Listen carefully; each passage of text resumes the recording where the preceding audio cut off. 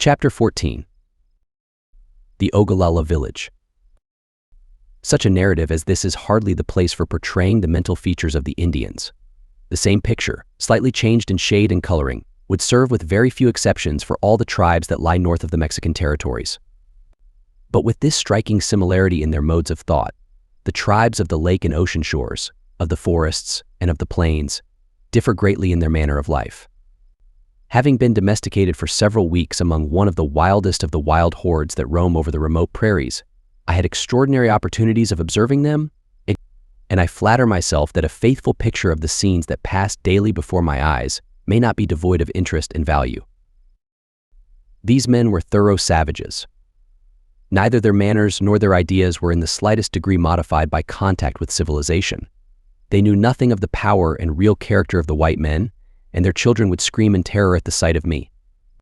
Their religion, their superstitions, and their prejudices were the same that had been handed down to them from immemorial time. They fought with the same weapons that their fathers fought with, and wore the same rude garments of skins.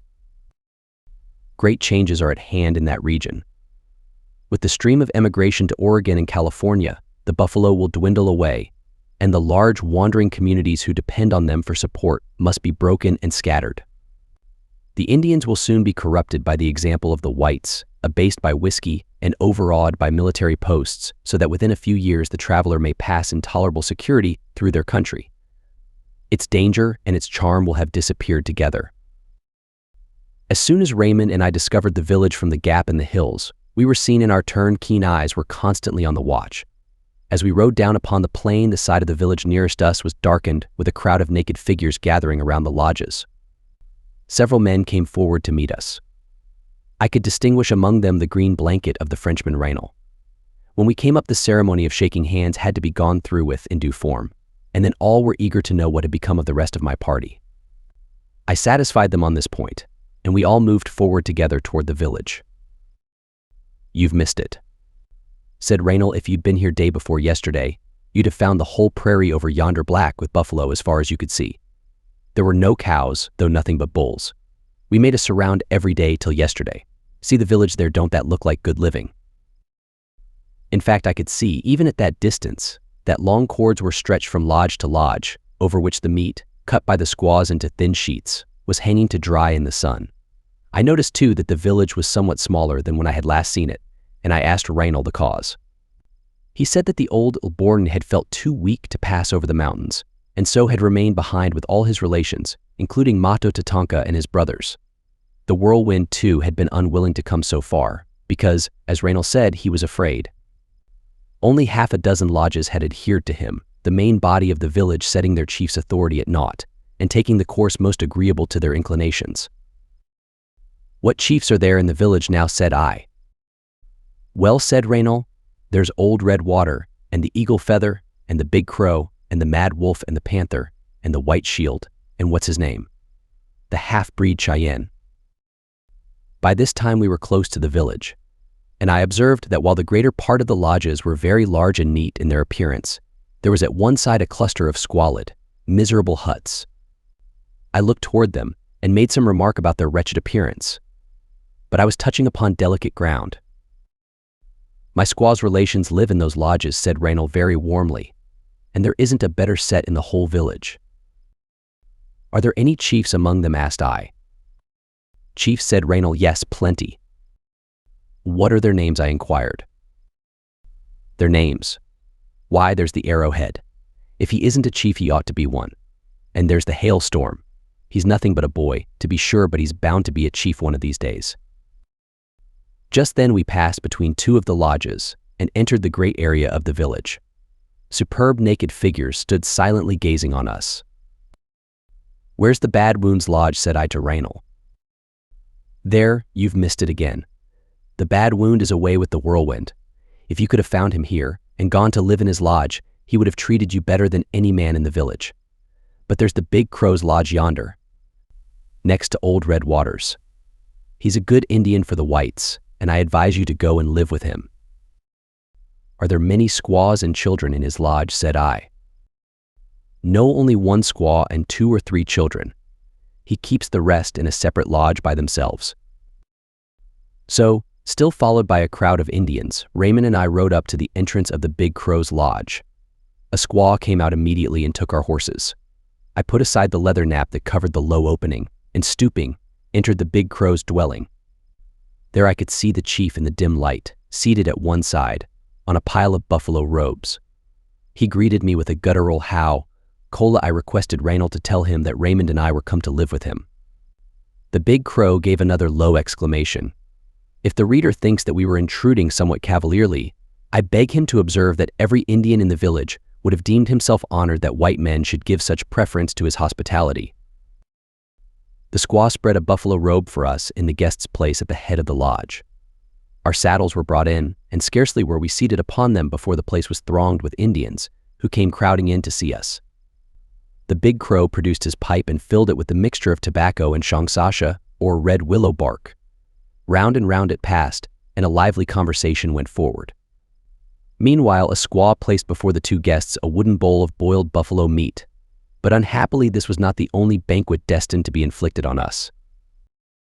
Rapidly, one after another, boys and young squaws thrust their heads in at the opening to invite us to various feasts in different parts of the village. For half an hour or more we were actively engaged in passing from lodge to lodge, tasting in each of the bowl of meat set before us, and inhaling a whiff or two from our entertainer's pipe. A thunderstorm that had been threatening for some time now began in good earnest. We crossed over to Raynal's lodge, though it hardly deserved this name, for it consisted only of a few old buffalo robes supported on poles and was quite open on one side. Here we sat down, and the Indians gathered round us. "What is it," said I, "that makes the thunder?" "It's my belief," said Raynal, "that it is a big stone rolling over the sky." "Very likely," I replied, "but I want to know what the Indians think about it." So he interpreted my question, which seemed to produce some doubt and debate. There was evidently a difference of opinion. At last old Mean Sela, or Red Water, who sat by himself at one side, looked up with his withered face, and said he had always known what the thunder was. It was a great black bird, and once he had seen it, in a dream, swooping down from the black hills, with its loud roaring wings, and when it flapped them over a lake, they struck lightning from the water. "The thunder is bad," said another old man, who sat muffled in his buffalo robe. "He killed my brother last summer." Raynal, at my request, asked for an explanation, but the old man remained doggedly silent and would not look up. Some time after I learned how the accident occurred. The man who was killed belonged to an association which, among other mystic functions, claimed the exclusive power and privilege of fighting the thunder. Whenever a storm which they wished to avert was threatening, the thunder fighters would take their bows and arrows, their guns, their magic drum, and a sort of whistle made out of the wing bone of the war eagle. Thus equipped, they would run out and fire at the rising cloud, whooping, yelling, whistling, and beating their drum to frighten it down again. One afternoon, a heavy black cloud was coming up, and they repaired to the top of a hill, where they brought all their magic artillery into play against it. But the undaunted thunder, refusing to be terrified, kept moving straight onward, and darted out a bright flash which struck one of the party dead, as he was in the very act of shaking his long iron-pointed lance against it. The rest scattered and ran yelling in an ecstasy of superstitious terror back to their lodges. The lodge of my host Kongratonga, or the Big Crow, presented a picturesque spectacle that evening.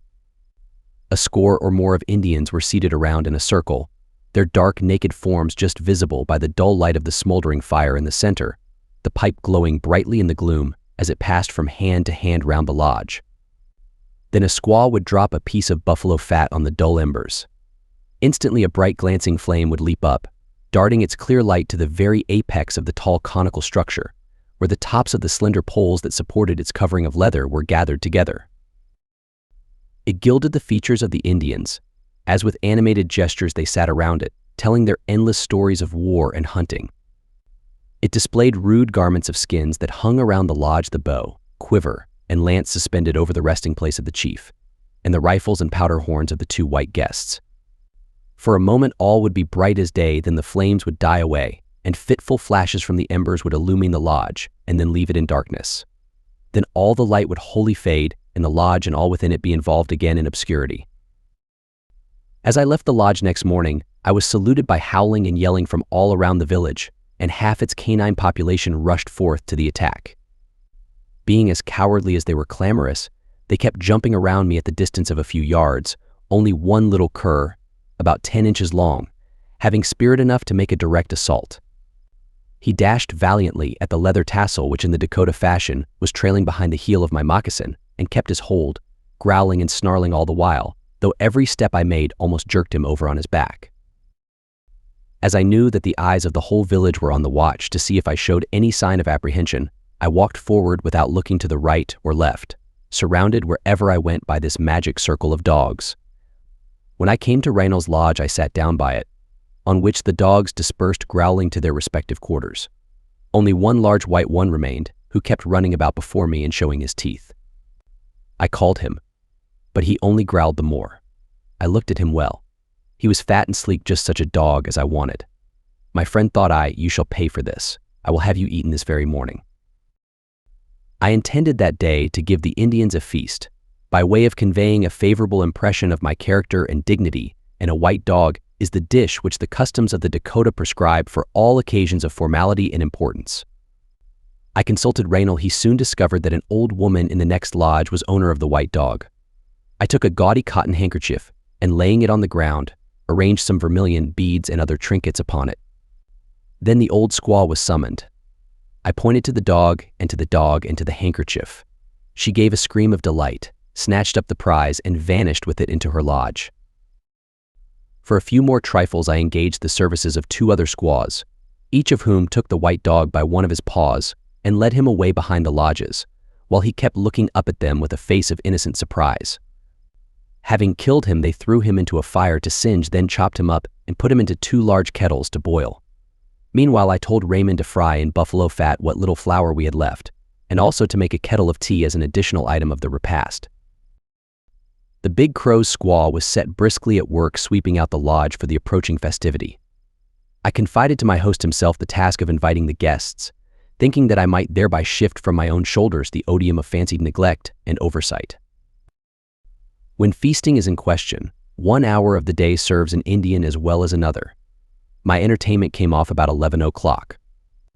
At that hour, Raynal and Raymond walked across the area of the village, to the admiration of the inhabitants, carrying the 2 kettles of dog meat slung on a pole between them. These they placed in the center of the lodge, and then went back for the bread and the tea. Meanwhile, I had put on a pair of brilliant moccasins, and substituted for my old buckskin frock a coat which I had brought with me in view of such public occasions. I also made careful use of the razor, an operation which no man will neglect who desires to gain the good opinion of Indians. Thus attired, I seated myself between Raynal and Raymond at the head of the lodge. Only a few minutes elapsed before all the guests had come in and were seated on the ground, wedged together in a close circle around the lodge. Each brought with him a wooden bowl to hold his share of the repast. When all were assembled, 2 of the officials, called soldiers by the white men, came forward with ladles made of the horn of the Rocky Mountain sheep and began to distribute the feast, always assigning a double share to the old men and chiefs. The dog vanished with astonishing celerity, and each guest turned his dish bottom upward to show that all was gone. Then the bread was distributed in its turn, and finally the tea. As the soldiers poured it out into the same wooden bowls that had served for the substantial part of the meal, I thought it had a particularly curious and uninviting color. "Oh," said Raynal, "there was not tea enough, so I stirred some soot in the kettle to make it look strong." Fortunately, an Indian's palate is not very discriminating. The tea was well sweetened, and that was all they cared for. Now, the former part of the entertainment being concluded, the time for speech-making was come. The Big Crow produced a flat piece of wood, on which he cut up tobacco and shongsasha and mixed them in due proportions. The pipes were filled and passed from hand to hand around the company. Then I began my speech, each sentence being interpreted by Raynal as I went on, and echoed by the whole audience with the usual exclamations of assent and approval. As nearly as I can recollect, it was as follows. I had come, I told them, from a country so far distant, that at the rate they travel, they could not reach it in a year. How? There the Miniaska were more numerous than the blades of grass on the prairie. The squaws were far more beautiful than any they had ever seen, and all the men were brave warriors. How? Here I was assailed by sharp twinges of conscience, for I fancied I could perceive a fragrance of perfumery in the air, and a vision rose before me of white kid gloves and silken mustaches with the mild and gentle countenances of numerous fair-haired young men. But I recovered myself and began again. While I was living in the Minneaska lodges, I had heard of the Ogallala, how great and brave a nation they were, how they loved the whites, and how well they could hunt the buffalo and strike their enemies. I resolved to come and see if all that I heard was true. How? As I had come on horseback through the mountains, I had been able to bring them only a very few presents. How? But I had enough tobacco to give them all a small piece. They might smoke it and see how much better it was than the tobacco which they got from the traders. How? I had plenty of powder, lead, knives, and tobacco at Fort Laramie.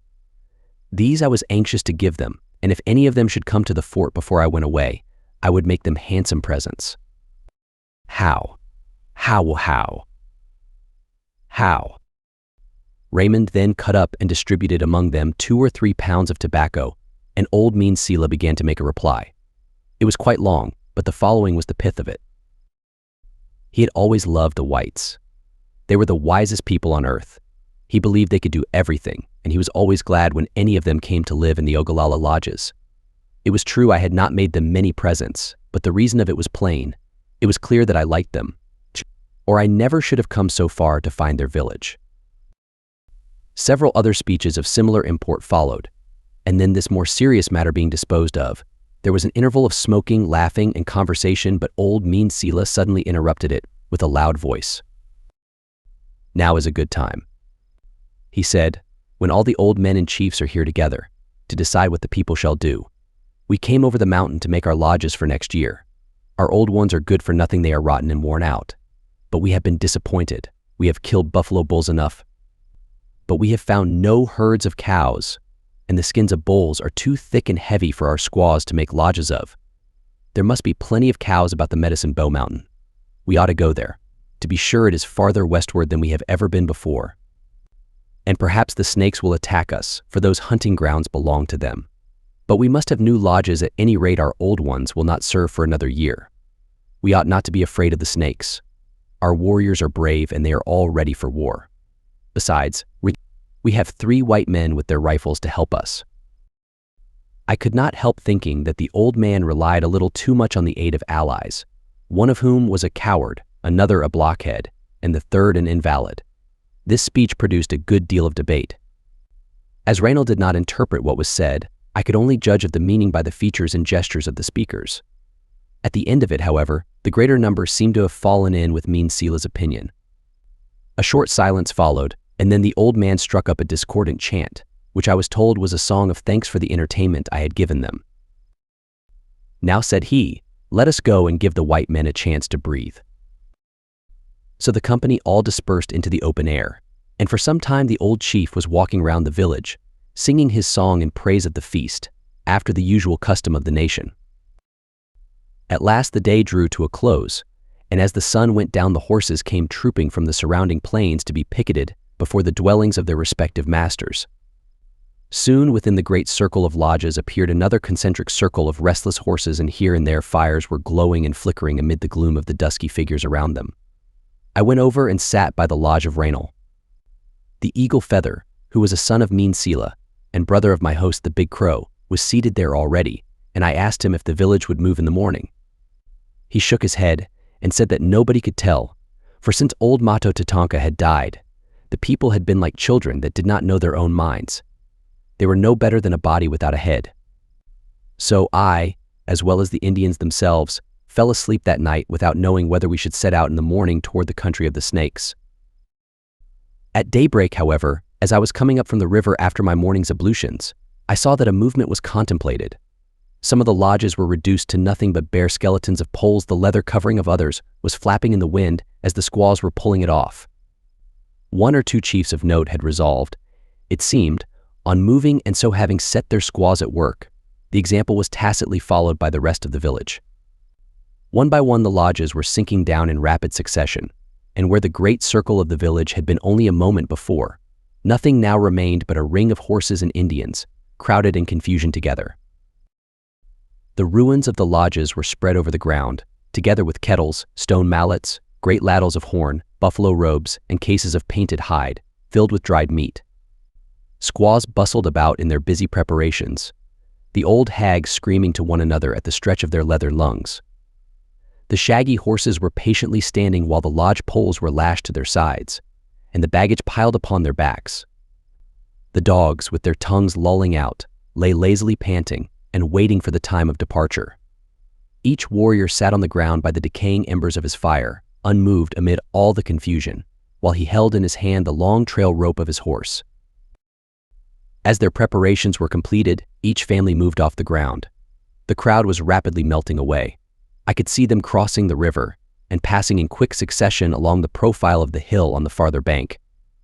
When all were gone, I mounted and set out after them, followed by Raymond, and as we gained the summit, the whole village came in view at once, straggling away for a mile or more over the barren plains before us.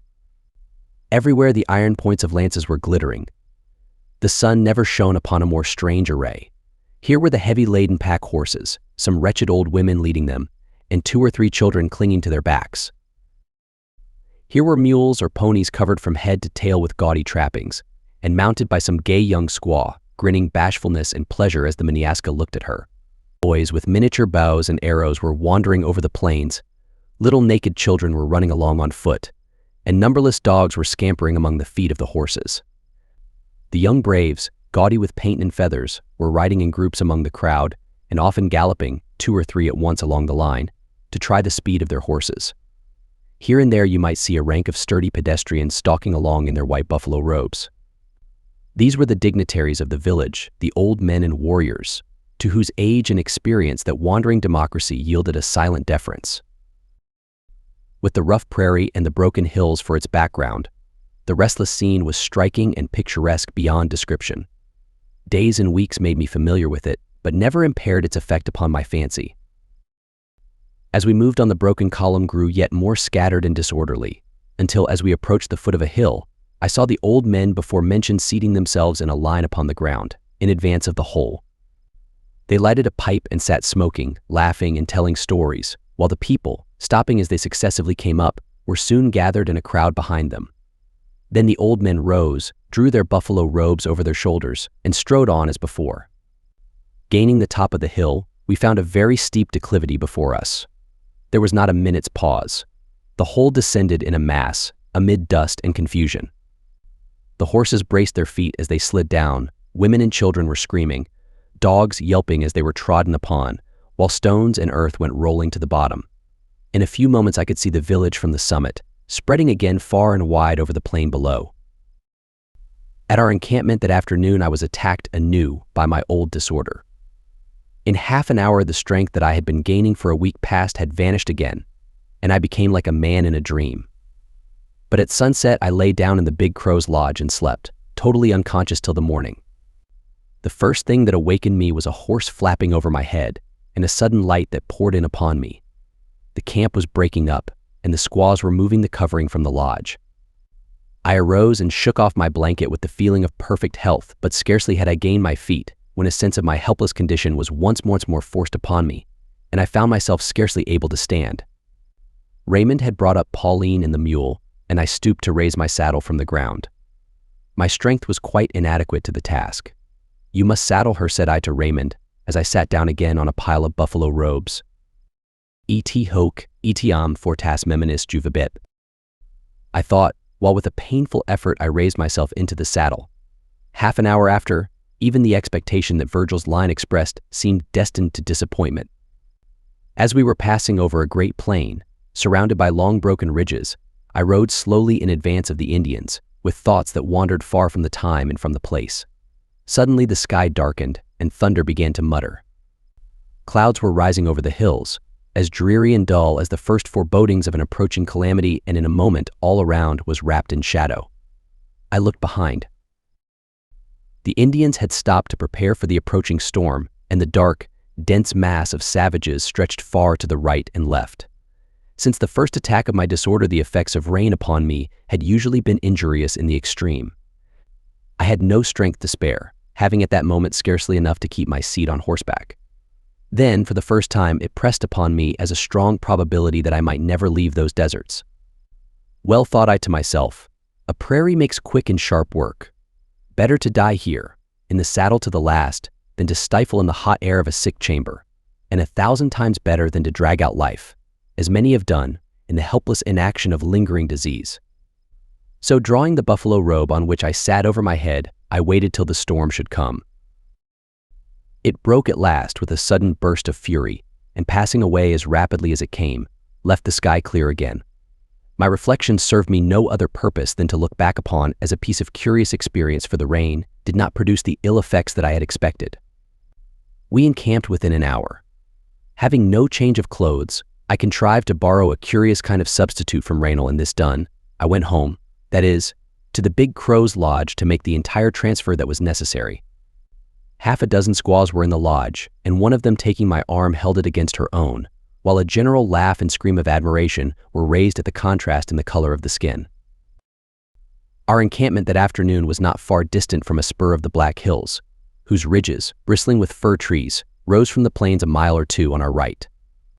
That they might move more rapidly toward their proposed hunting grounds, the Indians determined to leave at this place their stock of dried meat and other superfluous articles. Some left even their lodges and contented themselves with carrying a few hides to make a shelter from the sun and rain. Half the inhabitants set out in the afternoon with loaded pack horses toward the mountains. Here they suspended the dried meat upon trees, where the wolves and grizzly bears could not get at it. All returned at evening. Some of the young men declared that they had heard the reports of guns among the mountains to the eastward, and many surmises were thrown out as to the origin of these sounds. For my part, I was in hopes that Shaw and Henry Chatelain were coming to join us. I would have welcomed them cordially, for I had no other companions than 2 brutish white men and 500 savages. I little suspected that at that very moment my unlucky comrade was lying on a buffalo robe at Fort Laramie, fevered with ivy poison, and solacing his woes with tobacco and Shakespeare. As we moved over the plains on the next morning, several young men were riding about the country as scouts, and at length we began to see them occasionally on the tops of the hills, shaking their robes as a signal that they saw buffalo. Soon after, some bulls came in sight. Horsemen darted away in pursuit, and we could see from the distance that 1 or 2 of the buffalo were killed. Raymond suddenly became inspired. I looked at him as he rode by my side. His face had actually grown intelligent. "This is the country for me," he said. "If I could only carry the buffalo that are killed here every month down to St. Louis I to make my fortune in one winter, I'd grow as rich as old Papin or Mackenzie either. I call this the poor man's market. When I'm hungry, I have only got to take my rifle and go out and get better meat than the rich folks down below can get with all their money. You won't catch me living in St. Louis another winter." "No," said Raynal, "you had better say that after you and your Spanish woman almost starved to death there. What a fool you were ever to take her to the settlements." "Your Spanish woman," said I never heard of her before. "Are you married to her?" "No," answered Raymond, again looking intelligent. "The priests don't marry their women, and why should I marry mine?" This honorable mention of the Mexican clergy introduced the subject of religion, and I found that my 2 associates, in common with other white men in the country, were as indifferent to their future welfare as men whose lives are in constant peril are apt to be. Raymond had never heard of the Pope.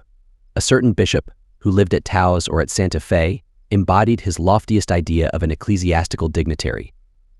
Raynal observed that a priest had been at Fort Laramie 2 years ago, on his way to the Nez Perce mission, and that he had confessed all the men there and given them absolution. "I got a good clearing out myself that time," said Raynal, "and I reckon that will do for me till I go down to the settlements again." Here he interrupted himself with an oath and exclaimed, Look, the panther is running an antelope." The panther, on his black and white horse, one of the best in the village, came at full speed over the hill in hot pursuit of an antelope that darted away like lightning before him. The attempt was made in mere sport and bravado, for very few are the horses that can for a moment compete in swiftness with this little animal. The antelope ran down the hill toward the main body of the Indians who were moving over the plain below. Sharp yells were given, and horsemen galloped out to intercept his flight. At this, he turned sharply to the left and scoured away with such incredible speed that he distanced all his pursuers and even the vaunted horse of the panther himself. A few moments after we witnessed a more serious sport. A shaggy buffalo bull bounded out from a neighboring hollow, and close behind him came a slender Indian boy, riding without stirrups or saddle and lashing his eager little horse to full speed.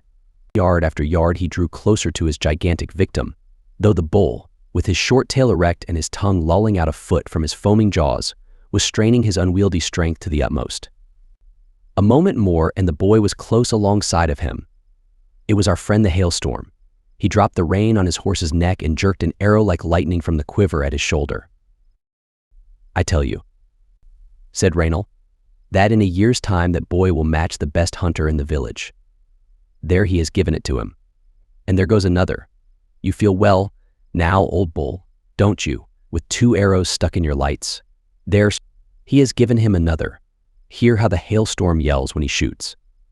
Yes, jump at him, try it again, old fellow. You may jump all day before you get your horns into that pony." The bull sprang again and again at his assailant, but the horse kept dodging with wonderful celerity. At length the bull followed up his attack with a furious rush, and the hailstorm was put to flight, the shaggy monster following close behind. The boy clung in his seat like a leech, and secure in the speed of his little pony, looked round toward us and laughed. In a moment he was again alongside of the bull, who was now driven to complete desperation. His eyeballs glared through his tangled mane, and the blood flew from his mouth and nostrils. Thus, still battling with each other, the 2 enemies disappeared over the hill. Many of the Indians rode at full gallop toward the spot. We followed at a more moderate pace and soon saw the bull lying dead on the side of the hill. The Indians were gathered around him, and several knives were already at work. These little instruments were plied with such wonderful address that the twisted sinews were cut apart, the ponderous bones fell asunder as if by magic, and in a moment the vast carcass was reduced to a heap of bloody ruins. The surrounding group of savages offered no very attractive spectacle to a civilized eye. Some were cracking the huge thigh bones and devouring the marrow, within others were cutting away pieces of the liver and other approved morsels and swallowing them on the spot with the appetite of wolves. The faces of most of them, besmeared with blood from ear to ear, looked grim and horrible enough. My friend the White Shield proffered me a marrow bone, so skillfully laid open that all the rich substance within was exposed to view at once. Another Indian held out a large piece of the delicate lining of the paunch, but these courteous offerings I begged leave to decline. I noticed one little boy who was very busy with his knife about the jaws and throat of the buffalo, from which he extracted some morsel of peculiar delicacy. It is but fair to say that only certain parts of the animal are considered eligible in these extempore banquets. The Indians would look with abhorrence on anyone who should partake indiscriminately of the newly killed carcass. We encamped that night and marched westward through the greater part of the following day. On the next morning we again resumed our journey. It was the 17th of July, unless my notebook misleads me. At noon we stopped by some pools of rain water, and in the afternoon again set forward. This double movement was contrary to the usual practice of the Indians, but all were very anxious to reach the hunting ground, kill the necessary number of buffalo, and retreat as soon as possible from the dangerous neighborhood. I pass by for the present some curious incidents that occurred during these marches and encampments. Late in the afternoon of the last mentioned day, we came upon the banks of a little sandy stream, of which the Indians could not tell the name, for they were very ill acquainted with that part of the country. So parched and arid were the prairies around that they could not supply grass enough for the horses to feed upon, and we were compelled to move farther and farther and farther up the stream in search of ground for encampment. The country was much wilder than before. The plains were gashed with ravines and broken into hollows and steep declivities, which flanked our course as, in long scattered array, the Indians advanced up the side of the stream. Mean Sela consulted an extraordinary oracle to instruct him where the buffalo were to be found. When he, with the other chiefs, sat down on the grass to smoke and converse, as they often did during the march, the old man picked up one of those enormous black and green crickets, which the Dakota call by a name that signifies they who point out the buffalo. The root diggers, a wretched tribe beyond the mountains, turned them to good account by making them into a sort of soup, pronounced by certain unscrupulous trappers to be extremely rich. Holding the bloated insect respectfully between his fingers and thumb, the old Indian looked attentively at him and inquired, "Tell me, my father, where must we go tomorrow to find the buffalo?" The cricket twisted about his long horns in evident embarrassment. At last he pointed, or seemed to point, them westward. Mean Sila, dropping him gently on the grass, laughed with great glee, and said that if we went that way in the morning we should be sure to kill plenty of game. Toward evening we came upon a fresh green meadow, traversed by the stream, and deep set among tall sterile bluffs. The Indians descended its steep bank, and as I was at the rear, I was one of the last to reach this point. Lances were glittering, feathers fluttering, and the water below me was crowded with men and horses passing through, while the meadow beyond was swarming with the restless crowd of Indians. The sun was just setting, and poured its softened light upon them through an opening in the hills. I remarked to Reynold that at last we had found a good camping ground. "Oh, it is very good," replied he ironically, "especially if there is a snake war party about, and they take it into their heads to shoot down at us from the top of these hills. It is no plan of mine, camping in such a hole as this." The Indians also seemed apprehensive. High up on the top of the tallest bluff, conspicuous in the bright evening sunlight, sat a naked warrior on horseback, looking around, as it seemed, over the neighboring country, and Raymond told me that many of the young men had gone out in different directions as scouts. The shadows had reached to the very summit of the bluffs before the lodges were erected and the village reduced again to quiet and order. A cry was suddenly raised, and men, women, and children came running out with animated faces and looked eagerly through the opening on the hills by which the stream entered from the westward. I could discern afar off some dark, heavy masses passing over the sides of a low hill. They disappeared, and then others followed. These were bands of buffalo cows. The hunting ground was reached at last, and everything promised well for the morrow's sport. Being fatigued and exhausted, I went and lay down in Congra Tonga's lodge, when Raymond thrust in his head and called upon me to come and see some sport. A number of Indians were gathered, laughing, along the line of lodges on the western side of the village, and at some distance I could plainly see in the twilight two huge black monsters stalking, heavily and solemnly, directly toward us. They were buffalo bulls. The wind blew from them to the village, and such was their blindness and stupidity that they were advancing upon the enemy without the least consciousness of his presence. Raymond told me that two men had hidden themselves with guns in a ravine about 20 yards in front of us. The two bulls walked slowly on, heavily swinging from side to side in their peculiar gait of stupid dignity. They approached within 4 or 5 rods of the ravine, where the Indians lay in ambush. Here at last they seemed conscious that something was wrong, for they both stopped and stood perfectly still, without looking either to the right or to the left. Nothing of them was to be seen but two huge black masses of shaggy mane, with horns, eyes, and nose in the center, and a pair of hoofs visible at the bottom. At last, the more intelligent of them seemed to have concluded that it was time to retire. Very slowly, and with an air of the gravest and most majestic deliberation, he began to turn round, as if he were revolving on a pivot. Little by little his ugly brown side was exposed to view. A white smoke sprang out, as it were from the ground. A sharp report came with it. The old bull gave a very undignified jump and galloped off. At this his comrade wheeled about with considerable expedition. The other Indian shot at him from the ravine, and then both the bulls were running away at full speed, while half the juvenile population of the village raised a yell and ran after them.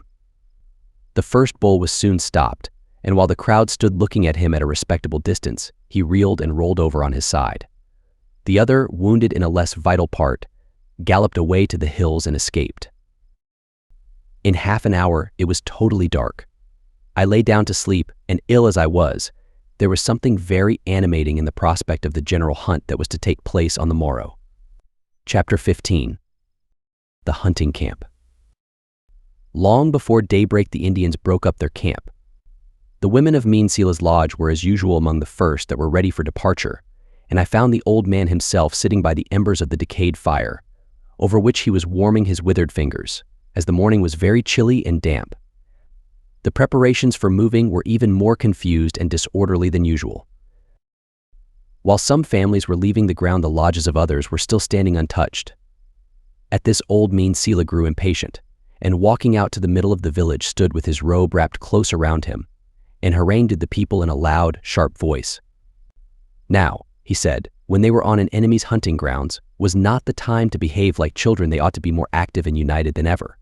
His speech had some effect.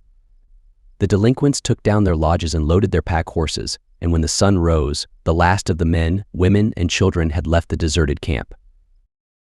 This movement was made merely for the purpose of finding a better and safer position. So we advanced only 3 or 4 miles up the little stream, before each family assumed its relative place in the great ring of the village, and all around the squaws were actively at work in preparing the camp. But not a single warrior dismounted from his horse. All the men that morning were mounted on inferior animals, leading their best horses by a cord, or confiding them to the care of boys. In small parties they began to leave the ground and ride rapidly away over the plains to the westward.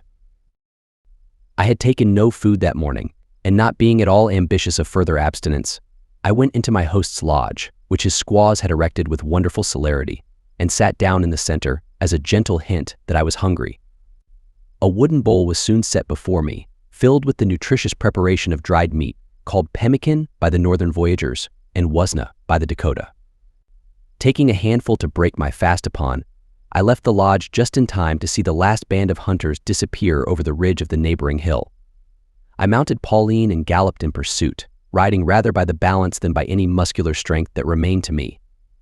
From the top of the hill I could overlook a wide extent of desolate and unbroken prairie, over which, far and near, little parties of naked horsemen were rapidly passing. I soon came up to the nearest, and we had not ridden a mile before all were united into one large and compact body. All was haste and eagerness. Each hunter was whipping on his horse, as if anxious to be the first to reach the game. In such movements among the Indians this is always more or less the case, but it was especially so in the present instance, because the head chief of the village was absent and there were but few soldiers. A sort of Indian police, who among their other functions usually assumed the direction of a buffalo hunt. No man turned to the right hand or to the left. We rode at a swift canter straight forward, uphill and downhill, and through the stiff, obstinate growth of the endless wild sage bushes. For an hour and a half the same red shoulders, the same long black hair rose and fell with the motion of the horses before me. Very little was said, though once I observed an old man severely reproving Raymond for having left his rifle behind him, when there was some probability of encountering an enemy before the day was over. As we galloped across a plain thickly set with sage bushes, the foremost riders vanished suddenly from sight, as if diving into the earth. The arid soil was cracked into a deep ravine. Down we all went in succession and galloped in a line along the bottom, until we found a point where, one by one, the horses could scramble out. Soon after we came upon a wide, shallow stream, and as we rode swiftly over the hard sand beds and through the thin sheets of rippling water, many of the savage horsemen threw themselves to the ground, knelt on the sand, snatched a hasty draught, and leaping back again to their seats, and galloped on again as before.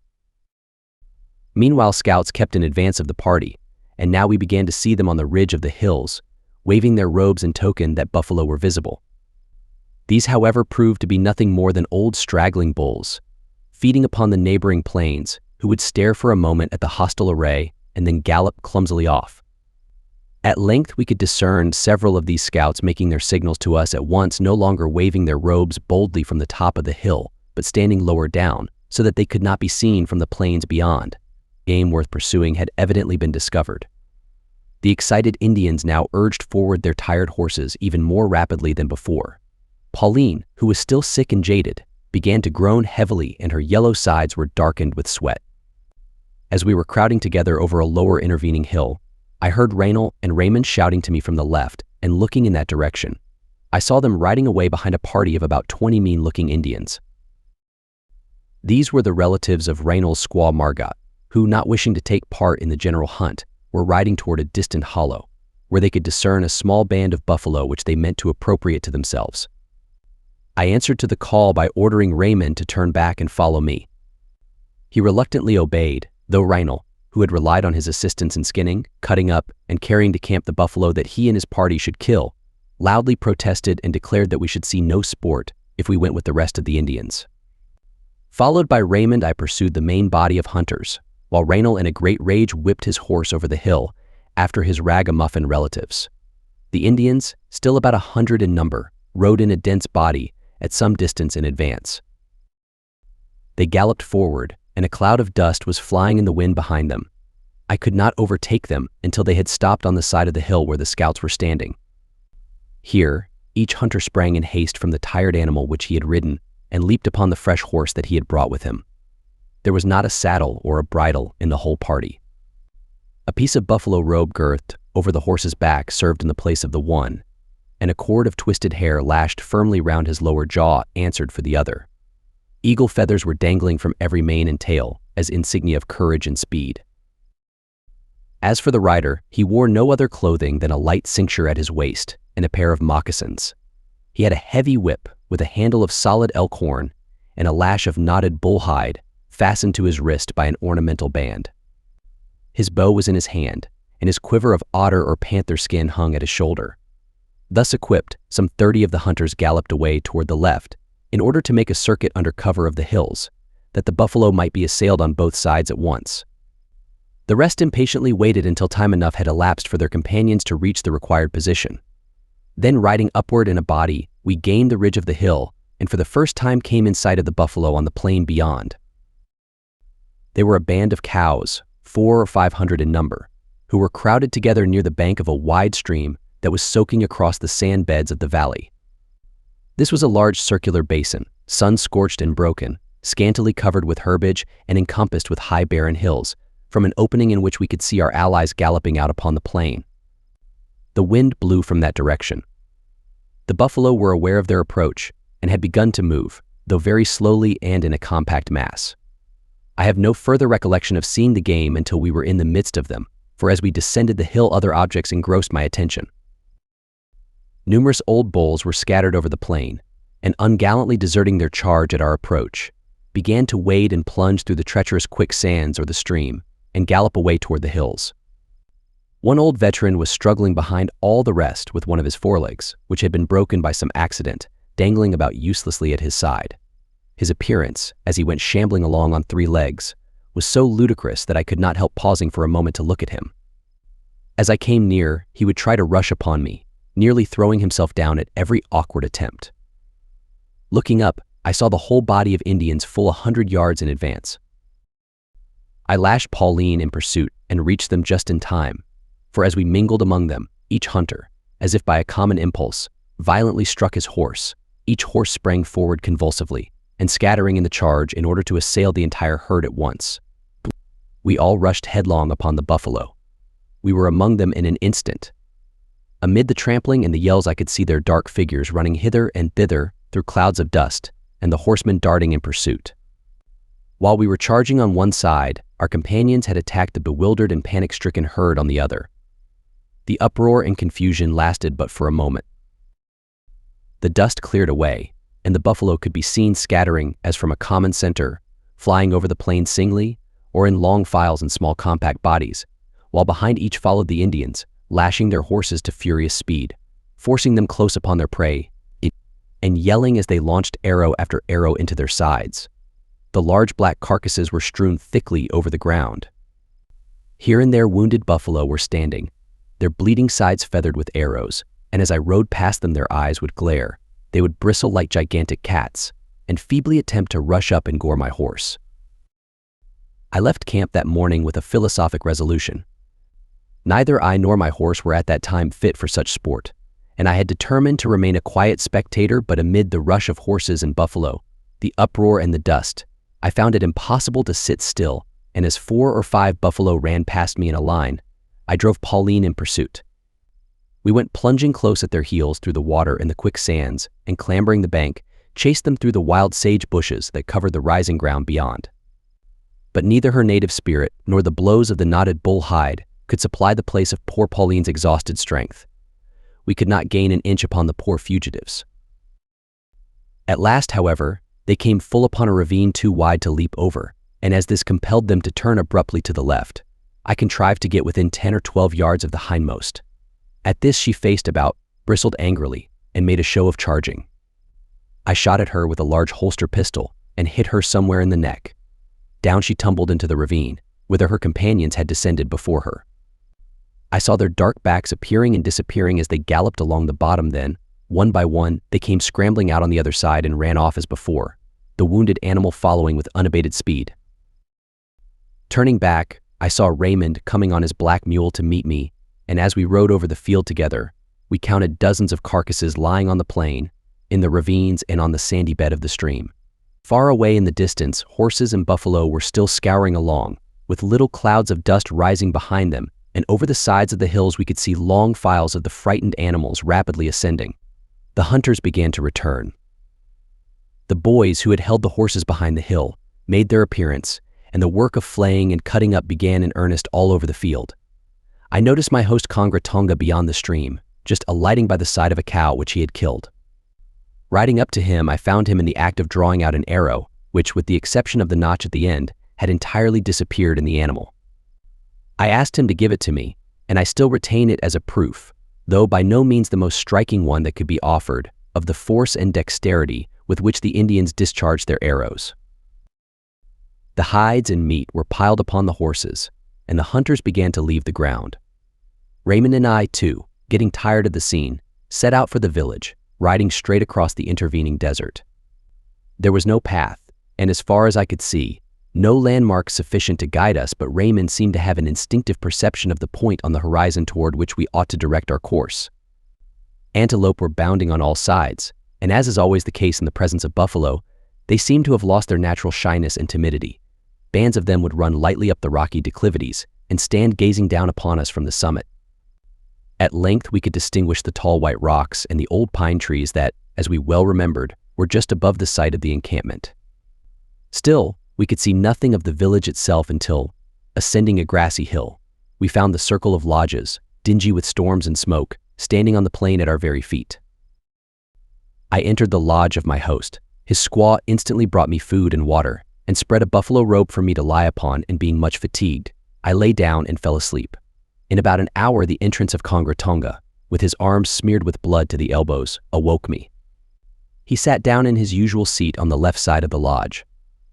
His squaw gave him a vessel of water for washing, set before him a bowl of boiled meat, and as he was eating pulled off his bloody moccasins and placed fresh ones on his feet, then outstretching his limbs, my host composed himself to sleep. And now the hunters, 2 or 3 at a time, began to come rapidly in, and each, consigning his horses to the squaws, entered his lodge with the air of a man whose day's work was done. The squaws flung down the load from the burdened horses, and vast piles of meat and hides were soon accumulated before every lodge. By this time it was darkening fast, and the whole village was illumined by the glare of fires blazing all around. All the squaws and children were gathered about the piles of meat, exploring them in search of the daintiest portions. Some of these they roasted on sticks before the fires, but often they dispensed with this superfluous operation.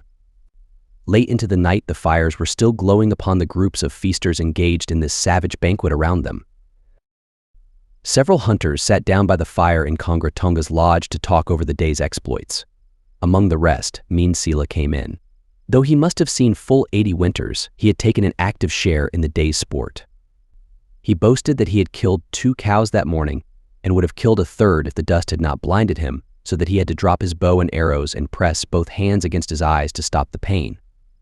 The firelight fell upon his wrinkled face and shriveled figure as he sat telling his story with such inimitable gesticulation that every man in the lodge broke into a laugh. Old Mean Sila was one of the few Indians in the village with whom I would have trusted myself alone without suspicion, and the only one from whom I would have received a gift or a service without the certainty that it proceeded from an interested motive. He was a great friend to the whites. He liked to be in their society and was very vain of the favors he had received from them. He told me one afternoon, as we were sitting together in his son's lodge, that he considered the beaver and the whites the wisest people on earth indeed. He was convinced they were the same, and an incident which had happened to him long before had assured him of this. So he began the following story, and as the pipe passed and turned to him, Raynal availed himself of these interruptions to translate what had preceded. But the old man accompanied his words with such admirable pantomime that translation was hardly necessary. He said that when he was very young and had never yet seen a white man, he and 3 or 4 of his companions were out on a beaver hunt, and he crawled into a large beaver lodge to examine what was there. Sometimes he was creeping on his hands and knees, sometimes he was obliged to swim, and sometimes to lie flat on his face and drag himself along. In this way he crawled a great distance underground. It was very dark, cold, and close, so that at last he was almost suffocated and fell into a swoon. When he began to recover, he could just distinguish the voices of his companions outside, who had given him up for lost, and were singing his death song. At first he could see nothing, but soon he discerned something white before him, and at length plainly distinguished 3 people, entirely white, 1 man and 2 women, sitting at the edge of a black pool of water. He became alarmed and thought it high time to retreat. Having succeeded, after great trouble, in reaching daylight again, he went straight to the spot directly above the pool of water where he had seen the 3 mysterious beings. Here he beat a hole with his war club in the ground and sat down to watch. In a moment the nose of an old male beaver appeared at the opening. Meansila instantly seized him and dragged him up, when 2 other beavers, both females, thrust out their heads, and these he served in the same way. These, continued the old man, must have been the 3 white people whom I saw sitting at the edge of the water. Meansila was the grand depository of the legends and traditions of the village. I succeeded, however, in getting from him only a few fragments. Like all Indians, he was excessively superstitious and continually saw some reason for withholding his stories. It is a bad thing, he would say, to tell the tales in summer. Stay with us till next winter, and I will tell you everything I know, but now our war parties are going out, and our young men will be killed if I sit down to tell stories before the frost begins. But to leave this digression. We remained encamped on this spot 5 days, during 3 of which the hunters were at work incessantly, and immense quantities of meat and hides were brought in. Great alarm, however, prevailed in the village. All were on the alert. The young men were ranging through the country as scouts, and the old men paid careful attention to omens and prodigies, and especially to their dreams. In order to convey to the enemy who, if they were in the neighborhood, must inevitably have known of our presence the impression that we were constantly on the watch, piles of sticks and stones were erected on all the surrounding hills, in such a manner as to appear at a distance like sentinels. Often, even to this hour, that scene will rise before my mind like a visible reality: the tall white rocks, the old pine trees on their summits, the sandy stream that ran along their bases and half encircled the village, and the wild sage bushes, with their dull green hue and their medicinal odor, that covered all the neighboring declivities. Hour after hour the squaws would pass and repass with their vessels of water between the stream and the lodges. For the most part, no one was to be seen in the camp but women and children, 2 or 3 superannuated old men, and a few lazy and worthless young ones. These, together with the dogs, now grown fat and good-natured with the abundance in the camp, were its only tenants. Still, it presented a busy and bustling scene. In all quarters the meat, hung on cords of hide, was drying in the sun, and around the lodges the squaws, young and old, were laboring on the fresh hides that were stretched upon the ground, scraping the hair from one side and the still adhering flesh from the other, and rubbing into them the brains of the buffalo, in order to render them soft and pliant. In mercy to myself and my horse, I never went out with the hunters after the first day.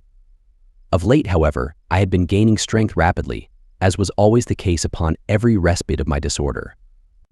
I was soon able to walk with ease.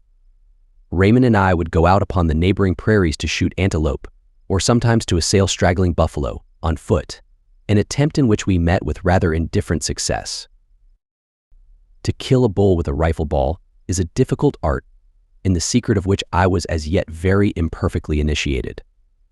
As I came out of Congratonga's lodge one morning, Reynold called to me from the opposite side of the village and asked me over to breakfast. The breakfast was a substantial one. It consisted of the rich, juicy hump ribs of a fat cow, a repast absolutely unrivaled. It was roasting before the fire, impaled upon a stout stick, which Reynold took up and planted in the ground before his lodge when he, with Raymond and myself, taking our seats around it, unsheathed our knives and assailed it with good will. In spite of all medical experience, this solid fare, without bread or salt, seemed to agree with me admirably. "We shall have strangers here before night," said Reynold.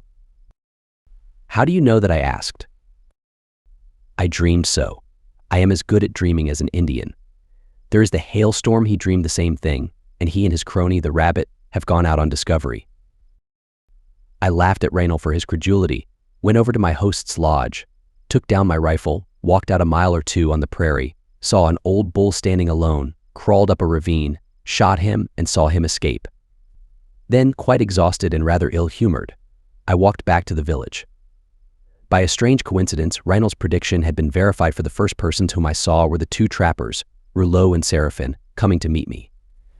These men, as the reader may possibly recollect, had left our party about a fortnight before, They had been trapping for a while among the Black Hills, and were now on their way to the Rocky Mountains, intending in a day or two to set out for the neighboring Medicine Bow.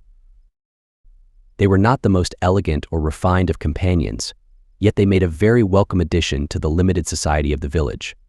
For the rest of that day we lay smoking and talking in Reynolds' lodge. This indeed was no better than a little hut, made of hides stretched on poles, and entirely open in front.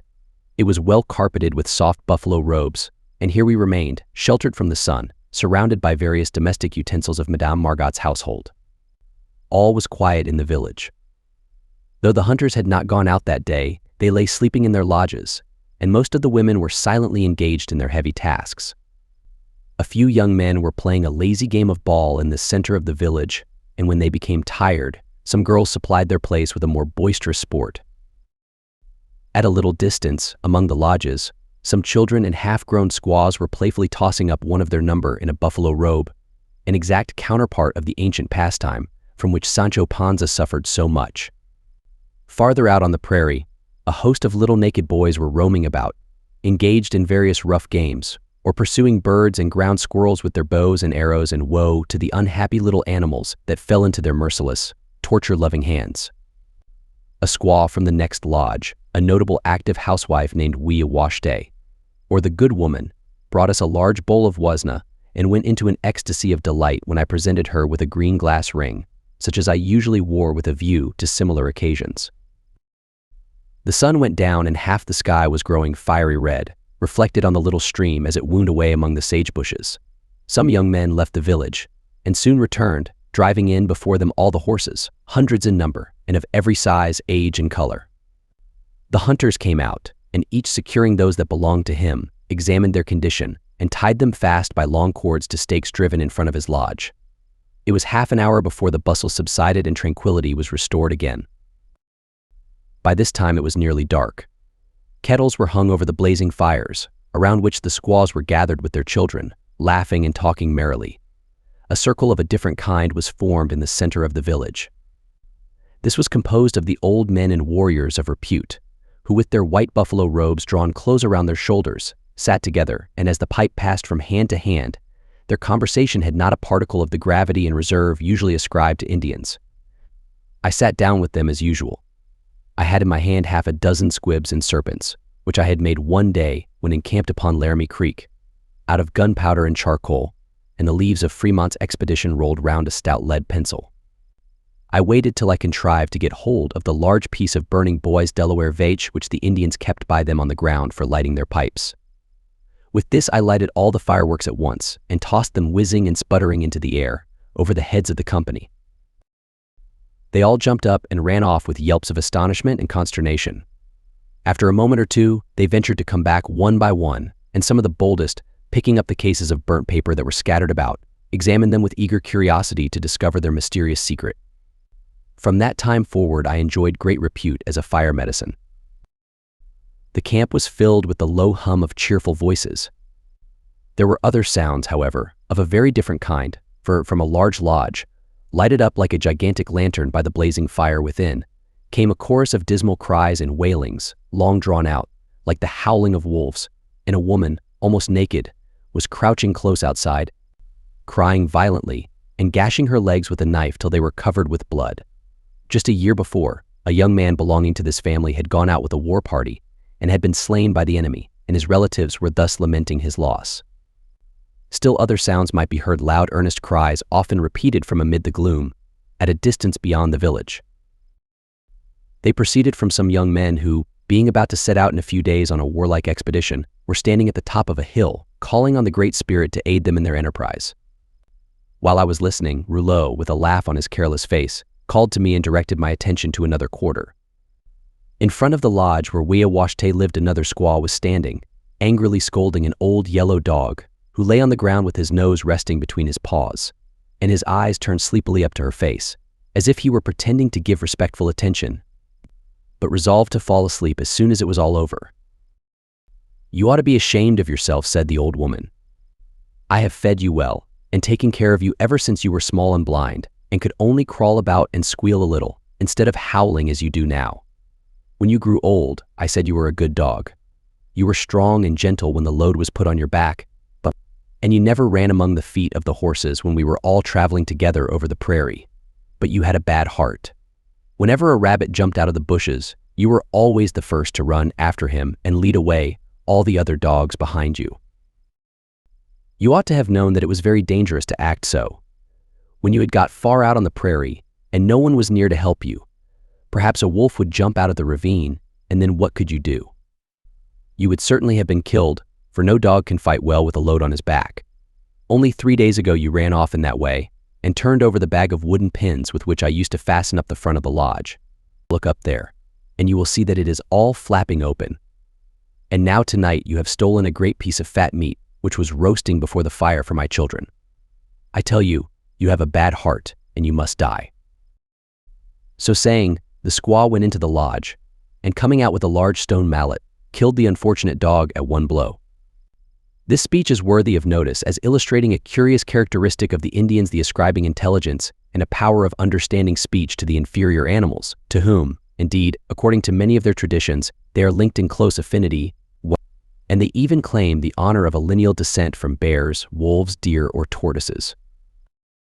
As it grew late, and the crowded population began to disappear, I too walked across the village to the lodge of my host, Kongra Tonga. As I entered, I saw him, by the flickering blaze of the fire in the center, reclining half asleep in his usual place. His couch was by no means an uncomfortable one. It consisted of soft buffalo robes laid together on the ground, and a pillow made of whitened deerskin stuffed with feathers and ornamented with beads. At his back was a light framework of poles and slender reeds, against which he could lean with ease when in a sitting posture, and at the top of it, just above his head, his bow and quiver were hanging. His squaw, a laughing, broad-faced woman, apparently had not yet completed her domestic arrangements, for she was bustling about the lodge, pulling over the utensils and the bales of dried meats that were ranged carefully round it. Unhappily, she and her partner were not the only tenants of the dwelling, for 6 children were scattered about, sleeping in every imaginable posture. My saddle was in its place at the head of the lodge, and a buffalo robe was spread on the ground before it. Wrapping myself in my blanket, I lay down, but had I not been extremely fatigued, the noise in the next lodge would have prevented my sleeping. There was the monotonous thumping of the Indian drum, mixed with occasional sharp yells, and a chorus chanted by 20 voices. A grand scene of gambling was going forward with all the appropriate formalities. The players were staking on the chance issue of the game their ornaments, their horses, and as the excitement rose, their garments, and even their weapons, for desperate gambling is not confined to the hells of Paris. The men of the plains and the forests no less resort to it as a violent but grateful relief to the tedious monotony of their lives, which alternate between fierce excitement and listless inaction. I fell asleep with the dull notes of the drum still sounding on my ear, but these furious orgies lasted without intermission till daylight.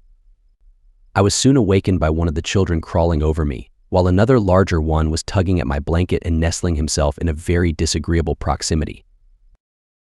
I immediately repelled these advances by punching the heads of these miniature savages with a short stick which I always kept by me for the purpose, and as sleeping half the day and eating much more than is good for them makes them extremely restless.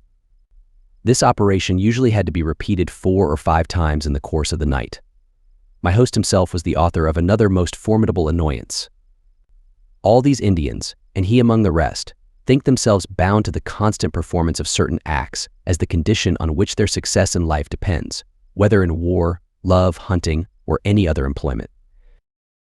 These medicines, as they are called in that country, which are usually communicated in dreams, are often absurd enough. Some Indians will strike the butt of the pipe against the ground every time they smoke. Others will insist that everything they say shall be interpreted by contraries. And Shaw once met an old man who conceived that all would be lost unless he compelled every white man he met to drink a bowl of cold water. My host was particularly unfortunate in his allotment. The Great Spirit had told him in a dream that he must sing a certain song in the middle of every night, and regularly at about 12 o'clock his dismal monotonous chanting would awaken me, and I would see him seated bolt upright on his couch, going through his dolorous performances with a most business-like air. There were other voices of the night still more inharmonious. Twice or thrice, between sunset and dawn, all the dogs in the village, and there were hundreds of them, would bay and yelp in chorus a most horrible clamor, resembling no sound that I have ever heard. except perhaps the frightful howling of wolves that we used sometimes to hear long afterward when descending the Arkansas on the trail of General Kearny's army. The canine uproar is, if possible, more discordant than that of the wolves. Heard at a distance, slowly rising on the night, it has a strange, unearthly effect and would fearfully haunt the dreams of a nervous man, but when you are sleeping in the midst of it, the din is outrageous. One long, loud howl from the next lodge perhaps begins it, and voice after voice takes up the sound till it passes around the whole circumference of the village, and the air is filled with confused and discordant cries, at once fierce and mournful. It lasts but for a moment, and then dies away into silence. Morning came, and Kongra Tonga, mounting his horse, rode out with the hunters. It may not be amiss to glance at him for an instant in his domestic character of husband and father. Both he and his squaw, like most other Indians, were very fond of their children, whom they indulged to excess, and never punished, except in extreme cases when they would throw a bowl of cold water over them. Their offspring became sufficiently undutiful and disobedient under this system of education, which tends not a little to foster that wild idea of liberty and utter intolerance of restraint, which lie at the very foundation of the Indian character. It would be hard to find a fonder father than Kongra Tonga. There was one urchin in particular, rather less than 2 feet high, to whom he was exceedingly attached, and sometimes spreading a buffalo robe in the lodge, he would seat himself upon it, place his small favorite upright before him, and chant in a low tone some of the words used as an accompaniment to the war dance. The little fellow, who could just manage to balance himself by stretching out both arms, would lift his feet and turn slowly round and round in time to his father's music, while my host would laugh with delight, and look smiling up into my face to see if I were admiring this precocious performance of his offspring. In his capacity of husband, he was somewhat less exemplary. The squaw who lived in the lodge with him had been his partner for many years. She took good care of his children and his household concerns. He liked her well enough, and as far as I could see, they never quarreled, but all his warmer affections were reserved for younger and more recent favorites. All of these he had at present only one, who lived in a lodge apart from his own. One day while in his camp he became displeased with her, pushed her out, threw after her her ornaments, dresses, and everything she had, and told her to go home to her father. Having consummated this summary divorce, for which he could show good reasons, he came back, seated himself in his usual place, and began to smoke with an air of utmost tranquility and self-satisfaction. I was sitting in the lodge with him on that very afternoon, when I felt some curiosity to learn the history of the numerous scars that appeared on his naked body. Of some of them, however, I did not venture to inquire, for I already understood their origin. Each of his arms was marked as if deeply gashed with a knife at regular intervals, and there were other scars also, of a different character, on his back and on either breast. They were the traces of those formidable tortures which these Indians, in common with a few other tribes, inflict upon themselves at certain seasons, in part, it may be, to gain the glory of courage and endurance, but chiefly as an act of self-sacrifice to secure the favor of the Great Spirit. The scars upon the breast and back were produced by running through the flesh strong splints of wood, to which ponderous buffalo skulls are fastened by cords of hide, and the wretch runs forward with all his strength, assisted by 2 companions, who take hold of each arm, until the flesh tears apart and the heavy loads are left behind. Others of Kongra Tonga's scars were the result of accidents, but he had many which he received in war. He was one of the most noted warriors in the village. In the course of his life he had slain, as he boasted to me, 14 men, and though, like other Indians, he was a great braggart and utterly regardless of truth, yet in this statement common report bore him out. Being much flattered by my inquiries, he told me tale after tale, true or false, of his warlike exploits, and there was one among the rest illustrating the worst features of the Indian character too well for me to omit. Pointing out of the opening of the lodge toward the Medicine Bow Mountain, not many miles distant, he said that he was there a few summers ago with a war party of his young men. Here they found 2 Snake Indians hunting.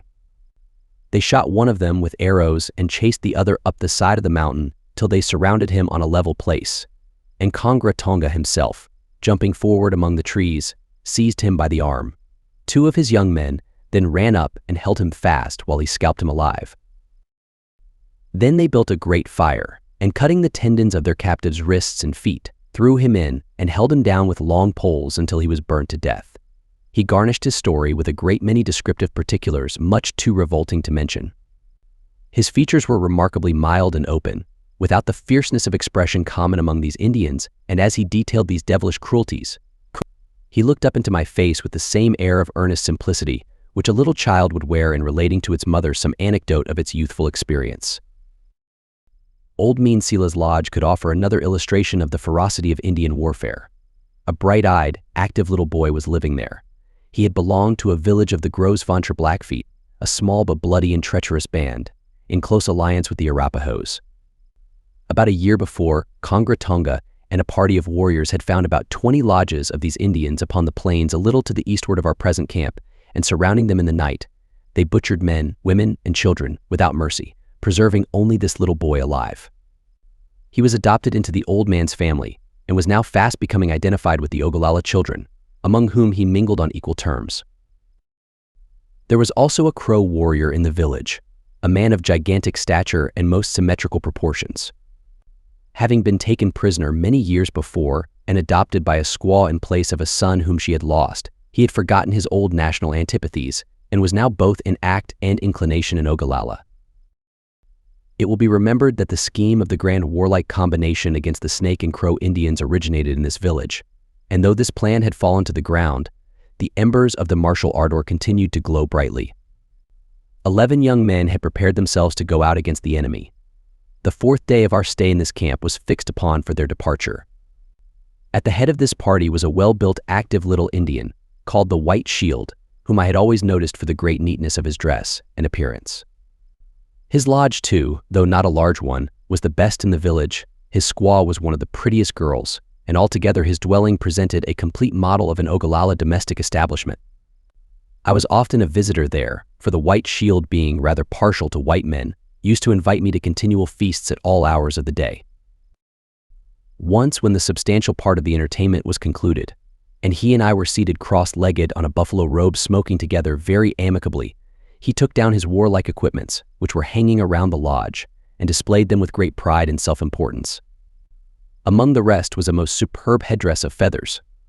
Taking this from its case, he put it on and stood before me, as if conscious of the gallant air which it gave to his dark face and his vigorous, graceful figure. He told me that upon it were the feathers of 3 war eagles, equal in value to the same number of good horses. He took up also a shield gaily painted and hung with feathers.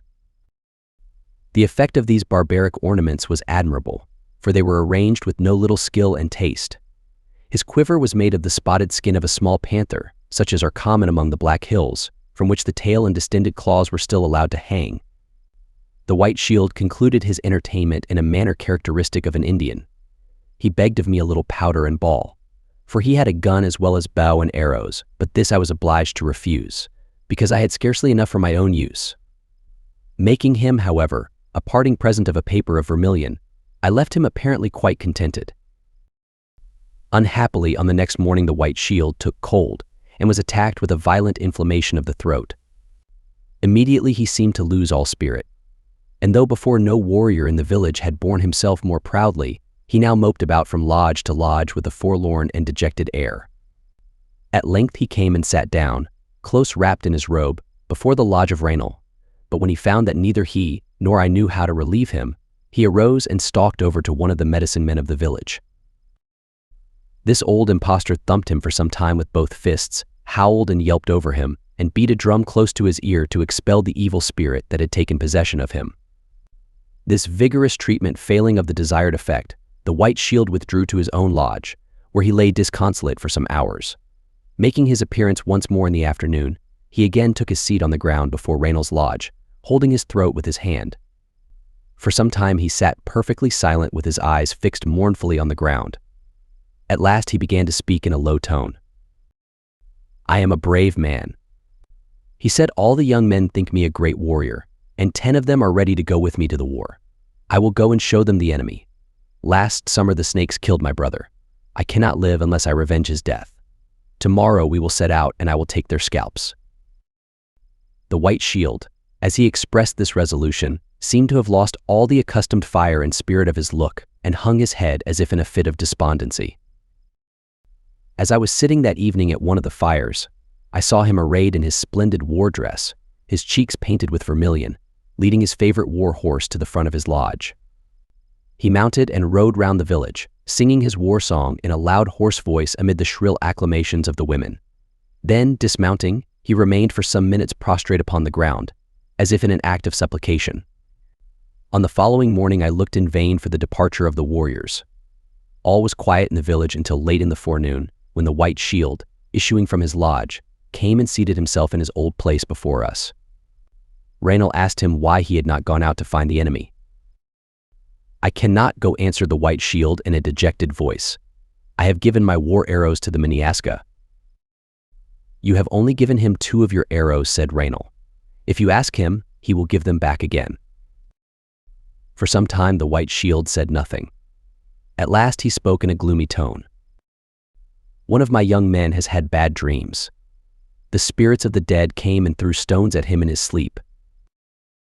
If such a dream had actually taken place, it might have broken up this or any other war party, but both Raynal and I were convinced at the time that it was a mere fabrication to excuse his remaining at home. The White Shield was a warrior of noted prowess. Very probably he would have received a mortal wound without a show of pain, and endured without flinching the worst tortures that an enemy could inflict upon him. The whole power of an Indian's nature would be summoned to encounter such a trial. Every influence of his education from childhood would have prepared him for it. The cause of his suffering would have been visibly and palpably before him, and his spirit would rise to set his enemy at defiance, and gain the highest glory of a warrior by meeting death with fortitude. But when he feels himself attacked by a mysterious evil, before whose insidious assaults his manhood is wasted, and his strength drained away, when he can see no enemy to resist and defy, the boldest warrior falls prostrate at once. He believes that a bad spirit has taken possession of him, or that he is the victim of some charm. When suffering from a protracted disorder, an Indian will often abandon himself to his supposed destiny, pine away and die, the victim of his own imagination. The same effect will often follow from a series of calamities, or a long run of ill success, and the sufferer has been known to ride into the midst of an enemy's camp, or attack a grizzly bear single-handed, to get rid of a life which he's supposed to lie under the doom of misfortune. Thus, after all his fasting, dreaming, and calling upon the Great Spirit, the White Shield's war party was pitifully broken up. Chapter 16. The Trappers. In speaking of the Indians, I have almost forgotten 2 bold adventurers of another race, the trappers Rouleau and Séraphin. These men were bent on a most hazardous enterprise. A day's journey to the westward was the country over which the Arapahoes are accustomed to range, and for which the 2 trappers were on the point of setting out. These Arapahoes, of whom Shaw and I afterward fell in with a large village, are ferocious barbarians, of a most brutal and wolfish aspect, and of late they had declared themselves enemies to the whites, and threatened death to the first who should venture within their territory. The occasion of the declaration was as follows. In the previous spring, 1845, Colonel Kearny left Fort Leavenworth with several companies of dragoons, and marching with extraordinary celerity reached Fort Laramie, whence he passed along the foot of the mountains to Bent's Fort, and then, turning eastward again, returned to the point from whence he set out. While at Fort Laramie, he sent a part of his command as far westward as Sweetwater, while he himself remained at the fort, and dispatched messages to the surrounding Indians to meet him there in council.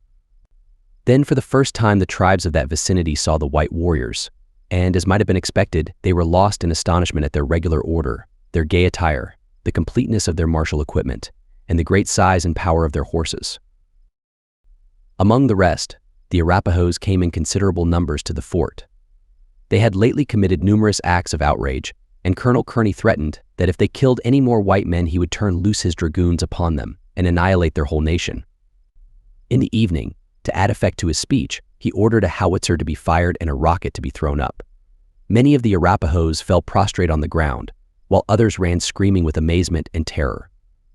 On the following day they withdrew to their mountains, confounded with awe at the appearance of the dragoons, at their big gun which went off twice at one shot, and the fiery messenger which they had sent up to the Great Spirit. For many months they remained quiet and did no further mischief. At length, just before we came into the country, one of them, by an act of the basest treachery, killed 2 white men, Boot and May, who were trapping among the mountains. For this act, it was impossible to discover a motive. It seemed to spring from one of those inexplicable impulses which often actuate Indians and appear no better than the mere outbreaks of native ferocity. No sooner was the murder committed than the whole tribe were in extreme consternation. They expected every day that the avenging dragoons would arrive, little thinking that a desert of 900 miles in extent lay between the latter and their mountain fastnesses. A large deputation of them came to Fort Laramie, bringing a valuable present of horses in compensation for the lives of the murdered men. These Bordeaux refused to accept. They then asked him if he would be satisfied with their delivering up the murderer himself, but he declined this offer also. The Arapahoes went back more terrified than ever. Weeks passed away, and still no dragoons appeared. A result followed which all those best acquainted with Indians had predicted. They conceived that fear had prevented Bordeaux from accepting their gifts, and that they had nothing to apprehend from the vengeance of the whites. From terror they rose to the height of insolence and presumption. They called the white men cowards and old women, and a friendly Dakota came to Fort Laramie and reported that they were determined to kill the first of the white dogs whom they could lay hands on. Had a military officer, entrusted with suitable powers, been stationed at Fort Laramie, and having accepted the offer of the Arapahoes to deliver up the murderer, had ordered him to be immediately led out and shot in presence of his tribe, they would have been awed into tranquility, and much danger and calamity averted. But now the neighborhood of the Medicine Bow Mountain and the region beyond it was a scene of extreme peril. Old Mean Selah, a true friend of the whites, and many other of the Indians gathered about the two trappers, and vainly endeavored to turn them from their purpose, but Rouleau and Seraphine only laughed at the danger. On the morning preceding that on which they were to leave the camp, we could all discern faint white columns of smoke rising against the dark base of the Medicine Bow. Scouts were out immediately and reported that these proceeded from an Arapaho camp, abandoned only a few hours before. Still the two trappers continued their preparations for departure. Seraphine was a tall, powerful fellow with a sullen and sinister countenance. His rifle had very probably drawn other blood than that of buffalo or even Indians. Rouleau had a broad ruddy face marked with as few traces of thought or care as a child's. His figure was remarkably square and strong, but the first joints of both his feet were frozen off, and his horse had lately thrown and trampled upon him, by which he had been severely injured in the chest. But nothing could check his inveterate propensity for laughter and gaiety. He went all day rolling about the camp on his stumps of feet, talking and singing and frolicking with the Indian women, as they were engaged at their work.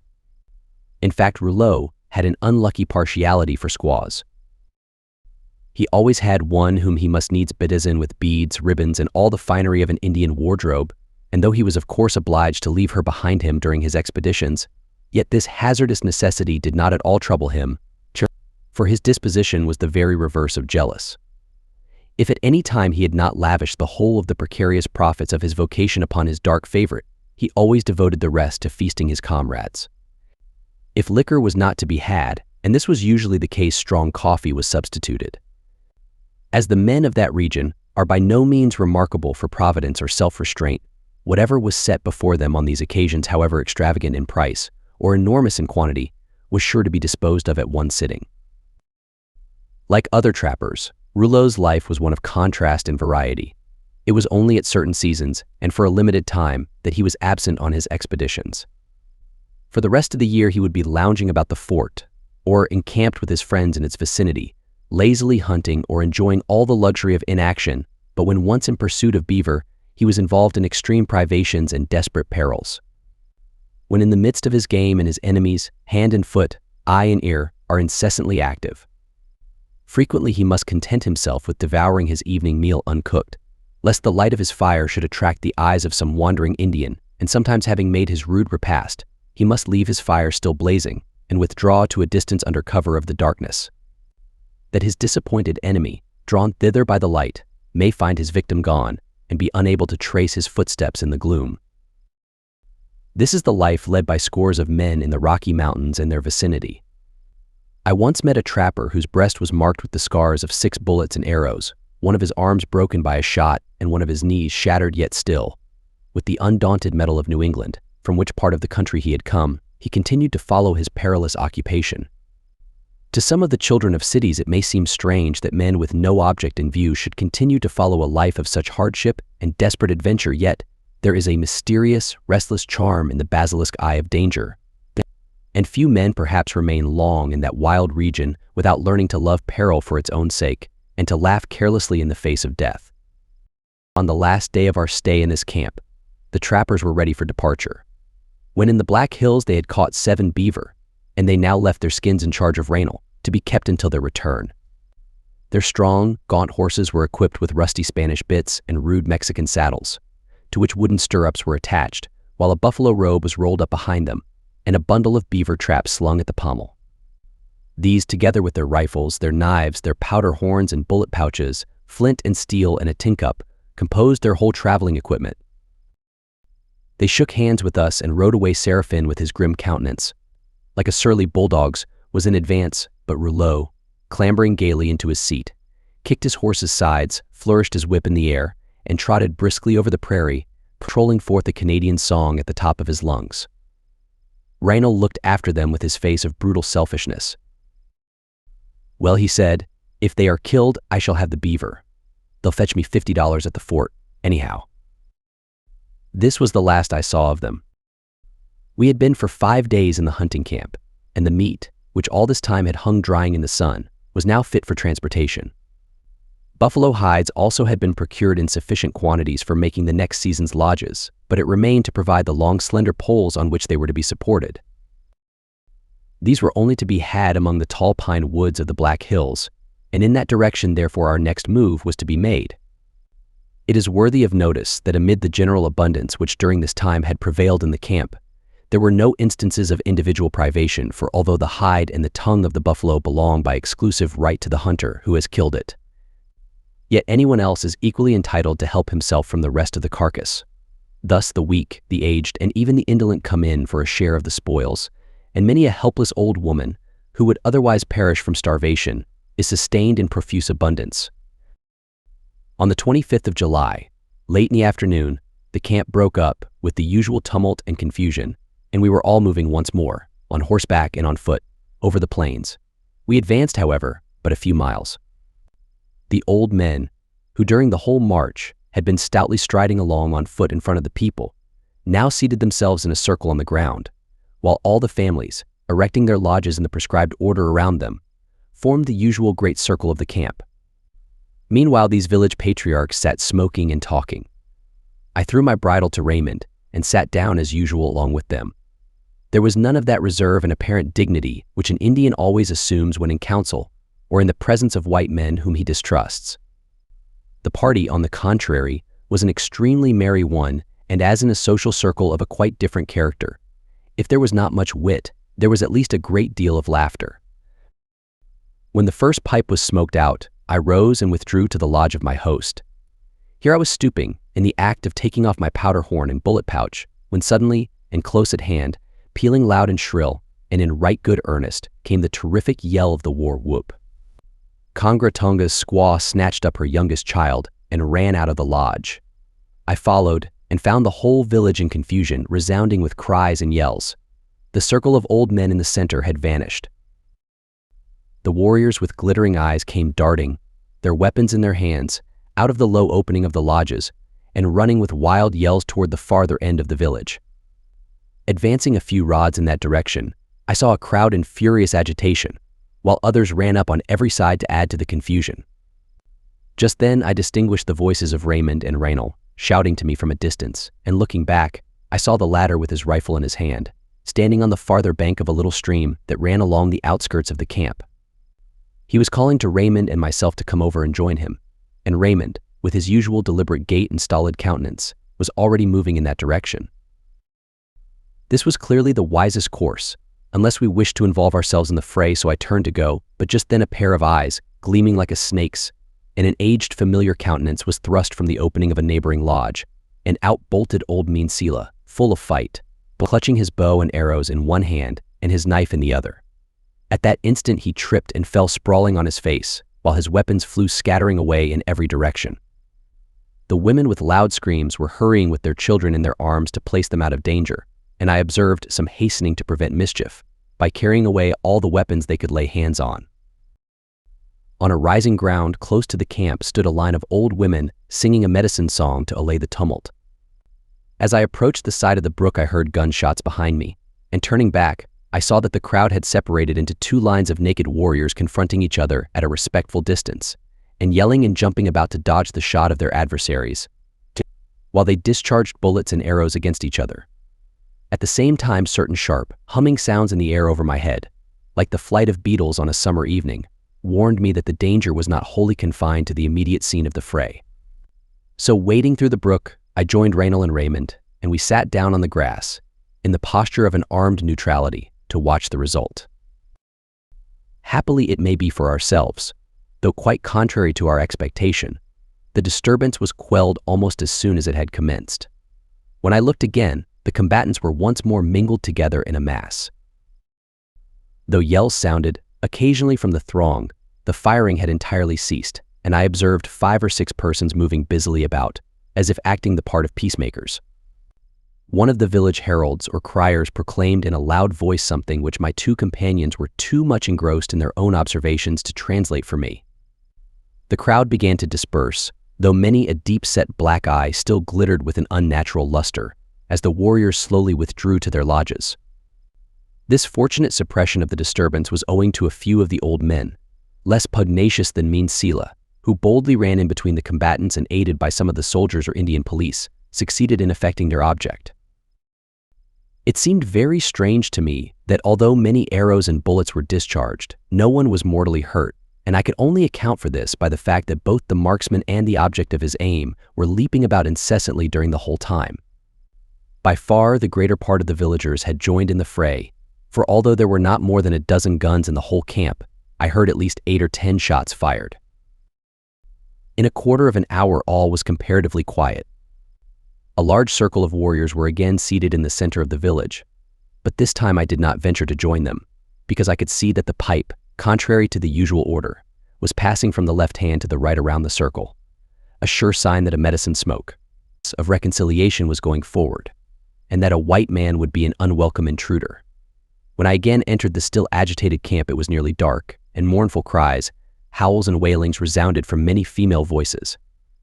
Whether these had any connection with the late disturbance, or were merely lamentations for relatives slain in some former war expeditions, I could not distinctly ascertain. To inquire too closely into the cause of the quarrel was by no means prudent, and it was not until some time after that I discovered what had given rise to it. Among the Dakota there are many associations, or fraternities, connected with the purposes of their superstitions, their warfare, or their social life. There was one called the Arrow Breakers, now in a great measure disbanded and dispersed. In the village there were, however, 4 men belonging to it, distinguished by the peculiar arrangement of their hair, which rose in a high bristling mass above their foreheads, adding greatly to their apparent height, and giving them a most ferocious appearance. The principal among them was the Mad Wolf, a warrior of remarkable size and strength, great courage, and the fierceness of a demon. I had always looked upon him as the most dangerous man in the village, and though he often invited me to feasts, I never entered his lodge unarmed. The Mad Wolf had taken a fancy to a fine horse belonging to another Indian, who was called the Tall Bear, and anxious to get the animal into his possession, he made the owner a present of another horse nearly equal in value. According to the customs of the Dakota, the acceptance of this gift involved a sort of obligation to make an equitable return, and the Tall Bear well understood that the other had in view the obtaining of his favorite buffalo horse. He, however, accepted the present without a word of thanks, and having picketed the horse before his lodge, he suffered day after day to pass without making the expected return. The Mad Wolf grew impatient and angry, and at last, seeing that his bounty was not likely to produce the desired return, he resolved to reclaim it. So this evening, as soon as the village was encamped, he went to the lodge of the Tall Bear, seized upon the horse that he had given him, and led him away. At this the Tall Bear broke into one of those fits of sullen rage not uncommon among the Indians. He ran up to the unfortunate horse and gave him 3 mortal stabs with his knife. Quick as lightning the Mad Wolf drew his bow to its utmost tension and held the arrow quivering close to the breast of his adversary. The Tall Bear, as the Indians who were near him said, stood with his bloody knife in his hand, facing the assailant with the utmost calmness.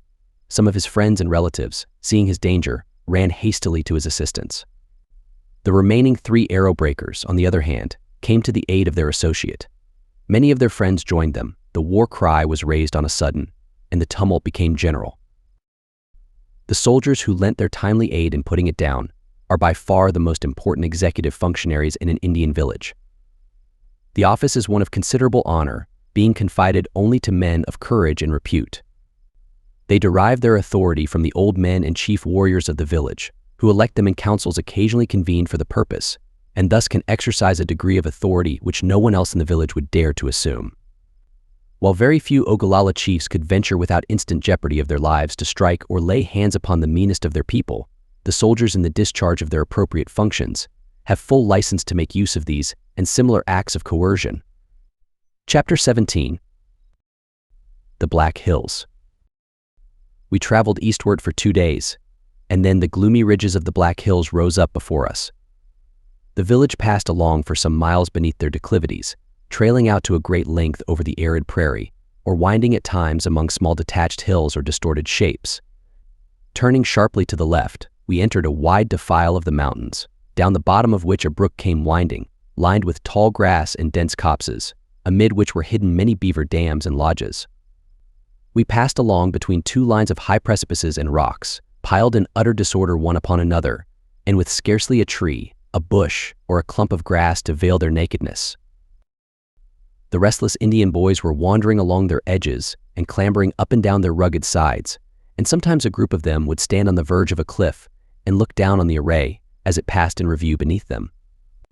As we advanced, the passage grew more narrow, then it suddenly expanded into a round grassy meadow, completely encompassed by mountains, and here the family stopped as they came up in turn, and the camp rose like magic.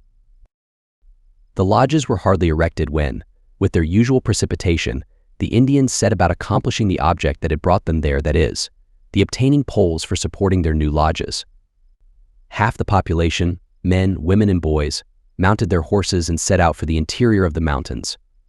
As they rode at full gallop over the shingly rocks and into the dark opening of the defile beyond, I thought I had never read or dreamed of a more strange or picturesque cavalcade. We passed between precipices more than 1,000 feet high, sharp and splintering at the tops, their sides beetling over the defile or descending in abrupt declivities, bristling with black fir trees. On our left they rose close to us like a wall, but on the right a winding brook with a narrow strip of marshy soil intervened. The stream was clogged with old beaver dams and spread frequently into wide pools. There were thick bushes and many dead and blasted trees along its course, though frequently nothing remained but stumps cut close to the ground by the beaver and marked with the sharp chisel-like teeth of those indefatigable laborers. Sometimes we were driving among trees and then emerging upon open spots, over which, Indian-like, all galloped at full speed. As Pauline bounded over the rocks, I felt her saddle girth slipping, and alighted to draw it tighter when the whole array swept past me in a moment, the women with their gaudy ornaments tinkling as they rode, the men whooping and laughing and laughing and lashing forward their horses. 2 black-tailed deer bounded away. Among the rocks Raymond shot at them from horseback. The sharp report of his rifle was answered by another equally sharp from the opposing cliffs, and then the echoes, leaping in rapid succession from side to side, died away rattling far amid the mountains.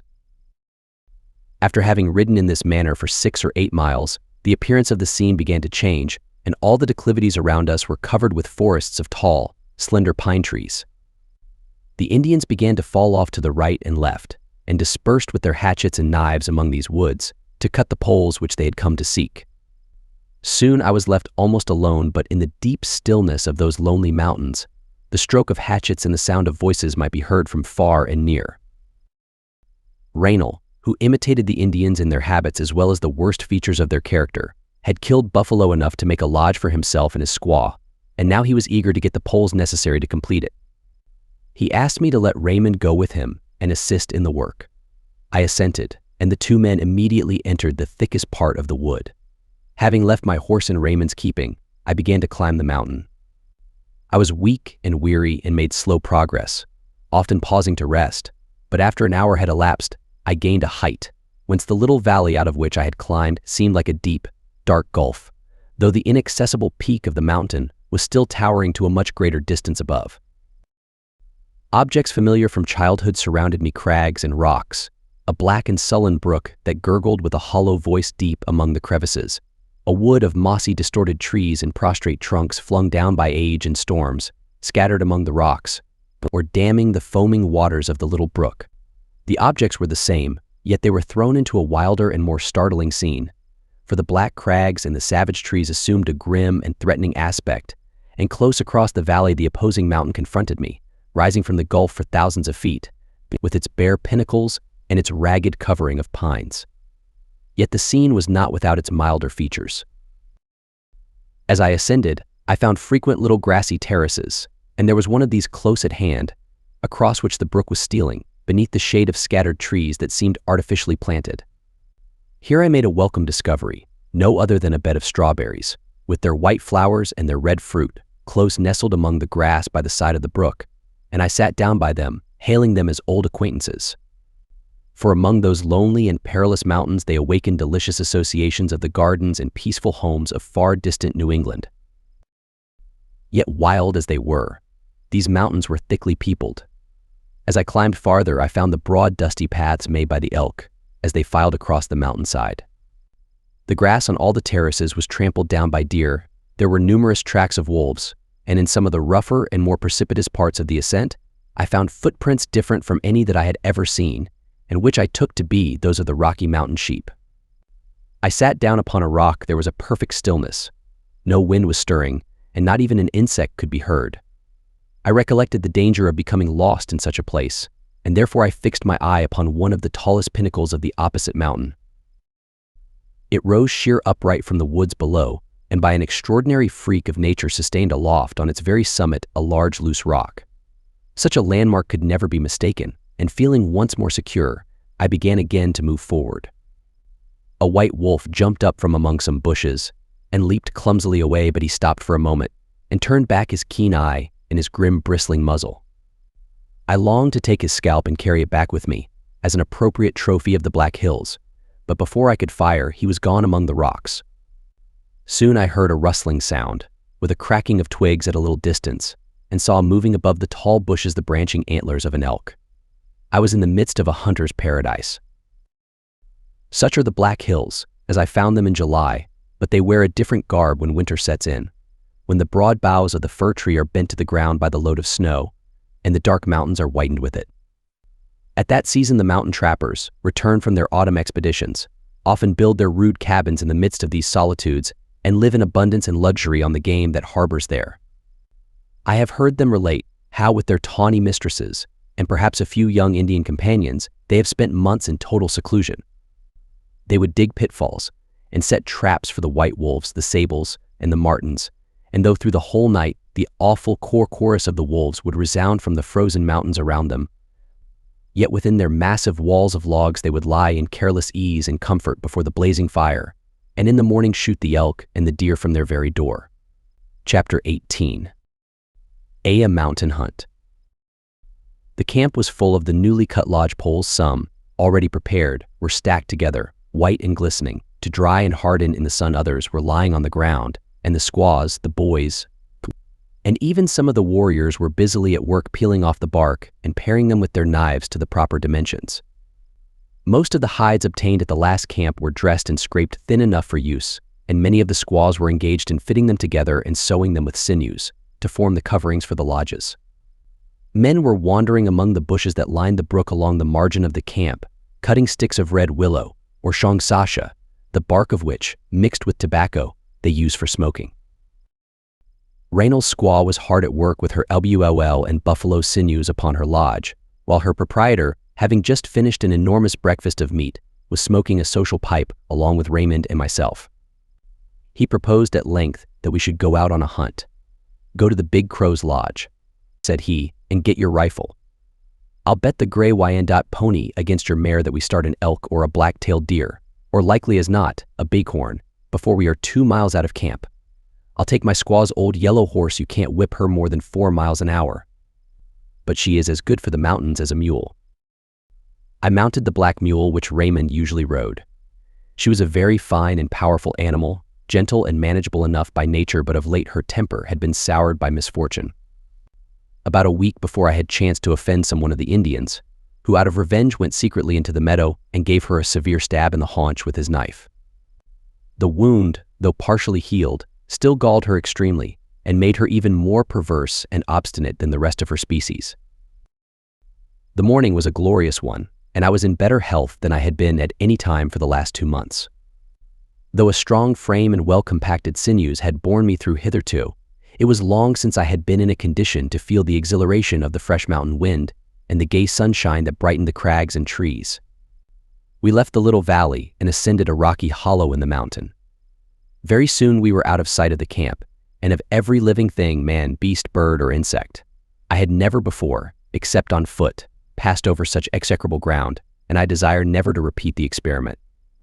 The black mule grew indignant, and even the redoubtable yellow horse stumbled every moment and kept groaning to himself as he cut his feet and legs among the sharp rocks. It was a scene of silence and desolation. Little was visible except beetling crags and the bare shingly sides of the mountains, relieved by scarcely a trace of vegetation. At length, however, we came upon a forest tract, and had no sooner done so than we heartily wished ourselves back among the rocks again, for we were on a steep descent, among trees so thick that we could see scarcely a rod in any direction. If one is anxious to place himself in a situation where the hazardous and the ludicrous are combined in about equal proportions, let him get upon a vicious mule with a snaffle bit and try to drive her through the woods down a slope of 45 degrees. Let him have on a long rifle a buckskin frock with long fringes and a head of long hair. These latter appendages will be caught every moment and twitched away in small portions by the twigs, which will also whip him smartly across the face, while the large branches above thump him on the head. His mule, if she be a true one, will alternately stop short and dive violently forward, and his position upon her back will be somewhat diversified and extraordinary. At one time he will clasp her affectionately. To avoid the blow of a bough overhead at another, he will throw himself back and fling his knee forward against the side of her neck, to keep it from being crushed between the rough bark of a tree and the equally unyielding ribs of the animal herself. Raynal was cursing incessantly during the whole way down. Neither of us had the remotest idea where we were going, and though I have seen rough riding, I shall always retain an evil recollection of that 5-minute scramble. At last we left our troubles behind us, emerging into the channel of a brook that circled along the foot of the descent, and here, turning joyfully to the left, we rode in luxury and ease over the white pebbles and the rippling water, shaded from the glaring sun by an overarching green transparency. These halcyon moments were of short duration. The friendly brook, turning sharply to one side, went brawling and foaming down the rocky hill into an abyss, which, as far as we could discern, had no bottom, so once more we betook ourselves to the detested woods. When next we came forth from their dancing shadow and sunlight, we found ourselves standing in the broad glare of day, on a high jutting point of the mountain. Before us stretched a long, wide, desert valley, winding away far amid the mountains. No civilized eye but mine had ever looked upon that virgin waste. Raynal was gazing intently. He began to speak at last. Many a time, when I was with the Indians, I have been hunting for gold all through the Black Hills. There's plenty of it here, you may be certain of that. I have dreamed about it 50 times. And I never dreamed yet but what it came true. Look over yonder at those black rocks piled up against that other big rock. Don't it look as if there might be something there? It won't do for a white man to be rummaging too much about these mountains. The Indians say they are full of bad spirits. And I believe myself that it's no good luck to be hunting about here after gold. Well, for all that, I would like to have one of these fellows up here, from down below, to go about with his witch hazel rod, and I'll guarantee that it would not be long before he would light on a gold mine. Never mind, we'll let the gold alone for today. Look at those trees down below us in the hollow. We'll go down there, and I reckon we'll get a black-tailed deer. But Raynal's predictions were not verified. We passed mountain after mountain, and valley after valley. We explored deep ravines, yet still, to my companion's vexation and evident surprise, no game could be found. So in the absence of better, we resolved to go out on the plains and look for an antelope. With this view we began to pass down a narrow valley, the bottom of which was covered with the stiff wild sage bushes and marked with deep paths, made by the buffalo, who for some inexplicable reason are accustomed to penetrate, in their long grave processions, deep among the gorges of these sterile mountains. Raynal's eye was ranging incessantly among the rocks and along the edges of the black precipices, in hopes of discovering the mountain sheep peering down upon us in fancied security from that giddy elevation. Nothing was visible for some time. At length we both detected something in motion near the foot of one of the mountains, and in a moment afterward a black-tailed deer, with his spreading antlers, stood gazing at us from the top of a rock, and then, slowly turning away, disappeared behind it. In an instant Raynal was out of his saddle, and running toward the spot. I, being too weak to follow, sat holding his horse and waiting the result. I lost sight of him, then heard the report of his rifle, deadened among the rocks, and finally saw him reappear, with a surly look that plainly betrayed his ill success. Again we moved forward down the long valley, when soon after we came full upon what seemed a wide and very shallow ditch, encrusted at the bottom with white clay, dried and cracked in the sun.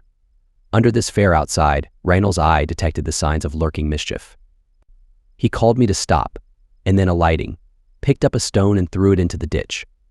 To my utter amazement, it fell with a dull splash, breaking at once through the thin crust and spattering round the hole a yellowish creamy fluid, into which it sank and disappeared.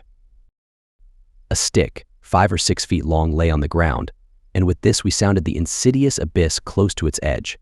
It was just possible to touch the bottom. Places like this are numerous among the Rocky Mountains. The buffalo, in his blind and heedless walk, often plunges into them unawares. Down he sinks, one snort of terror, one convulsive struggle, and the slime calmly flows above his shaggy head, the languid undulations of its sleek and placid surface alone betraying how the powerful monster rides in his death throes below. We found after some trouble a point where we could pass the abyss, and now the valley began to open upon the plains which spread to the horizon before us. On one of their distant swells we discerned 3 or 4 black specks, which Raynal pronounced to be buffalo. "Come," said he, "we must get one of them. My squaw wants more sinews to finish her lodge with, and I want some glue myself." He immediately put the yellow horse at such a gallop as he was capable of executing, while I set spurs to the mule, who soon far outran her plebeian rival. When we had galloped a mile or more, a large rabbit, by ill luck, sprang up just under the feet of the mule, who bounded violently aside in full career. Weakened as I was flung forcibly to the ground, and my rifle, falling close to my head, went off with a shock. Its sharp, spiteful report rang for some moments in my ear. Being slightly stunned, I lay for an instant motionless, and Raynal, supposing me to be shot, rode up and began to curse the mule.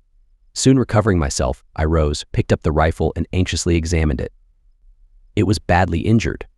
The stock was cracked, and the main screw broken, so that the lock had to be tied in its place with a string, yet happily it was not rendered totally unserviceable. I wiped it out, reloaded it, and handing it to Raynal, who meanwhile had caught the mule and led her up to me, I mounted again. No sooner had I done so than the brute began to rear and plunge with extreme violence, but being now well prepared for her, and free from encumbrance, I soon reduced her to submission. Then taking the rifle again from Raynal, we galloped forward as before. We were now free of the mountain and riding far out on the broad prairie. The buffalo were still some 2 miles in advance of us. When we came near them, we stopped where a gentle swell of the plain concealed us from their view, and while I held his horse, Raynal ran forward with his rifle, till I lost sight of him beyond the rising ground. A few minutes elapsed. I heard the report of his piece, and saw the buffalo running away at full speed on the right, and immediately after, the hunter himself, unsuccessful as before, came up and mounted his horse in excessive ill humor. He cursed the Black Hills and the buffalo, swore that he was a good hunter, which indeed was true, and that he had never been out before among those mountains without killing 2 or 3 deer at least. We now turned toward the distant encampment. As we rode along, antelope in considerable numbers were flying lightly in all directions over the plain, but not one of them would stand and be shot at. When we reached the foot of the mountain ridge that lay between us and the village, we were too impatient to take the smooth and circuitous route, so turning short to the left, we drove our wearied animals directly upward among the rocks. Still more antelope were leaping about among these flinty hillsides. Each of us shot at one, though from a great distance, and each missed his mark. At length we reached the summit of the last ridge. Looking down, we saw the bustling camp in the valley at our feet, and ingloriously descended to it. As we rode among the lodges, the Indians looked in vain for the fresh meat that should have hung behind our saddles, and the squaws uttered various suppressed ejaculations, to the great indignation of Raynal. Our mortification was increased when we rode up to his lodge. Here we saw his young Indian relative, the Hailstorm, his light graceful figure on the ground in an easy attitude, while with his friend the rabbit, who sat by his side, he was making an abundant meal from a wooden bowl of wasna, which the squaw had placed between them. Near him lay the fresh skin of a female elk, which he had just killed among the mountains, only a mile or two from the camp. No doubt the boy's heart was elated with triumph, but he betrayed no sign of it.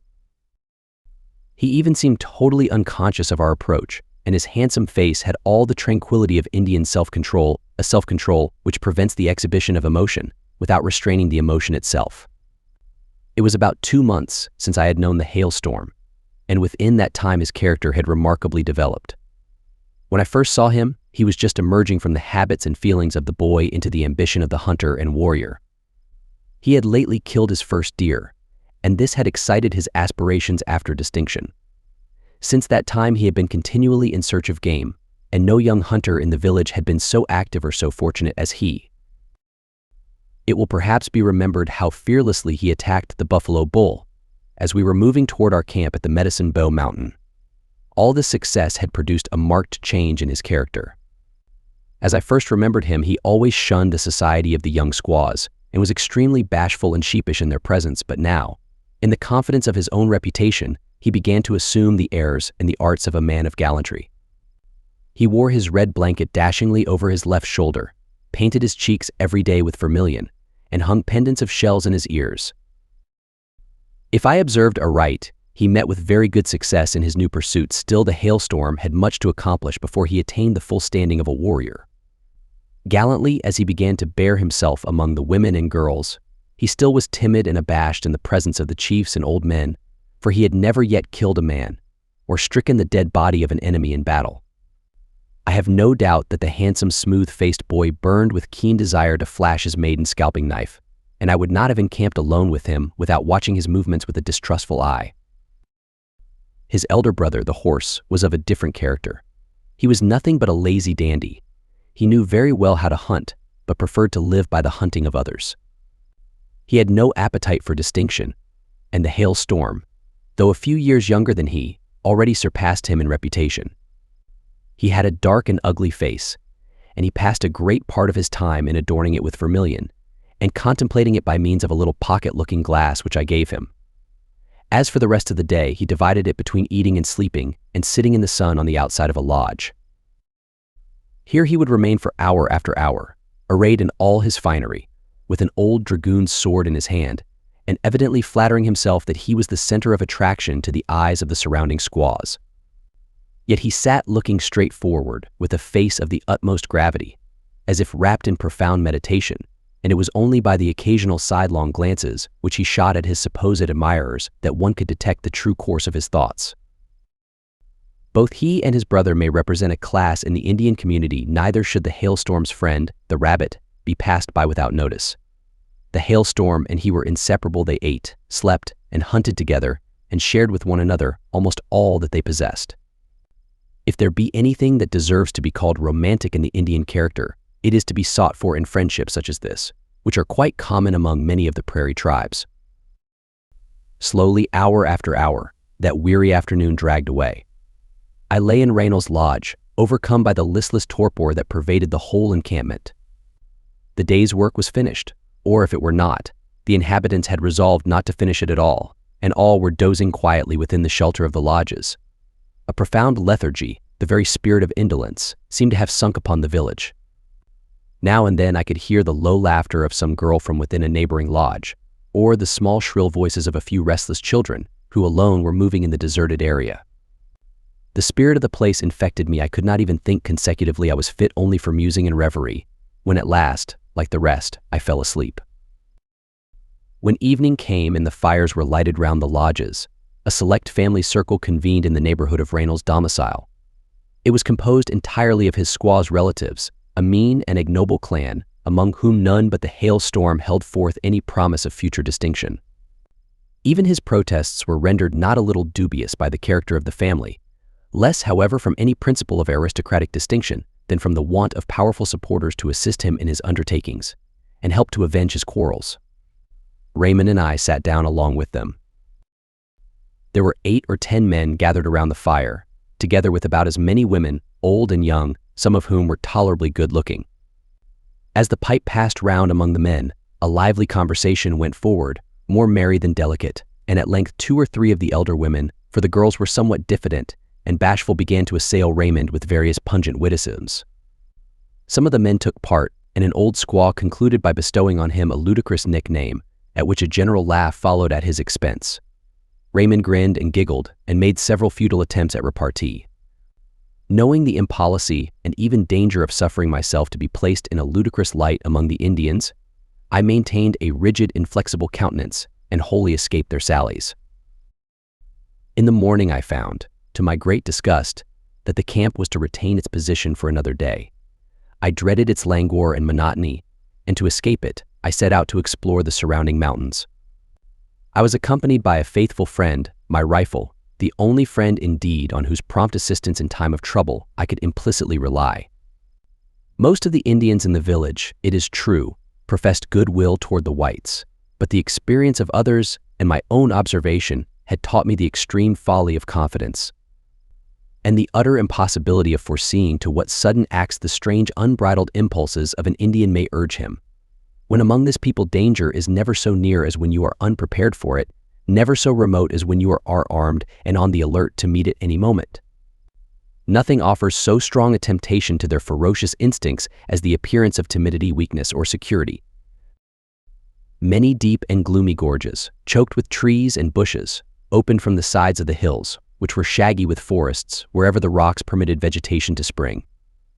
A great number of Indians were stalking along the edges of the woods, and boys were whooping and laughing on the mountainsides, practicing eye in hand, and indulging their destructive propensities by following birds and small animals and killing them with their little bows and arrows.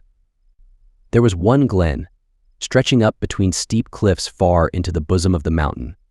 I began to ascend along its bottom, pushing my way onward among the rocks, trees, and bushes that obstructed it. A slender thread of water trickled along its center, which since issuing from the heart of its native rock could scarcely have been warmed or gladdened by a ray of sunshine. After advancing for some time, I conceived myself to be entirely alone, but coming to a part of the glen in a great measure free of trees and undergrowth, I saw at some distance the black head and red shoulders of an Indian among the bushes above. The reader need not prepare himself for a startling adventure, for I have none to relate. The head and shoulders belonged to mean Sela, my best friend in the village. As I had approached noiselessly with my moccasined feet, the old man was quite unconscious of my presence, and turning to a point where I could gain an unobstructed view of him, I saw him seated alone, immovable as a statue, among the rocks and trees. His face was turned upward, and his eyes seemed riveted on a pine tree springing from a cleft in the precipice above. The crest of the pine was swaying to and fro in the wind, and its long limbs waved slowly up and down, as if the tree had life. Looking for a while at the old man, I was satisfied that he was engaged in an act of worship or prayer, or communion of some kind with a supernatural being. I longed to penetrate his thoughts, but I could do nothing more than conjecture and speculate. I knew that, though the intellect of an Indian can embrace the idea of an all-wise, all-powerful spirit, the supreme ruler of the universe, yet his mind will not always ascend into communion with a being that seems to him so vast, remote, and incomprehensible, and when danger threatens, when his hopes are broken, when the black wing of sorrow overshadows him, he is prone to turn for relief to some inferior agency, less removed from the ordinary scope of his faculties. He has a guardian spirit, on whom he relies for succor and guidance. To him all nature is instinct with mystic influence. Among those mountains not a wild beast was prowling, a bird singing, or a leaf fluttering, that might not tend to direct his destiny or give warning of what was in store for him, and he watches the world of nature around him as the astrologer watches the stars. So closely is he linked with it that his guardian spirit, no unsubstantial creation of the fancy, is usually embodied in the form of some living thing, a bear, a wolf, an eagle, or a serpent and mean Sela, as he gazed intently on the old pine tree, might believe it to enshrine the fancied guide and protector of his life. Whatever was passing in the mind of the old man, it was no part of sense or of delicacy to disturb him. Silently retracing my footsteps, I descended the glen until I came to a point where I could climb the steep precipices that shut it in and gain the side of the mountain. Looking up, I saw a tall peak rising among the woods. Something impelled me to climb I had not felt for many a day such strength and elasticity of limb. An hour and a half of slow and often intermittent labor brought me to the very summit, and emerging from the dark shadows of the rocks and pines, I stepped forth into the light, and walking along the sunny verge of a precipice, seated myself on its extreme point. Looking between the mountain peaks to the westward, the pale blue prairie was stretching to the farthest horizon like a serene and tranquil ocean. The surrounding mountains were in themselves sufficiently striking and impressive, but this contrast gave redoubled effect to their stern features. Chapter 19. Passage of the Mountains. When I took leave of Shaw at Labonte's camp, I promised that I would meet him at Fort Laramie on the 1st of August. That day, according to my reckoning, was now close at hand. It was impossible, at best, to fulfill my engagement exactly, and my meeting with him must have been postponed until many days after the appointed time, had not the plans of the Indians very well coincided with my own. They, too, intended to pass the mountains and move toward the fort. To do so at this point was impossible, because there was no opening, and in order to find a passage we were obliged to go 12 or 14 miles southward. Late in the afternoon the camp got in motion, defiling back through the mountains along the same narrow passage by which they had entered. I rode in company with 3 or 4 young Indians at the rear, and the moving swarm stretched before me, in the ruddy light of sunset, or in the deep shadow of the mountains far beyond my sight. It was an ill-omened spot they chose to encamp upon. When they were there just a year before, a war party of 10 men, led by the whirlwind's son, had gone out against the enemy, and not one had ever returned. This was the immediate cause of this season's warlike preparations. I was not a little astonished when I came to the camp, at the confusion of horrible sounds with which it was filled. Howls, shrieks, and wailings were heard from all the women present, many of whom, not content with this exhibition of grief for the loss of their friends and relatives, were gashing their legs deeply with knives. A warrior in the village, who had lost a brother in the expedition, chose another mode of displaying his sorrow. The Indians, who, though often rapacious, are utterly devoid of avarice, are accustomed in times of mourning, or on other solemn occasions, to give away the whole of their possessions and reduce themselves to nakedness and want. The warrior in question led his 2 best horses into the center of the village and gave them away to his friends, upon which songs and acclamations in praise of his generosity mingled with the cries of the women. On the next morning we entered once more among the mountains. There was nothing in their appearance either grand or picturesque, though they were desolate to the last degree, being mere piles of black and broken rocks, without trees or vegetation of any kind. As we passed among them along a wide valley, I noticed Raymond riding by the side of a younger squaw, to whom he was addressing various insinuating compliments. All the old squaws in the neighborhood watched his proceedings in great admiration, and the girl herself would turn aside her head and laugh. Just then the old mule thought proper to display her vicious pranks. She began to rear and plunge most furiously. Raymond was an excellent rider, and at first he stuck fast in his seat, but the moment after, I saw the mule's hind legs flourishing in the air, and my unlucky follower pitching head foremost over her ears. There was a burst of screams and laughter from all the women, in which his mistress herself took part, and Raymond was instantly assailed by such a shower of witticisms that he was glad to ride forward out of hearing. Not long after, as I rode near him, I heard him shouting to me. He was pointing toward a detached rocky hill that stood in the middle of the valley before us, and from behind it a long file of elk came out at full speed and entered an opening in the side of the mountain. They had scarcely disappeared when whoops and exclamations came from 50 voices around me. The young men leaped from their horses, flung down their heavy buffalo robes, and ran at full speed toward the foot of the nearest mountain. Raynal also broke away at a gallop in the same direction. Come on, he called to us. Do you see that band of bighorn up yonder? If there's one of them, there's 100. In fact, near the summit of the mountain, I could see a large number of small white objects, moving rapidly upward among the precipices, while others were filing along its rocky profile. Anxious to see the sport, I galloped forward, and entering a passage in the side of the mountain, ascended the loose rocks as far as my horse could carry me. Here I fastened her to an old pine tree that stood alone, scorching in the sun. At that moment Raymond called to me from the right that another band of sheep was close at hand in that direction. I ran up to the top of the opening, which gave me a full view into the rocky gorge beyond, and here I plainly saw some 50 or 60 sheep, almost within rifle shot, clattering upward among the rocks and endeavoring, after their usual custom, to reach the highest point. The naked Indians bounded up lightly in pursuit. In a moment the game and hunters disappeared. Nothing could be seen or heard but the occasional report of a gun, more and more distant, reverberating among the rocks. I turned to descend, and as I did so I could see the valley below alive with Indians passing rapidly through it, on horseback and on foot. A little farther on, all were stopping as they came up. The camp was preparing, and the lodges rising. I descended to this spot, and soon after Raynal and Raymond returned. They bore between them a sheep which they had pelted to death with stones from the edge of a ravine, along the bottom of which it was attempting to escape. One by one the hunters came dropping in, yet such is the activity of the Rocky Mountain sheep, that although 60 or 70 men were out in pursuit, not more than half a dozen animals were killed.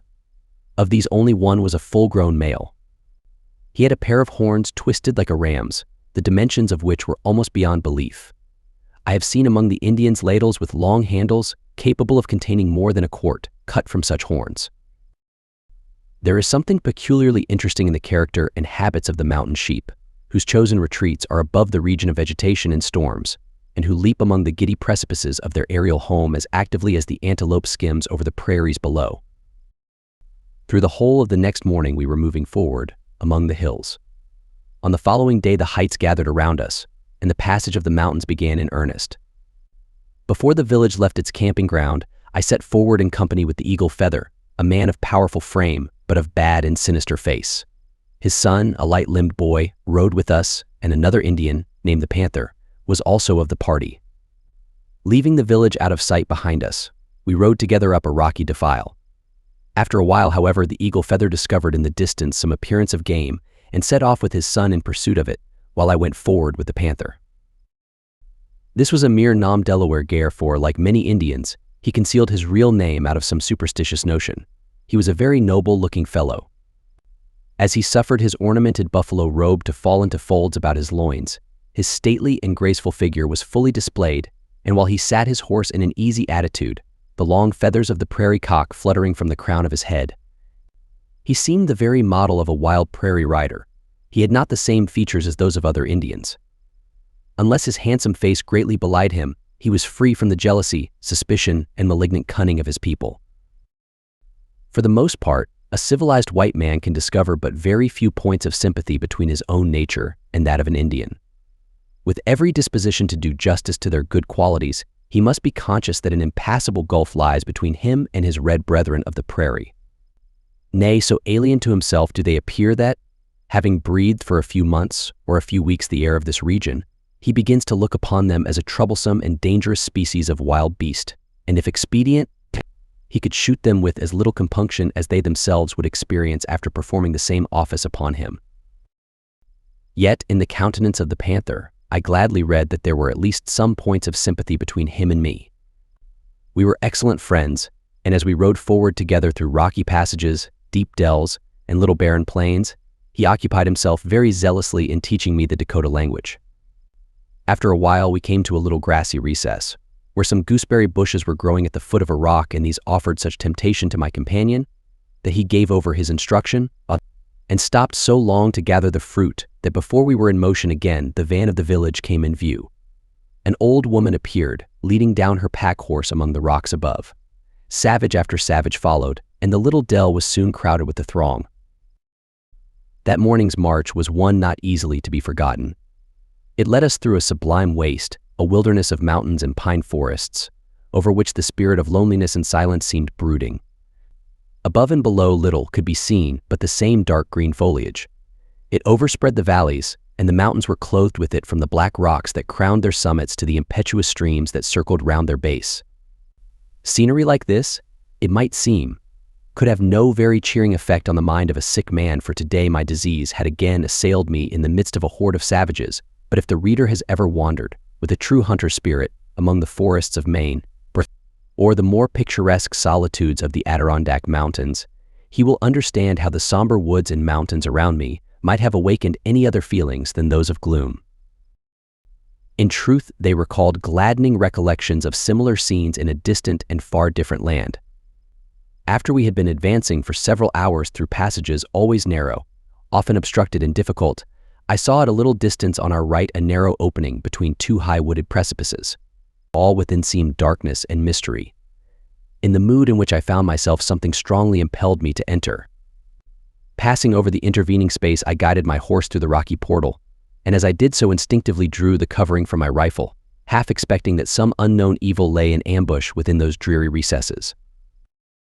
The place was shut in among tall cliffs and so deeply shadowed by a host of old pine trees that, though the sun shone bright on the side of the mountain, nothing but a dim twilight could penetrate within. As far as I could see, it had no tenants except a few hawks and owls, who, dismayed at my intrusion, flapped hoarsely away among the shaggy branches. I moved forward, determined to explore the mystery to the bottom, and soon became involved among the pines. The genius of the place exercised a strange influence upon my mind. Its faculties were stimulated into extraordinary activity, and as I passed along, many half-forgotten incidents, and the images of persons and things far distant, rose rapidly before me with surprising distinctness. In that perilous wilderness, 800 miles removed beyond the faintest vestige of civilization, the scenes of another hemisphere, the seat of ancient refinement, passed before me more like a succession of vivid paintings than any mere dreams of the fancy. I saw the Church of St. Peter's illumined on the evening of Easter Day, the whole majestic pile, from the cross to the foundation stone, penciled in fire and shedding a radiance, like the serene light of the moon, on the sea of upturned faces below. I saw the peak of Mount Etna towering above its inky mantle of clouds and lightly curling its wreaths of milk-white smoke against the soft sky flushed with the Sicilian sunset. I saw also the gloomy vaulted passages and the narrow cells of the Passionist convent where I once had sojourned for a few days with the fanatical monks, its pale, stern inmates in their robes of black, and the grated window from whence I could look out, a forbidden indulgence, upon the melancholy Colosseum and the crumbling ruins of the Eternal City. The mighty glaciers of the Splugen too rose before me, gleaming in the sun like polished silver, and those terrible solitudes, the birthplace of the Rhine, where bursting from the bowels of its native mountains, it lashes and foams down the rocky abyss into the little valley of Andir. These recollections, and many more, crowded upon me, until remembering that it was hardly wise to remain long in such a place, I mounted again and retraced my steps. Issuing from between the rocks, I saw a few rods before me the men, women, and children, dogs and horses, still filing slowly across the little glen. A bare round hill rose directly above them. I rode to the top, and from this point I could look down on the savage procession as it passed just beneath my feet, and far on the left I could see its thin and broken line, visible only at intervals, stretching away for miles among the mountains. On the farthest ridge horsemen were still descending like mere specks in the distance. I remained on the hill until all had passed, and then, descending, followed after them. A little farther on I found a very small meadow, set deeply among steep mountains, and here the whole village had encamped. The little spot was crowded with the confused and disorderly host. Some of the lodges were already completely prepared, or the squaws perhaps were busy in drawing the heavy coverings of skin over the bare poles. Others were as yet mere skeletons, while others still poles, covering, and all lay scattered in complete disorder on the ground among buffalo robes, bales of meat, domestic utensils, harness, and weapons. Squaws were screaming to one another, horses rearing and plunging, dogs yelping, eager to be disburdened of their loads, while the fluttering of feathers and the gleam of barbaric ornaments added liveliness to the scene. The small children ran about amid the crowd, while many of the boys were scrambling among the overhanging rocks and standing, with their little boughs in their hands, looking down upon a restless throng. In contrast with the general confusion, a circle of old men and warriors sat in the midst, smoking in profound indifference and tranquility. The disorder at length subsided. The horses were driven away to feed along the adjacent valley, and the camp assumed an air of listless repose. It was scarcely past noon. A vast white canopy of smoke from a burning forest to the eastward overhung the place, and partially obscured the sun, yet the heat was almost insupportable. The lodges stood crowded together without order in the narrow space. Each was a perfect hothouse within which the lazy proprietor lay sleeping. The camp was silent as death. Nothing stirred except now and then an old woman passing from lodge to lodge. The girls and young men sat together in groups under the pine trees upon the surrounding heights. The dogs lay panting on the ground, too lazy even to growl at the white man. At the entrance of the meadow there was a cold spring among the rocks, completely overshadowed by tall trees and dense undergrowth. In this cold and shady retreat a number of girls were assembled, sitting together on rocks and fallen logs, discussing the latest gossip of the village, or laughing and throwing water with their hands at the intruding Miniaska. The minutes seemed lengthened into hours. I lay for a long time under a tree, studying the Ogallala tongue, with the zealous instructions of my friend the panther. When we were both tired of this, I went and lay down by the side of a deep, clear pool formed by the water of the spring. A shoal of little fishes of about a pin's length were playing in it, sporting together, as it seemed, very amicably, but on closer observation, I saw that they were engaged in a cannibal warfare among themselves. Now and then a small one would fall a victim and immediately disappear down the maw of his voracious conqueror. Every moment, however, the tyrant of the pool, a monster about 3 inches long, with staring goggle eyes, would slowly issue forth with quivering fins and tail from under the shelving bank. The small fry at this would suspend their hostilities and scatter in a panic at the appearance of overwhelming force. Soft-hearted philanthropists, thought I, may sigh long for their peaceful millennium, for from minnows up to men, life is an incessant battle. Evening approached at last. The tall mountaintops around were still gay and bright in sunshine, while our deep glen was completely shadowed. I left the camp and ascended a neighboring hill, whose rocky summit commanded a wide view over the surrounding wilderness. The sun was still glaring through the stiff pines on the ridge of the western mountain. In a moment he was gone, and as the landscape rapidly darkened, I turned again toward the village. As I descended the hill, the howling of wolves and the barking of foxes came up out of the dim woods from far and near.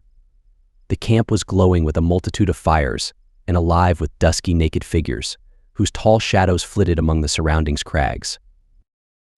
I found a circle of smokers seated in their usual place, that is, on the ground before the lodge of a certain warrior, who seemed to be generally known for his social qualities. I sat down to smoke a parting pipe with my savage friends. That day was the 1st of August, on which I had promised to meet Shaw at Fort Laramie. The fort was less than 2 days' journey distant, and that my friend need not suffer anxiety on my account, I resolved to push forward as rapidly as possible to the place of meeting. I went to look after the hailstorm, and having found him, I offered him a handful of hawks, bells, and a paper of vermilion, on condition that he would guide me in the morning through the mountains within sight of Laramie Creek. The hailstorm ejaculated how and accepted the gift. Nothing more was said on either side. The matter was settled, and I lay down to sleep in Congra Tonga's lodge. Long before daylight, Raymond shook me by the shoulder. "Everything is ready," he said. I went out. The morning was chill, damp, and dark, and the whole camp seemed asleep.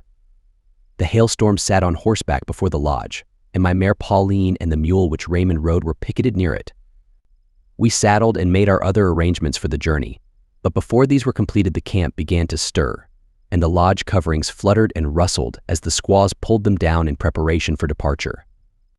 Just as the light began to appear, we left the ground, passing up through a narrow opening among the rocks which led eastward out of the meadow. Gaining the top of this passage, I turned round and sat looking back upon the camp, dimly visible in the gray light of the morning. All was alive with the bustle of preparation. I turned away, half unwilling to take a final leave of my savage associates. We turned to the right, passing among the rocks and pine trees so dark that for a while we could scarcely see our way. The country in front was wild and broken, half hill, half plain, partly open and partly covered with woods of pine and oak. Barriers of lofty mountains encompassed it. The woods were fresh and cool. In the early morning the peaks of the mountains were wreathed with mist, and sluggish vapors were entangled among the forests upon their sides. At length the black pinnacle of the tallest mountain was tipped with gold by the rising sun. About that time the hailstorm, who rode in front, gave a low exclamation. Some large animal leaped up from among the bushes, and an elk, as I thought, his horns thrown back over his neck, darted past us across the open space, and bounded like a mad thing away among the adjoining pines. Raymond was soon out of his saddle, but before he could fire, the animal was full 200 yards distant. The ball struck its mark, though much too low for mortal effect. The elk, however, wheeled in its flight and ran at full speed among the trees, nearly at right angles to his former course. I fired and broke his shoulder. Still he moved on, limping down into the neighboring woody hollow, whither the young Indian followed and killed him. When we reached the spot we discovered him to be no elk, but a black-tailed deer, an animal nearly twice the size of the common deer, and quite unknown to the East. We began to cut him up. The reports of the rifles had reached the ears of the Indians, and before our task was finished several of them came to the spot. Leaving the hide of the deer to the hailstorm, we hung as much of the meat as we wanted behind our saddles, left the rest to the Indians, and resumed our journey, Meanwhile, the village was on its way, and had gone so far that to get in advance of it was impossible. Therefore, we directed our course so as to strike its line of march at the nearest point. In a short time, through the dark trunks of the pines, we could see the figures of the Indians as they passed. Once more, we were among them. They were moving with even more than their usual precipitation, crowded close together in a narrow pass between rocks and old pine trees. We were on the eastern descent of the mountain, and soon came to a rough and difficult defile, leading down a very steep declivity. The whole swarm poured down together, filling the rocky passageway like some turbulent mountain stream. The mountains before us were on fire, and had been so for weeks. The view in front was obscured by a vast dim sea of smoke and vapor, while on either hand the tall cliffs, bearing aloft their crest of pines, thrust their heads boldly through it, and the sharp pinnacles and broken ridges of the mountains beyond them were faintly traceable as through a veil. The scene in itself was most grand and imposing, but with the savage multitude, the armed warriors, the naked children, the gaily apparelled girls, pouring impetuously down the heights, it would have formed a noble subject for a painter, and only the pen of a Scot could have done it justice in description.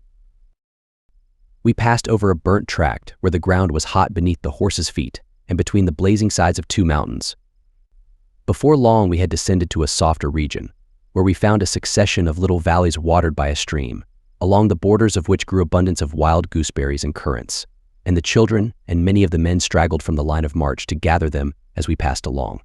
Descending still farther, the view changed rapidly. The burning mountains were behind us, and through the open valleys in front we could see the ocean-like prairie stretching beyond the sight. After passing through a line of trees that skirted the brook, the Indians filed out upon the plains.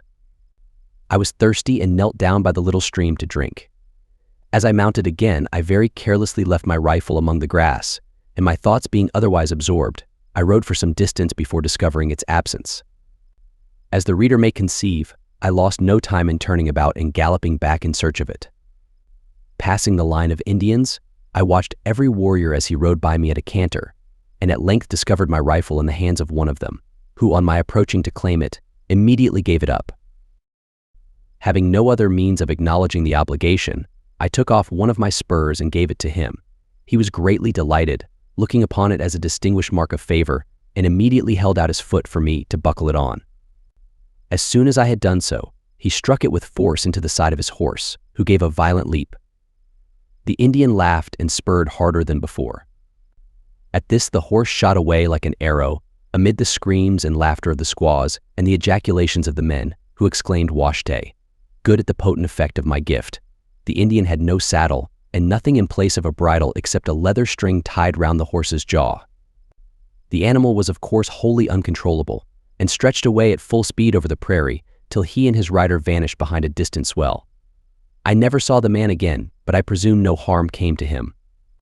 An Indian on horseback has more lives than a cat. The village encamped on a scorching prairie, close to the foot of the mountains. The beat was most intense and penetrating. The coverings of the lodges were raised a foot or more from the ground, in order to procure some circulation of air, and Reinhold thought proper to lay aside his trapper's dress of buckskin and assume the very scanty costume of an Indian. Thus elegantly attired, he stretched himself in his lodge on a buffalo robe, alternately cursing the heat and puffing at the pipe which he and I passed between us. There was present also a select circle of Indian friends and relatives. A small boiled puppy was served up as a parting feast, to which was added, by way of dessert, a wooden bowl of gooseberries from the mountains. "Look there," said Reinhold, pointing out of the opening of his lodge. "Do you see that line of butts about 15 miles off? Well now, do you see that farthest one with the white speck on the face of it? Do you think you ever saw it before?" "It looks to me," said I, "like the hill that we were camped under when we were on Laramie Creek 6 or 8 weeks ago." "You've hit it," answered Reinhold. "Go and bring in the animals." Raymond said I will camp there tonight and start for the fort in the morning. The mare and the mule were soon before the lodge. We saddled them, and in the meantime a number of Indians collected about us. The virtues of Pauline, my strong, fleet, and hardy little mare, were well known in camp, and several of the visitors were mounted upon good horses which they had brought me as presents. I promptly declined their offers, since accepting them would have involved the necessity of transferring poor Pauline into their barbarous hands. We took leave of Reinhold, but not of the Indians, who are accustomed to dispense with such superfluous ceremonies. Leaving the camp, we rode straight over the prairie toward the white-faced bluff, whose pale ridges swelled gently against the horizon, like a cloud. An Indian went with us, whose name I forget, though the ugliness of his face and the ghastly width of his mouth dwell vividly in my recollection. The antelope were numerous, but we did not heed them. We rode directly toward our destination, over the arid plains and barren hills. Until late in the afternoon, half spent with heat, thirst, and fatigue, we saw a gladdening sight: the long line of trees and the deep gulf that mark the course of Laramie Creek. Passing through the growth of huge, dilapidated old cottonwood trees that bordered the creek, we rode across to the other side. The rapid and foaming waters were filled with fish playing and splashing in the shallows. As we gained the farther bank, our horses turned eagerly to drink, and we, kneeling on the sand, followed their example. We had not gone far before the scene began to grow familiar. "We are getting near home," Raymond said. There stood the big tree under which we had encamped so long. There were the white cliffs that used to look down upon our tent when it stood at the bend of the creek. There was the meadow in which our horses had grazed for weeks, and a little farther on, the prairie dog village where I had beguiled many a languid hour in persecuting the unfortunate inhabitants. "We are going to catch it now," said Raymond, turning his broad, vacant face up toward the sky. In truth, the landscape, the cliffs and the meadow, the stream and the groves were darkening fast. Black masses of cloud were swelling up in the south, and the thunder was growling ominously. "We will camp here," I said, pointing to a dense grove of trees lower down the stream. Raymond and I turned toward it, but the Indian stopped and called earnestly after us. When we demanded what was the matter, he said that the ghosts of 2 warriors were always among those trees, and that if we slept there, they would scream and throw stones at us all night, and perhaps steal our horses before morning. Thinking it as well to humor him, we left behind us the haunt of these extraordinary ghosts and passed on toward Chugwater, riding at full gallop, for the big drops began to patter down. Soon we came in sight of the poplar saplings that grew about the mouth of the little stream. We leaped to the ground, threw off our saddles, turned our horses loose, and drawing our knives, began to slash among the bushes to cut twigs and branches for making a shelter against the rain. Bending down the taller saplings as they grew, we piled the young shoots upon them and thus made a convenient penthouse, but all our labor was useless. The storm scarcely touched us. Half a mile on our right the rain was pouring down like a cataract, and the thunder roared over the prairie like a battery of cannon, while we by good fortune received only a few heavy drops from the skirt of the passing cloud. The weather cleared and the sun set gloriously. Sitting close under our leafy canopy, we proceeded to discuss a substantial meal of wasna, which Weawashte had given me. The Indian had brought with him his pipe and a bag of shongsasha, so before lying down to sleep, we sat for some time smoking together. Previously, however, our wide-mouthed friend had taken the precaution of carefully examining the neighborhood. He reported that 8 men, counting them on his fingers, had been encamped there not long before. Bisonet, Paul Dorion, Antoine LaRouge, Richardson, and 4 others, whose names he could not tell. All this proved strictly correct. By what instinct he had arrived at such accurate conclusions, I am utterly at a loss to divine. It was still quite dark when I awoke and called Raymond. The Indian was already gone, having chosen to go on before us to the fort. Setting out after him, we rode for some time in complete darkness, and when the sun at length rose, glowing like a fiery ball of copper, we were 10 miles distant from the fort.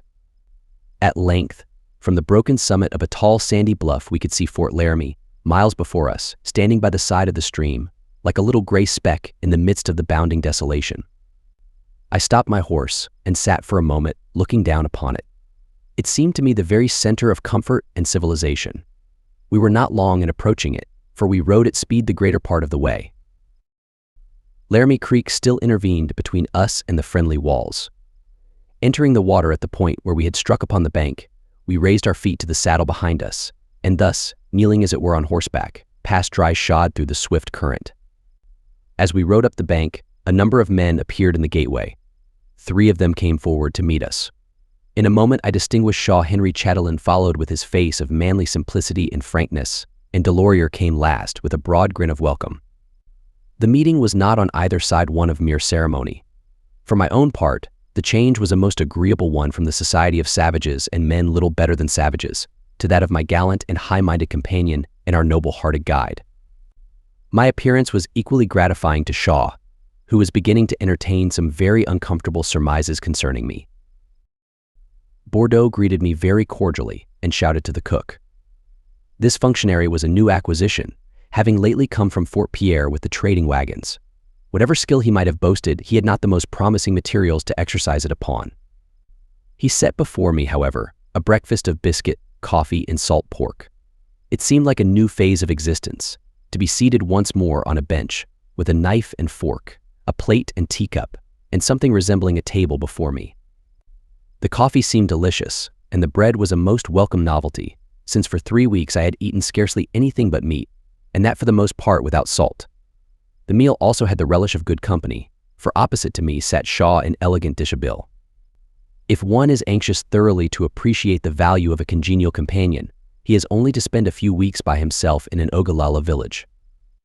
And if he can contrive to add to his seclusion a debilitating and somewhat critical illness, his perceptions upon this subject will be rendered considerably more vivid. Shaw had been upward of 2 weeks at the fort. I found him established in his old quarters, a large apartment usually occupied by the absent bourgeois. In one corner was a soft and luxuriant pile of excellent buffalo robes, and here I lay down. Shaw brought me 3 books. Here, said he, is your Shakespeare and Byron, and here is the Old Testament, which has as much poetry in it as the other 2 put together. I chose the worst of the 3, and for the greater part of that day lay on the buffalo robes, fairly reveling in the creations of that resplendent genius which has achieved no more signal triumph than that of half beguiling us to forget the pitiful and unmanly character of its possessor. Chapter 20. The Lonely Journey. On the day of my arrival at Fort Laramie, Shaw and I were lounging on 2 buffalo robes in the large apartment hospitably assigned to us. Henry Chatelain also was present, busy about the harness and weapons, which had been brought into the room, and 2 or 3 Indians were crouching on the floor, eyeing us with their fixed, unwavering gaze. I have been well off here, said Shaw. In all respects but one there is no good shongsasha to be had for love or money. I gave him a small leather bag containing some of excellent quality, which I had brought from the Black Hills. Now, Henry, said he, hand me Papin's chopping board, or give it to that Indian, and let him cut the mixture. They understand it better than any white man. The Indian, without saying a word, mixed the bark and the tobacco in due proportions, filled the pipe and lighted it. This done, my companion and I proceeded to deliberate on our future course of proceeding. First, however, Shaw acquainted me with some incidents which had occurred at the fort during my absence. About a week previous 4 men had arrived from beyond the mountains, Sublette, Reddick, and 2 others. Just before reaching the fort they had met a large party of Indians, chiefly young men. All of them belonged to the village of our old friend Smoke, who, with his whole band of adherents, professed the greatest friendship for the whites. The travelers therefore approached and began to converse without the least suspicion. Suddenly, however, their bridles were violently seized and they were ordered to dismount. Instead of complying, they struck their horses with full force and broke away from the Indians. As they galloped off, they heard a yell behind them, mixed with a burst of derisive laughter and the reports of several guns. None of them were hurt, though Reddick's bridle rein was cut by a bullet within an inch of his hand. After this taste of Indian hostility, they felt for the moment no disposition to encounter further risks. They intended to pursue the route southward along the foot of the mountains to Bent's Fort, and as our plans coincided with theirs, they proposed to join forces. Finding, however, that I did not return, they grew impatient of inaction, forgot their late escape, and set out without us, promising to wait our arrival at Bent's Fort. From thence we were to make the long journey to the settlements in company, as the path was not a little dangerous, being infested by hostile Pawnees and Comanches. We expected, on reaching Bent's Fort, to find there still another reinforcement. A young Kentuckian of the true Kentucky blood, generous, impetuous, and a gentleman withal, had come out to the mountains with Russell's party of California emigrants. One of his chief objects, as he gave out, was to kill an Indian, an exploit which he afterward succeeded in achieving, much to the jeopardy of ourselves and others who had to pass through the country of the dead Pawnees' enraged relatives. Having become disgusted with his emigrant associates, he left them, and had some time before set out with a party of companions for the head of the Arkansas. He sent us previously a letter, intimating that he would wait until we arrived at Bent's Fort and accompany us thence to the settlements. When, however, he came to the fort, he found there a party of 40 men about to make the homeward journey. He wisely preferred to avail himself of so strong an escort. Mr. Sublet and his companions also set out in order to overtake this company, so that on reaching Bent's Fort, some 6 weeks after, we found ourselves deserted by our allies and thrown once more upon our own resources. But I am anticipating. When, before leaving the settlement, we had made inquiries concerning this part of the country of General Kearney, Mr. Mackenzie, Captain Wyeth, and others well acquainted with it, they had all advised us by no means to attempt this southward journey with fewer than 15 or 20 men. The danger consists in the chance of encountering Indian war parties. Sometimes throughout the whole length of the journey, a distance of 350 miles, one does not meet a single human being. Frequently, however, the route is beset by Arapahoes and other unfriendly tribes, in which case the scalp of the adventurer is in imminent peril. As to the escort of 15 or 20 men, such a force of whites could at that time scarcely be collected by the whole country, and had the case been otherwise, the expense of securing them, together with the necessary number of horses, would have been extremely heavy. We had resolved, however, upon pursuing this southward course. There were, indeed, 2 other routes from Fort Laramie, but both of these were less interesting, and neither was free from danger. Being unable, therefore, to procure the 15 or 20 men recommended, we determined to set out with those we had already in our employ, Henry Chatelain, Delorier, and Raymond. The men themselves made no objection, nor would they have made any had the journey been more dangerous, for Henry was without fear, and the other 2 without thought. Shaw and I were much better fitted for this mode of traveling than we had been on betaking ourselves to the prairies for the first time a few months before. The daily routine had ceased to be a novelty. All the details of the journey in the camp had become familiar to us.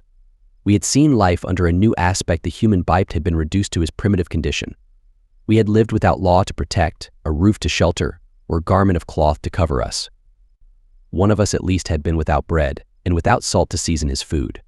Our idea of what is indispensable to human existence and enjoyment had been wonderfully curtailed, and a horse, a rifle, and a knife seemed to make up the whole of life's necessaries. For these once obtained, together with the skill to use them, all else that is essential would follow in their train, and a host of luxuries besides. One other lesson our short prairie experience had taught us, that of profound contentment in the present, and utter contempt for what the future might bring forth. These principles established, we prepared to leave Fort Laramie. On the 4th day of August, early in the afternoon, we bade a final adieu to its hospitable gateway.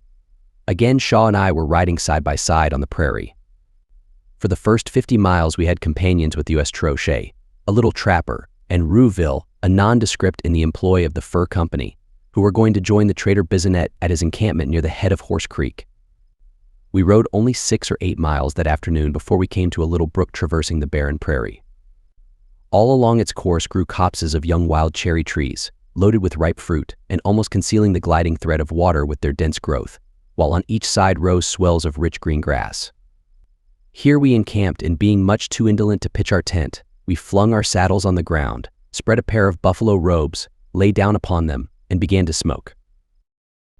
Meanwhile, Delorier busied himself with his hissing frying pan, and Raymond stood guard over the band of grazing horses. Delorier had an active assistant in Rouville, who professed great skill in the culinary art, and seizing upon a fork, began to lend his zealous aid in making ready supper. Indeed, according to his own belief, Rouville was a man of universal knowledge, and he lost no opportunity to display his manifold accomplishments. He had been a circus rider at St. Louis, and once he rode round Fort Laramie on his head, to the utter bewilderment of all the Indians. He was also noted as the wit of the fort, and as he had considerable humor and abundant vivacity, he contributed more that night to the liveliness of the camp than all the rest of the party put together. At one instant he would be kneeling by Delorier, instructing him in the true method of frying antelope steaks. Then he would come and seat himself at our side, dilating upon the orthodox fashion of braiding up a horse's tail, telling apocryphal stories how he had killed a buffalo bull with a knife, having first cut off his tail when at full speed, or relating whimsical anecdotes of the bourgeois Papin. At last he snatched up a volume of Shakespeare that was lying on the grass and halted and stumbled through a line or two to prove that he could read. He went gambling about the camp, chattering like some frolicsome ape, and whatever he was doing at one moment, the presumption was a sure one that he would not be doing it the next. His companion Trochet sat silently on the grass, not speaking a word, but keeping a vigilant eye on a very ugly little Utah squaw, of whom he was extremely jealous. On the next day we traveled farther, crossing the wide sterile basin called Gochi's Hole. Toward night we became involved among deep ravines, and being also unable to find water, our journey was protracted to a very late hour. On the next morning we had to pass a long line of bluffs, whose raw sides, wrought upon by rains and storms, were of a ghastly whiteness most oppressive to the sight. As we ascended a gap in these hills, the way was marked by huge footprints, like those of a human giant. They were the track of the grizzly bear, and on the previous day, also we had seen abundance of them along the dry channels of the streams we had passed. Immediately after this we were crossing a barren plain, spreading in long and gentle undulations to the horizon. Though the sun was bright, there was a light haze in the atmosphere. The distant hills assumed strange, distorted forms, and the edge of the horizon was continually changing its aspect. Shaw and I were riding together, and Henry Chatelain was alone. A few rods before us he stopped his horse suddenly, and turning round with the peculiar eager and earnest expression which he always wore when excited, he called to us to come forward. We galloped to his side. Henry pointed toward a black speck on the gray swell of the prairie, apparently about a mile off. "It must be a bear," said he. "Come, now, we shall all have some sport. Better fun to fight him than to fight an old buffalo bull grizzly bear so strong and smart." So we all galloped forward together, prepared for a hard fight, for these bears, though clumsy in appearance and extremely large, are incredibly fierce and active. The swell of the prairie concealed the black object from our view. Immediately after it appeared again. But now it seemed quite near to us, and as we looked at it in astonishment, it suddenly separated into two parts, each of which took wing and flew away.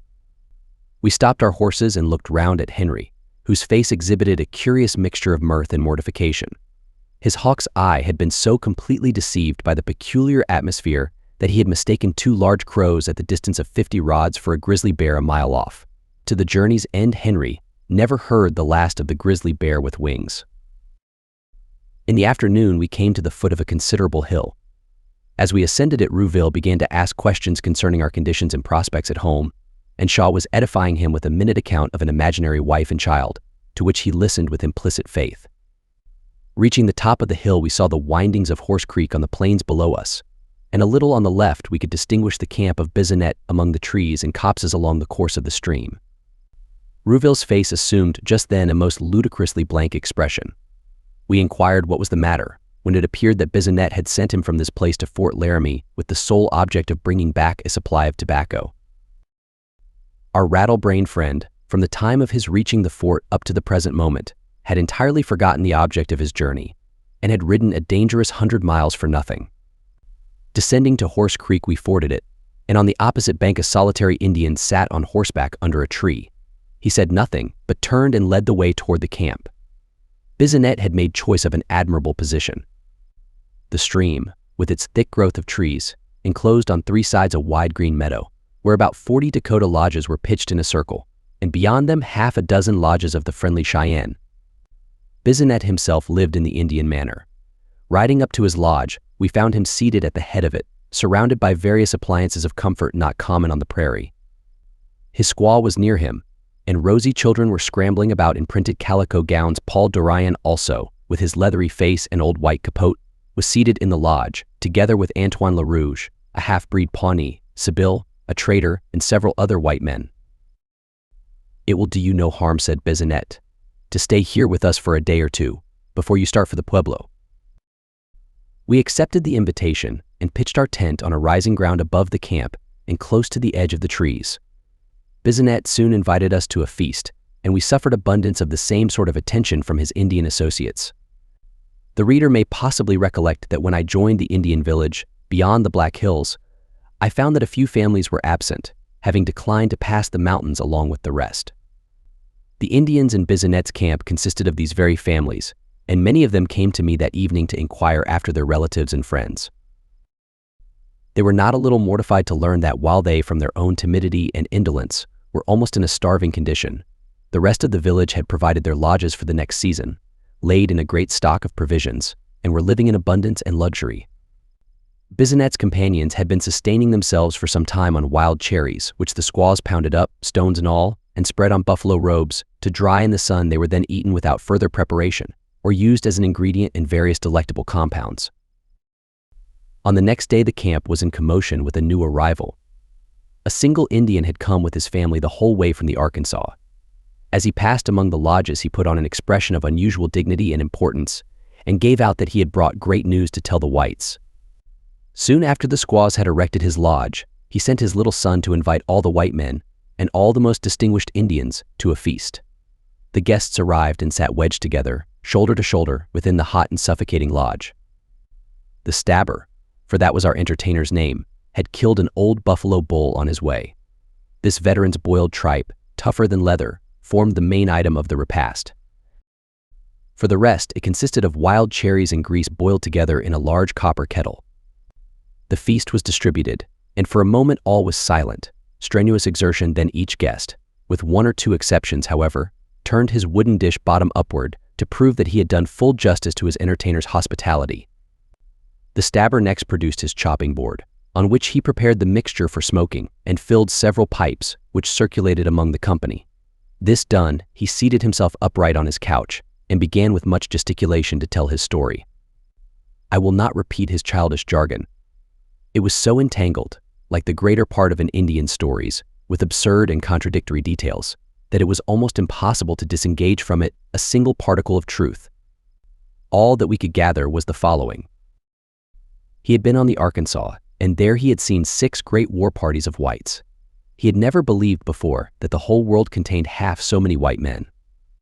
They all had large horses, long knives, and short rifles, and some of them were attired alike in the most splendid war dresses he had ever seen. From this account, it was clear that bodies of dragoons and perhaps also of volunteer cavalry had been passing up the Arkansas. The stabber had also seen a great many of the white lodges of the Miniaska, drawn by their long-horned buffalo. These could be nothing else than covered ox wagons used no doubt in transporting stores for the troops. Soon after seeing this, our host had met an Indian who had lately come from among the Comanches. The latter had told him that all the Mexicans had gone out to a great buffalo hunt, that the Americans had hid themselves in a ravine. When the Mexicans had shot away all their arrows, the Americans had fired their guns, raised their war whoop, rushed out, and killed them all. We could only infer from this that war had been declared with Mexico, and a battle fought in which the Americans were victorious. When, some weeks after, we arrived at the Pueblo, we heard of General Kearny's march up the Arkansas and of General Taylor's victories at Matamoros. As the sun was setting that evening, a great crowd gathered on the plain by the side of our tent to try the speed of their horses. These were of every shape, size, and color. Some came from California, some from the States, some from among the mountains, and some from the wild bands of the prairie. They were of every hue, white, black, red, and gray, or mottled and clouded with a strange variety of colors. They all had a wild and startled look, very different from the staid and sober aspect of a well-bred city steed. Those most noted for swiftness and spirit were decorated with eagle feathers dangling from their manes and tails. 50 or 60 Dakotas were present, wrapped from head to foot in their heavy robes of whitened hide. There were also a considerable number of the Cheyenne, many of whom wore gaudy Mexican ponchos swathed around their shoulders, but leaving the right arm bare. Mingled among the crowd of Indians were a number of Canadians, chiefly in the employ of Bisinette men, whose home is in the wilderness, and who love the campfire better than the domestic hearth. They are contented and happy in the midst of hardship, privation, and danger. Their cheerfulness and gaiety is irrepressible, and no people on earth understand better how to daff the world aside and bid it pass. Besides these were 2 or 3 half-breeds, a race of rather extraordinary composition, being, according to the common saying, half Indian, half white man, and half devil. Antoine Le Rouge was the most conspicuous among them, with his loose pantaloons and his fluttering calico skirt. A handkerchief was bound round his head to confine his black snaky hair, and his small eyes twinkled beneath it, with a mischievous luster. He had a fine cream-colored horse, whose speed he must needs try along with the rest. So he threw off the rude high-peaked saddle, and substituting a piece of buffalo robe, leaped lightly into his seat. The space was cleared, the word was given, and he and his Indian rival darted out like lightning from among the crowd, each stretching forward over his horse's neck and plying his heavy Indian whip with might and main. A moment, and both were lost in the gloom, but Antoine soon came riding back victorious, exultingly patting the neck of his quivering and panting horse. About midnight, as I lay asleep, wrapped in a buffalo robe on the ground by the side of our cart, Raymond came up and woke me. Something, he said, was going forward which I would like to see. Looking down into camp, I saw, on the farther side of it, a great number of Indians gathered around a fire, the bright glare of which made them visible through the thick darkness, while from the midst of them proceeded a loud, measured chant which would have killed Paganini outright, broken occasionally by a burst of sharp yells. I gathered the robe around me, for the night was cold, and walked down to the spot. The dark throng of Indians was so dense that they almost intercepted the light of the flame. As I was pushing among them with but little ceremony, a chief interposed himself, and I was given to understand that a white man must not approach the scene of their solemnities too closely. By passing round to the other side, where there was a little opening in the crowd, I could see clearly what was going forward, without intruding my unhallowed presence into the inner circle. The Society of the Strong Hearts were engaged in one of their dances. The Strong Hearts are a warlike association, comprising men of both the Dakota and Cheyenne nations, and entirely composed, or supposed to be so, of young braves of the highest mettle. Its fundamental principle is the admirable one of never retreating from any enterprise once commenced. All these Indian associations have a tutelary spirit. That of the Strong Hearts is embodied in the fox, an animal which a white man would hardly have selected for a similar purpose, though his subtle and cautious character agrees well enough with an Indian's notions of what is honorable in warfare. The dancers were circling round and round the fire, each figure brightly illumined at one moment by the yellow light, and at the next drawn in blackest shadow as it passed between the flame and the spectator. They would imitate with the most ludicrous exactness the motions and the voice of their sly patron the fox. Then a startling yell would be given. Many other warriors would leap into the ring, and with faces upturned toward the starless sky, they would all stamp and whoop and brandish their weapons like so many frantic devils. Until the next afternoon we were still remaining with Bisonet. My companion and I with our 3 attendants then left his camp for the Pueblo, a distance of 300 miles, and we supposed the journey would occupy about a fortnight. During this time we all earnestly hoped that we might not meet a single human being, for should we encounter any, they would in all probability be enemies, ferocious robbers and murderers, in whose eyes our rifles would be our only passports. For the first 2 days nothing worth mentioning took place. On the 3rd morning, however, an untoward incident occurred. We were encamped by the side of a little brook in an extensive hollow of the plain. Delorier was up long before daylight, and before he began to prepare breakfast he turned loose all the horses, as in duty bound. There was a cold mist clinging close to the ground, and by the time the rest of us were awake the animals were invisible. It was only after a long and anxious search that we could discover by their tracks the direction they had taken. They had all set off for Fort Laramie, following the guidance of a mutinous old mule, and though many of them were hobbled, they had driven 3 miles before they could be overtaken and driven back. For the following 2 or 3 days we were passing over an arid desert. The only vegetation was a few tufts of short grass, dried and shriveled by the heat. There was an abundance of strange insects and reptiles.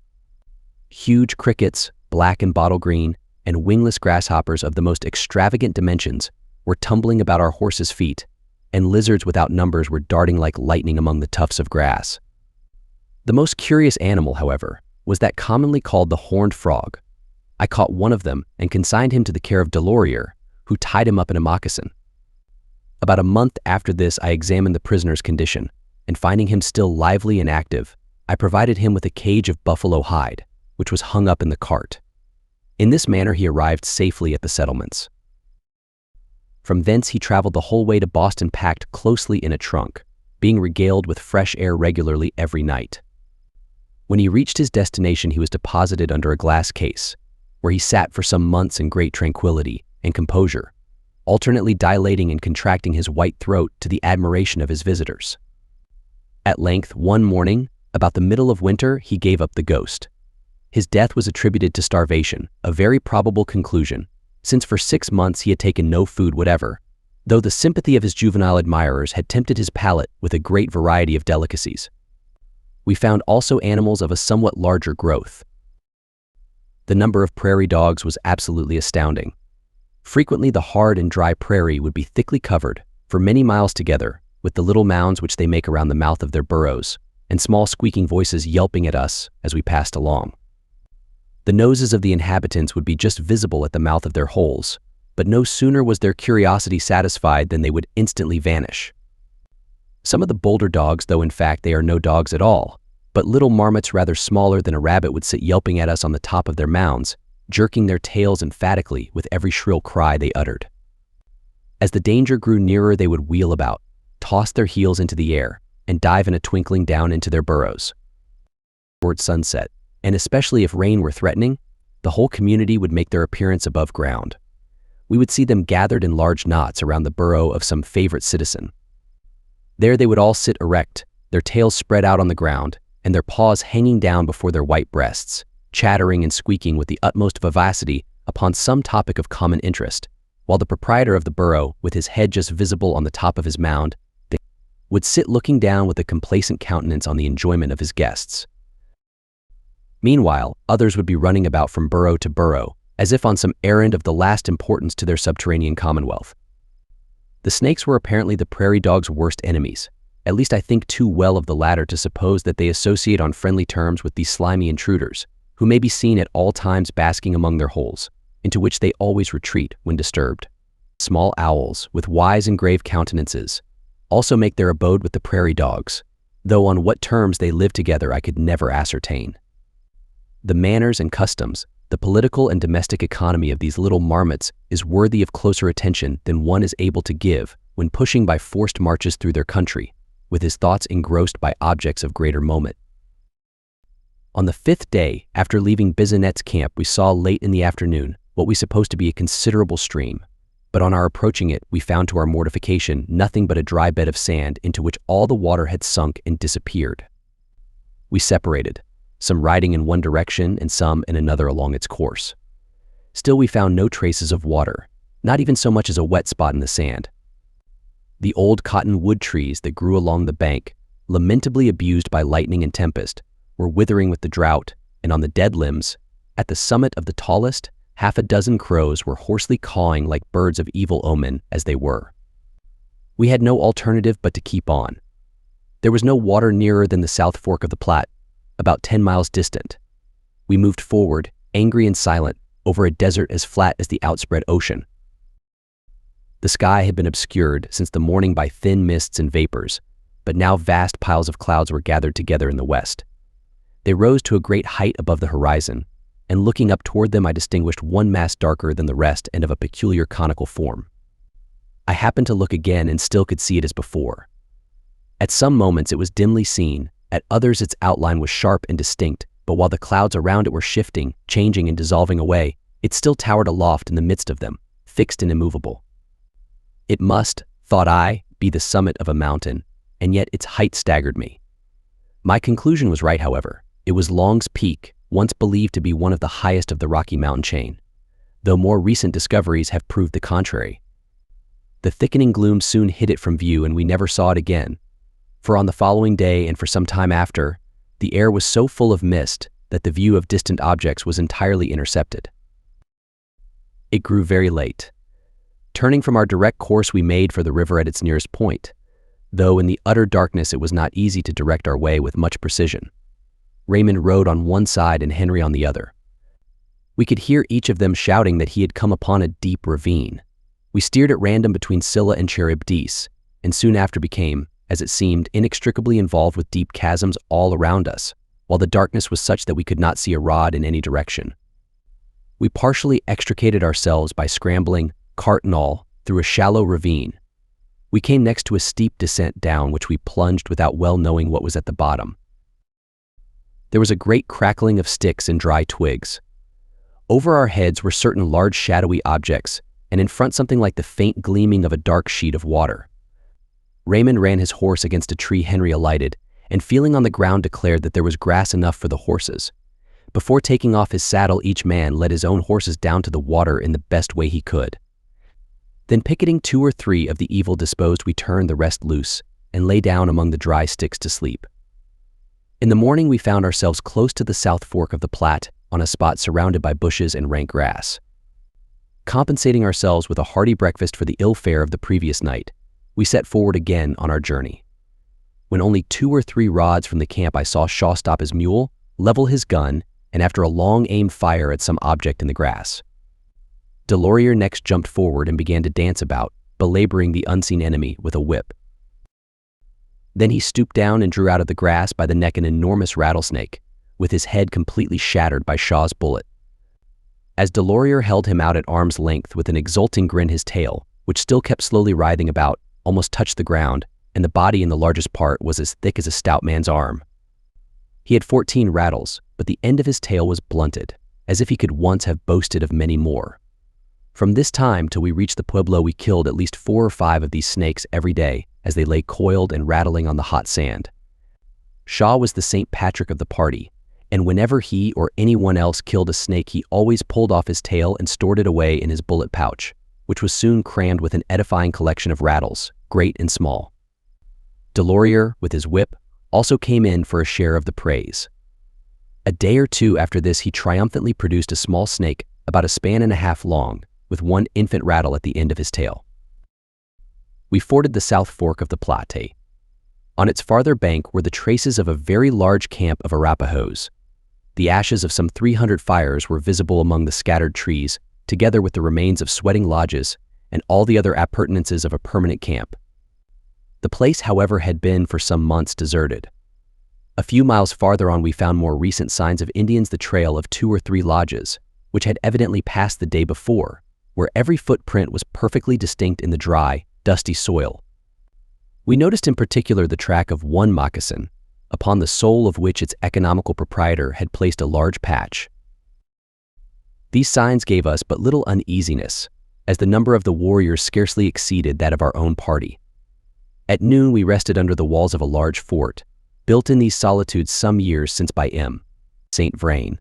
It was now abandoned and fast falling into ruin.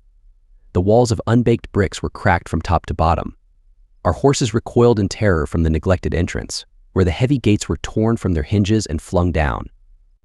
The area within was overgrown with weeds, and the long ranges of apartments, once occupied by the motley concourse of traders, Canadians, and squaws, were now miserably dilapidated. 12 miles further on, near the spot where we encamped, were the remains of still another fort, standing in melancholy desertion and neglect. Early on the following morning, we made a startling discovery. We passed close by a large deserted encampment of Arapahoes. There were about 50 fires still smoldering on the ground, and it was evident from numerous signs that the Indians must have left the place within 2 hours of our reaching it. Their trail crossed our own at right angles, and led in the direction of a line of hills half a mile on our left. There were women and children in the party, which would have greatly diminished the danger of encountering them. Henry Chatelain examined the encampment and the trail with a very professional and businesslike air. "Supposing we had met them," Henry said I.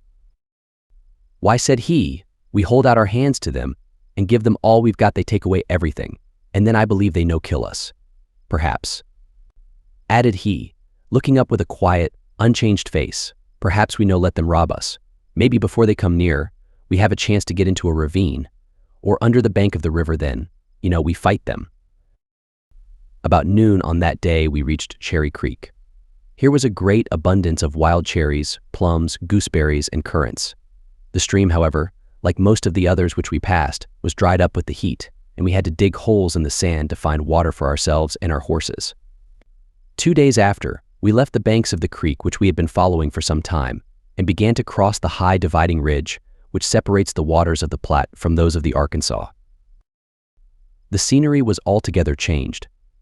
In place of the burning plains, we were passing now through rough and savage glens and among hills crowned with a dreary growth of pines. We encamped among these solitudes on the night of the 16th of August. A tempest was threatening. The sun went down among volumes of jet-black cloud edged with a bloody red. But in spite of these portentous signs, we neglected to put up the tent, and being extremely fatigued, lay down on the ground and fell asleep. The storm broke about midnight, and we erected the tent amid darkness and confusion. In the morning all was fair again, and Pike's Peak, white with snow, was towering above the wilderness afar off. We pushed through an extensive tract of pine woods. Large black squirrels were leaping among the branches. From the farther edge of this forest, we saw the prairie again, hollowed out before us into a vast basin, and about a mile in front we could discern a little black speck moving upon its surface. It could be nothing but a buffalo. Henry primed his rifle afresh and galloped forward. To the left of the animal was a low rocky mound, of which Henry availed himself in making his approach. After a short time we heard the faint report of the rifle. The bull, mortally wounded from a distance of nearly 300 yards, ran wildly round and round in a circle. Shaw and I then galloped forward, and passing him as he ran, foaming with rage and pain, we discharged our pistols into his side. Once or twice he rushed furiously upon us, but his strength was rapidly exhausted. Down he fell on his knees. For one instant he glared up at his enemies with burning eyes through his black tangled mane, and then rolled over on his side. Though gaunt and thin, he was larger and heavier than the largest ox. Foam and blood flew together from his nostrils as he lay bellowing and pawing the ground, tearing up grass and earth with his hoofs. His sides rose and fell like a vast pair of bellows, the blood spouting up in jets from the bullet holes. Suddenly his glaring eyes became like a lifeless jelly. He lay motionless on the ground. Henry stooped over him, and making an incision with his knife, pronounced the meat too rank and tough for use, so, disappointed in our hopes of an addition to our stock of provisions, we rode away and left the carcass to the wolves. In the afternoon we saw the mountains rising like a gigantic wall at no great distance on our right. "Des sauvages! Des sauvages!" exclaimed Delorier, looking round with a frightened face and pointing with his whip toward the foot of the mountains. In fact, we could see at a distance a number of little black specks, like horsemen in rapid motion. Henry Chatelain, with Shaw and myself, galloped toward them to reconnoiter, when to our amusement we saw the supposed Arapahoes resolved into the black tops of some pine trees which grew along a ravine. The summits of these pines, just visible above the verge of the prairie, and seeming to move as we ourselves were advancing, looked exactly like a line of horsemen. We encamped among ravines and hollows, through which a little brook was foaming angrily. Before sunrise in the morning the snow-covered mountains were beautifully tinged with a delicate rose color. A noble spectacle awaited us as we moved forward. 6 or 8 miles on our right, Pike's Peak and his giant brethren rose out of the level prairie, as if springing from the bed of the ocean. From their summits down to the plain below they were involved in a mantle of clouds, in restless motion, as if urged by strong winds. For one instant some snowy peak, towering in awful solitude, would be disclosed to view. As the clouds broke along the mountain, we could see the dreary forests, the tremendous precipices, the white patches of snow, the gulfs and chasms as black as night, all revealed for an instant, and then disappearing from the view. One could not but recall the stanza of Childe Harold. Morn dawns, and with it stern Albania's hills, dark Suli's rocks, and Pindus inland peak, robed half in mist, bedewed with snowy rills, arrayed in many a dun and purple streak, arise and, as the clouds along them break, disclose the dwelling of the mountaineer. Here roams the wolf, the eagle whets his beak. Birds, beasts of prey, and wilder men appear, and gathering storms around convulse the closing year. Every line save one of this description was more than verified here. There were no dwellings of the mountaineer among these heights. Fierce savages, restlessly wandering through summer and winter, alone invade them. Their hand is against every man, and every man's hand against them. On the day after, we had left the mountains at some distance. A black cloud descended upon them, and a tremendous explosion of thunder followed, reverberating among the precipices. In a few moments everything grew black, and the rain poured down like a cataract. We got under an old cottonwood tree, which stood by the side of a stream, and waited there till the rage of the torrent had passed. The clouds opened at the point where they first had gathered, and the whole sublime congregation of mountains was bathed at once in warm sunshine. They seemed more like some luxurious vision of Eastern romance than like a reality of that wilderness. All were melted together into a soft, delicious blue, as voluptuous as the sky of Naples or the transparent sea that washes the sunny cliffs of Capri. On the left the whole sky was still of an inky blackness, but 2 concentric rainbows stood in brilliant relief against it, while far in front the ragged clouds still streamed before the wind, and the retreating thunder muttered angrily. Through that afternoon and the next morning, we were passing down the banks of the stream called La Fontaine Quai Boule from the boiling spring whose waters flow into it. When we stopped at noon, we were within 6 or 8 miles of the pueblo. Setting out again, we found by the fresh tracks that a horseman had just been out to reconnoiter us. He had circled half round the camp and then galloped back full speed for the pueblo. What made him so shy of us we could not conceive. After an hour's ride, we reached the edge of a hill, from which a welcome sight greeted us. The Arkansas ran along the valley below, among woods and groves, and closely nestled in the midst of wide cornfields and green meadows, where cattle were grazing, rose the low mud walls of the pueblo. Chapter 21. The Pueblo and Bent's Fort. We approached the gate of the pueblo. It was a wretched species of fort of most primitive construction, being nothing more than a large square enclosure, surrounded by a wall of mud, miserably cracked and dilapidated. The slender pickets that surmounted it were half broken down, and the gate dangled on its wooden hinges so loosely that to open or shut it seemed likely to fling it down altogether. 2 or 3 squalid Mexicans, with their broad hats and their vile faces overgrown with hair, were lounging about the bank of the river in front of it. They disappeared as they saw us approach, and as we rode up to the gate, a light, active little figure came out to meet us. It was our old friend Richard. He had come from Fort Laramie on a trading expedition to Taos, but finding, when he reached the pueblo, that the war would prevent his going farther, he was quietly waiting till the conquest of the country should allow him to proceed. He seemed to consider himself bound to do the honors of the place. Shaking us warmly by the hands, he led the way into the area. Here we saw his large Santa Fe wagons standing together. A few squaws and Spanish women, and a few Mexicans, as mean and miserable as the place itself, were lazily sauntering about. Richard conducted us to the state apartment of the pueblo, a small mud room, very neatly finished, considering the material, and garnished with a crucifix, a looking glass, a picture of the Virgin, and a rusty horse pistol. There were no chairs, but instead of them a number of chests and boxes ranged about the room. There was another room beyond, less sumptuously decorated, and here 3 or 4 Spanish girls, one of them very pretty, were baking cakes at a mud fireplace in the corner. They brought out a poncho, which they spread upon the floor by way of tablecloth. A supper, which seemed to us luxurious, was soon laid out upon it, and folded buffalo robes were placed around it to receive the guests. 2 or 3 Americans besides ourselves were present. We sat down Turkish fashion and began to inquire the news.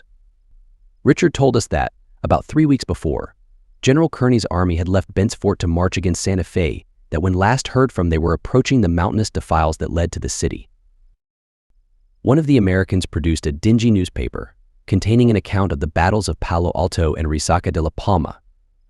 While we were discussing these matters, the doorway was darkened by a tall, shambling fellow who stood with his hands in his pockets taking a leisurely survey of the premises before he entered. He wore brown homespun pantaloons, much too short for his legs, and a pistol and bowie knife stuck in his belt. His head and one eye were enveloped in a huge bandage of white linen. Having completed his observations, he came slouching in and sat down on a chest. 8 or 10 more of the same stamp followed, and very coolly arranging themselves about the room, began to stare at the company. Shaw and I looked at each other. We were forcibly reminded of the Oregon emigrants, though these unwelcome visitors had a certain glitter of the eye, and a compression of the lips which distinguished them from our old acquaintances of the prairie. They began to catechize us at once, inquiring whence we had come, what we meant to do next, and what were our future prospects in life. The man with the bandaged head had met with an untoward accident a few days before. He was going down to the river to bring water, and was pushing through the young willows which covered the low ground, when he came unawares upon a grizzly bear, which, having just eaten a buffalo bull, had lain down to sleep off the meal. The bear rose on his hind legs and gave the intruder such a blow with his paw that he laid his forehead entirely bare, clawed off the front of his scalp, and narrowly missed one of his eyes. Fortunately, he was not in a very pugnacious mood, being surfeited with his late meal. The man's companions, who were close behind, raised a shout, and the bear walked away, crushing down the willows in his leisurely retreat. These men belonged to a party of Mormons who, out of a well-grounded fear of the other emigrants, had postponed leaving the settlements until all the rest were gone. On account of this delay, they did not reach Fort Laramie until it was too late to continue their journey to California. Hearing that there was good land at the head of the Arkansas, They crossed over under the guidance of Richard and were now preparing to spend the winter at a spot about half a mile from the pueblo. When we took leave of Richard, it was near sunset. Passing out of the gate, we could look down the little valley of the Arkansas, a beautiful scene, and doubly so to our eyes, so long accustomed to deserts and mountains. Tall woods lined the river, with green meadows on either hand and high bluffs, quietly basking in the sunlight, flanked the narrow valley. A Mexican on horseback was driving a herd of cattle toward the gate, and our little white tent, which the men had pitched under a large tree in the meadow, made a very pleasing feature in the scene.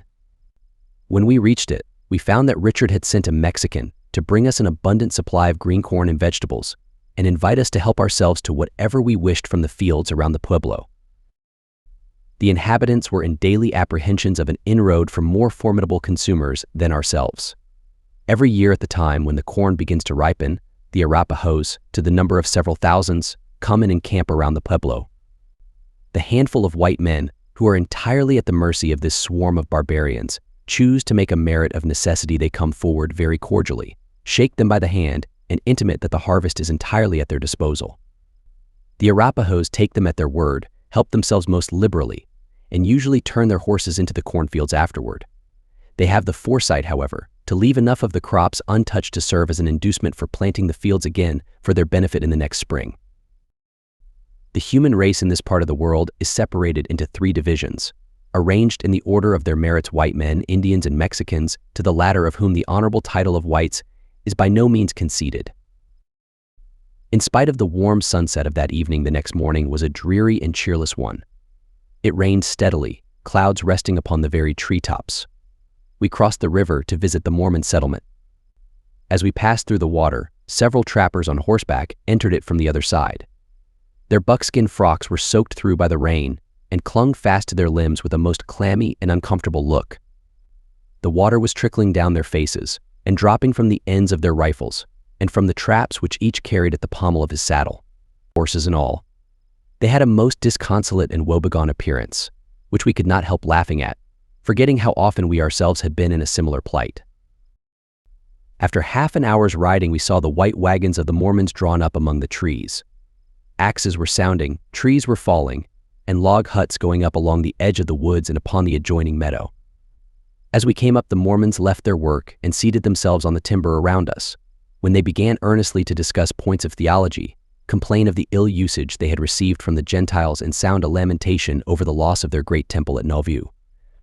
After remaining with them an hour, we rode back to our camp, happy that the settlements had been delivered from the presence of such blind and desperate fanatics. On the morning after this, we left the pueblo for Bent's Fort. The conduct of Raymond had lately been less satisfactory than before, and we had discharged him as soon as we arrived at the former place, so that the party, ourselves included, was now reduced to 4. There was some uncertainty as to our future course. The trail between Bent's Fort and the settlements, a distance computed at 600 miles, was at this time in a dangerous state, for since the passage of General Kearny's army, great numbers of hostile Indians, chiefly Pawnees and Comanches, had gathered about some parts of it. A little after this time they became so numerous and audacious that scarcely a single party, however large, passed between the fort and the frontier without some token of their hostility. The newspapers of the time sufficiently display this state of things. Many men were killed and great numbers of horses and mules carried off. Not long since I met with the gentleman who, during the autumn, came from Santa Fe to Bent's Fort, when he found a party of 70 men who thought themselves too weak to go down to the settlements alone and were waiting there for a reinforcement. Though this excessive timidity fully proves the ignorance and credulity of the men, it may also evince the state of alarm which prevailed in the country. When we were there in the month of August, the danger had not become so great. There was nothing very attractive in the neighborhood.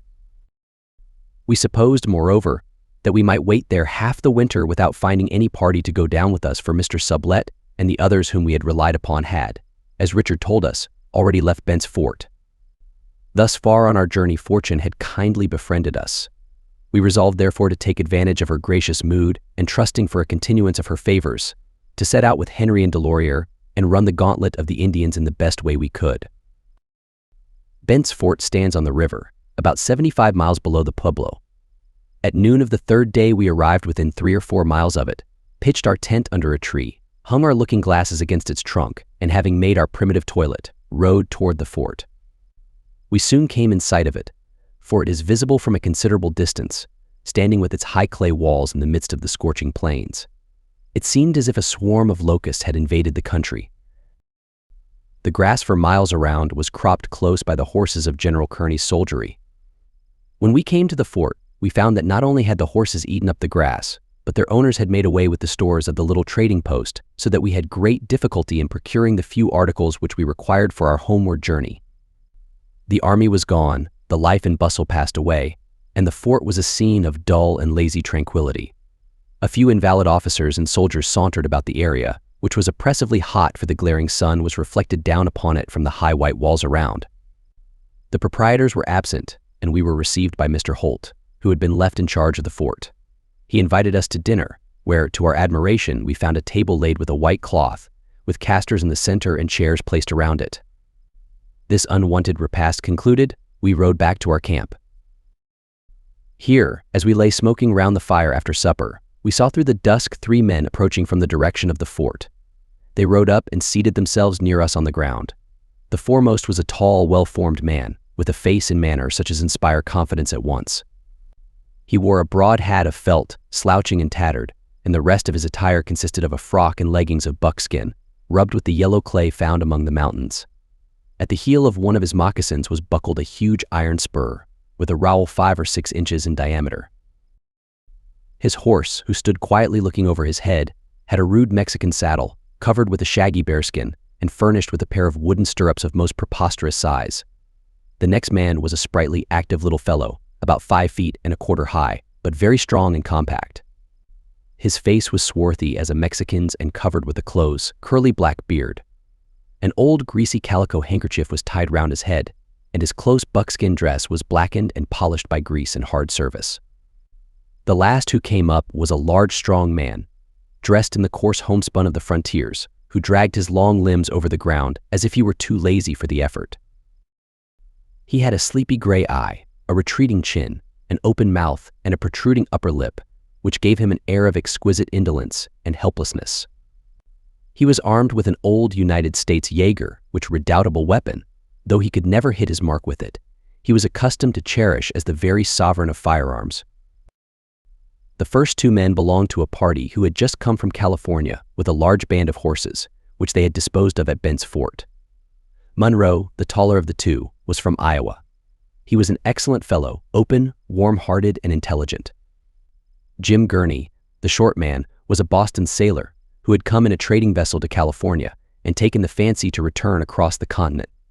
The journey had already made him an expert mountain man, and he presented the extraordinary phenomenon of a sailor who understood how to manage a horse.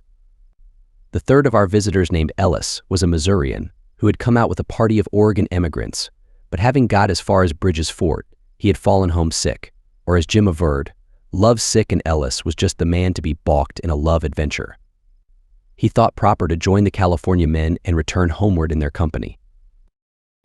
They now requested that they might unite with our party and make the journey to the settlements in company with us. We readily assented, for we liked the appearance of the first 2 men, and were very glad to gain so efficient a reinforcement. We told them to meet us on the next evening at a spot on the riverside, about 6 miles below the fort.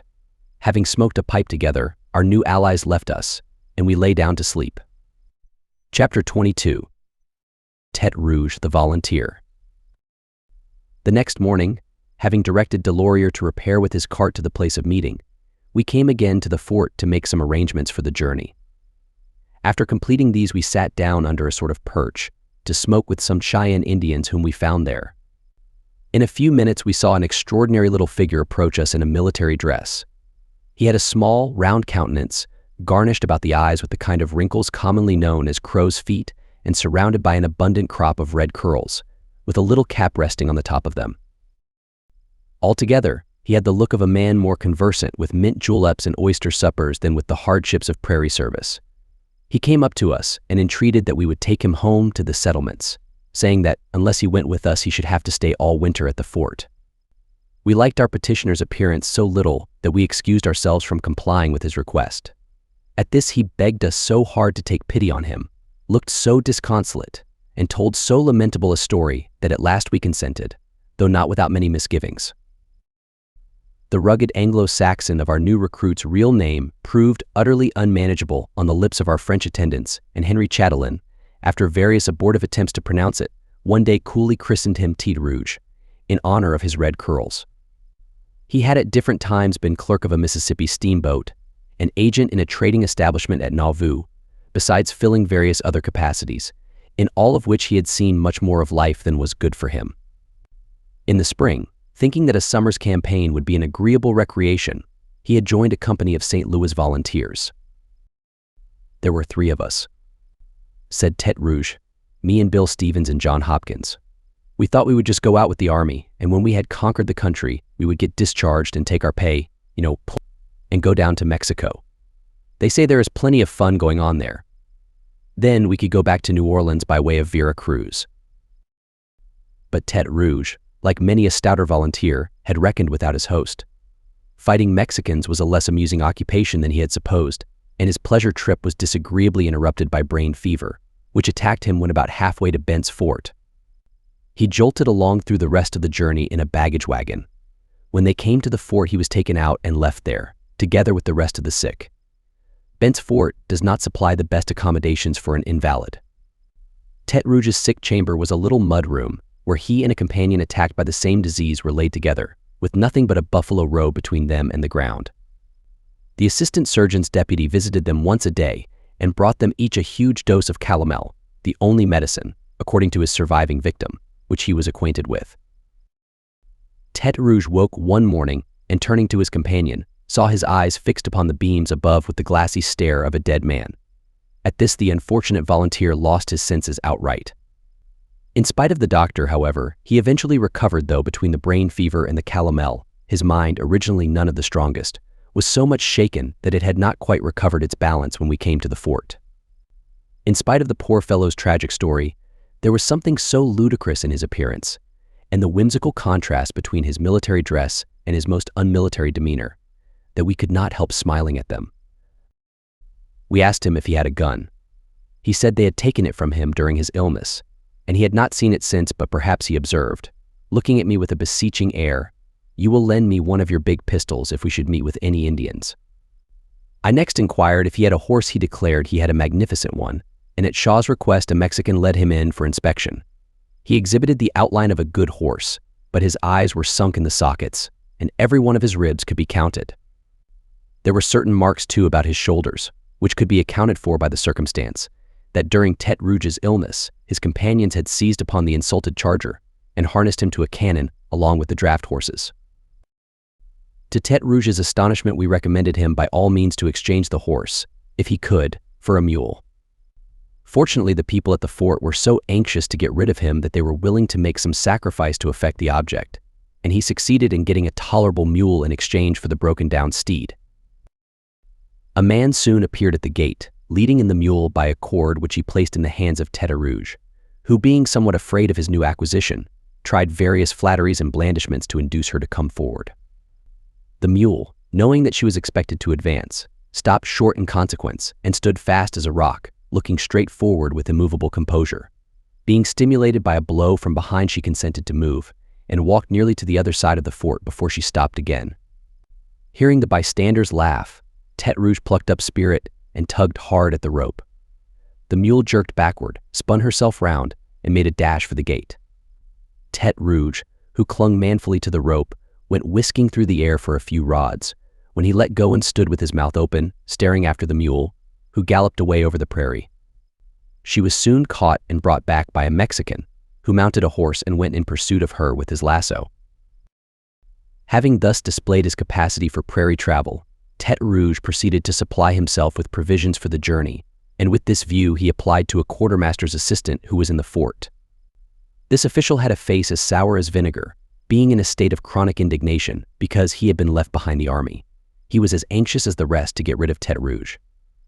So, producing a rusty key, he opened a low door which led to a half-subterranean apartment, into which the two disappeared together. After some time they came out again, Tête Rouge greatly embarrassed by a multiplicity of paper parcels containing the different articles of his 40 days' rations. They were consigned to the care of Delorier, who about that time passed by with the cart on his way to the appointed place of meeting with Monroe and his companions. We next urged Tete Rouge to provide himself, if he could, with a gun. He accordingly made earnest appeals to the charity of various persons in the fort, but totally without success, a circumstance which did not greatly disturb us, since in the event of a skirmish he would be much more apt to do mischief to himself or his friends than to the enemy. When all these arrangements were completed, we saddled our horses and were preparing to leave the fort, when looking round we discovered that our new associate was in fresh trouble. A man was holding the mule for him in the middle of the fort, while he tried to put the saddle on her back, but she kept stepping sideways and moving round and round in a circle until he was almost in despair. It required some assistance before all his difficulties could be overcome. At length he clambered into the black war saddle on which he was to have carried terror into the ranks of the Mexicans. "Get up," said Tete Rouge. "Come now, go along, will you?" The mule walked deliberately forward out of the gate. Her recent conduct had inspired him with so much awe that he never dared to touch her with his whip. We trotted forward toward the place of meeting, but before he had gone far we saw that Tete Rouge's mule, who perfectly understood her rider, had stopped and was quietly grazing, in spite of his protestations, at some distance behind. So getting behind him, we drove him and the contumacious mule before us, until we could see through the twilight the gleaming of a distant fire. Monroe, Jim, and Ellis were lying around at their saddles, packs and weapons were scattered about, and their horses picketed near them. Delorier was there too with our little cart. Another fire was soon blazing high. We invited our new allies to take a cup of coffee with us. When both the others had gone over to their side of the camp, Jim Gurney still stood by the blaze, puffing hard at his little black pipe, as short and weather-beaten as himself. "Well," he said, "here are 8 of us. We'll call it 6 for them 2 boobies. Ellis over yonder, and that new man of yours won't count for anything. We'll get through well enough, never fear for that, unless the Comanches happen to get foul of us." Chapter 23. Indian Alarms. We began our journey for the frontier settlements on the 27th of August, and certainly a more ragamuffin cavalcade never was seen on the banks of the upper Arkansas. Of the large and fine horses with which we had left the frontier in the spring, not one remained. We had supplied their place with the rough breed of the prairie, as hardy as mules, and almost as ugly. We had also with us a number of the latter detestable animals. In spite of their strength and hardihood, several of the band were already worn down by hard service and hard fare, and as none of them were shod, they were fast becoming footsore. Every horse and mule had a cord of twisted bullhide coiled around his neck, which by no means added to the beauty of his appearance. Our saddles and all our equipments were by this time lamentably worn and battered, and our weapons had become dull and rusty. The dress of the riders fully corresponded with the dilapidated furniture of our horses, and of the whole party none made a more disreputable appearance than my friend and I. Shaw had for an upper garment an old red flannel shirt, flying open in front and belted around him like a frock, while I, in absence of other clothing, was attired in a time-worn suit of leather. Thus happy and careless as so many beggars, we crept slowly from day to day along the monotonous banks of the Arkansas. Tete Rouge gave constant trouble, for he could never catch his mule, saddle her, or indeed do anything else without assistance. Every day he had some new ailment, real or imaginary, to complain of. At one moment he would be woebegone and disconsolate, and the next he would be visited with a violent flow of spirits, to which he could only give vent by incessant laughing, whistling, and telling stories. When other resources failed, we used to amuse ourselves by tormenting him, a fair compensation for the trouble he cost us. Tete Rouge rather enjoyed being laughed at, for he was an odd compound of weakness, eccentricity, and good nature. He made a figure worthy of a painter as he paced along before us, perched on the back of his mule and enveloped in a huge buffalo robe coat which some charitable person had given him at the fort. This extraordinary garment, which would have contained 2 men of his size, he chose, for some reason best known to himself, to wear inside out, and he never took it off, even in the hottest weather. It was fluttering all over with seams and tatters, and the hide was so old and rotten that it broke out every day in a new place.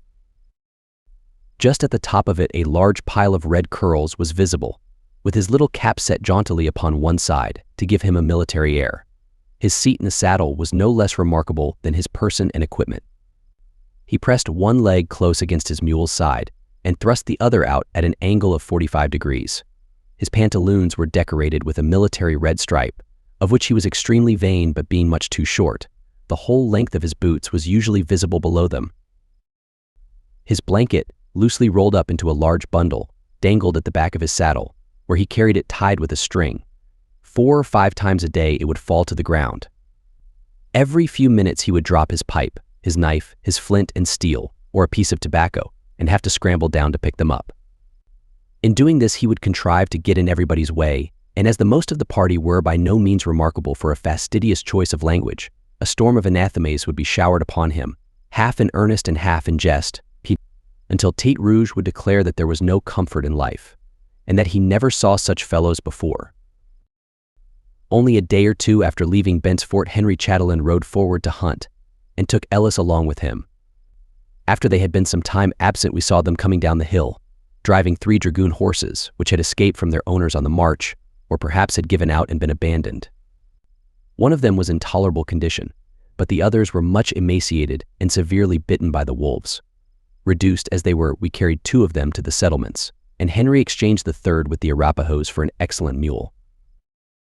On the day after, when we had stopped to rest at noon, a long train of Santa Fe wagons came up and trailed slowly past us in their picturesque procession. They belonged to a trader named McGoffin, whose brother, with a number of other men, came over and sat down around us on the grass. The news they brought was not of the most pleasing complexion. According to their accounts, the trail below was in a very dangerous state. They had repeatedly detected Indians prowling at night around their camps, and the large party which had left Bent's Fort a few weeks previous to our own departure had been attacked, and a man named Swan, from Massachusetts, had been killed. His companions had buried the body, but when McGoffin found his grave, which was near a place called the Caches, the Indians had dug up and scalped him, and the wolves had shockingly mangled his remains. As an offset to this intelligence, they gave us the welcome information that the buffalo were numerous at a few days' journey below. On the next afternoon, as we moved along the bank of the river, we saw the white tops of wagons on the horizon. It was some hours before we met them, when they proved to be a train of clumsy ox wagons, quite different from the rakish vehicles of the Santa Fe traders, and loaded with government stores for the troops. They all stopped, and the drivers gathered around us in a crowd. I thought that the whole frontier might have been ransacked in vain to furnish men worse fitted to meet the dangers of the prairie. Many of them were mere boys fresh from the plow and devoid of knowledge and experience. In respect to the state of the trail, they confirmed all that the Santa Fe men had told us. In passing between the Pawnee Fork and the Caches, their sentinels had fired every night at real or imaginary Indians. They said also that Ewing, a young Kentuckian in the party that had gone down before us, had shot an Indian who was prowling at evening about the camp. Some of them advised us to turn back, and others to hasten forward as fast as we could, but they all seemed in such a state of feverish anxiety, and so little capable of cool judgment, that we attached slight weight to what they said. They next gave us a more definite piece of intelligence. A large village of Arapahoes was encamped on the river below. They represented them to be quite friendly, but some distinction was to be made between a party of 30 men traveling with oxen, which are of no value in an Indian's eyes, and a mere handful like ourselves, with a tempting band of mules and horses. This story of the Arapahoes therefore caused us some anxiety.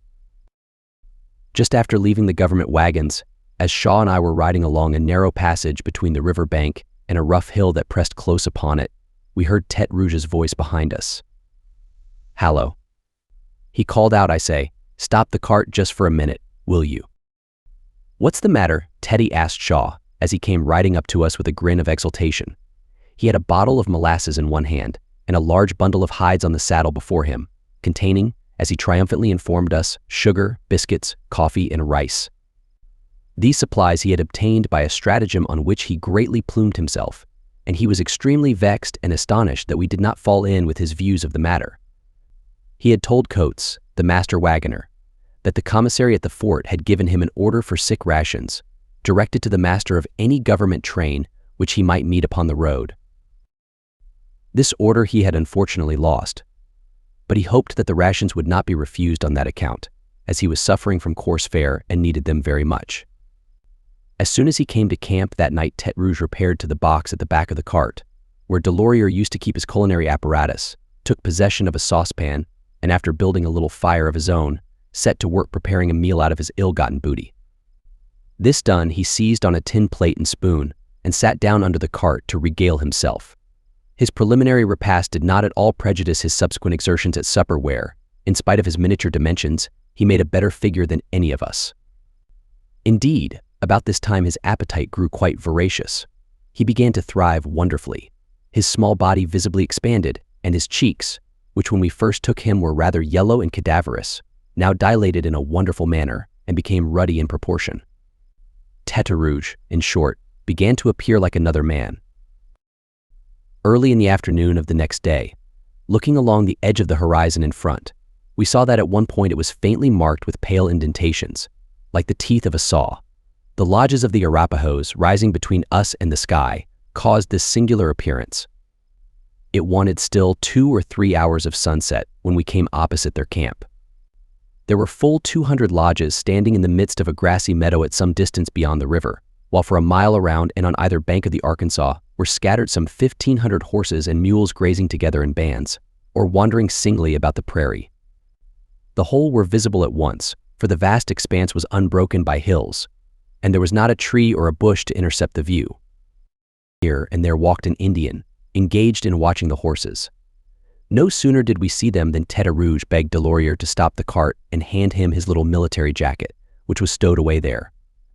In this he instantly invested himself, having for once laid the old buffalo coat aside, assumed a most martial posture in the saddle, set his cap over his left eye with an air of defiance, and earnestly entreated that somebody would lend him a gun or a pistol only for half an hour.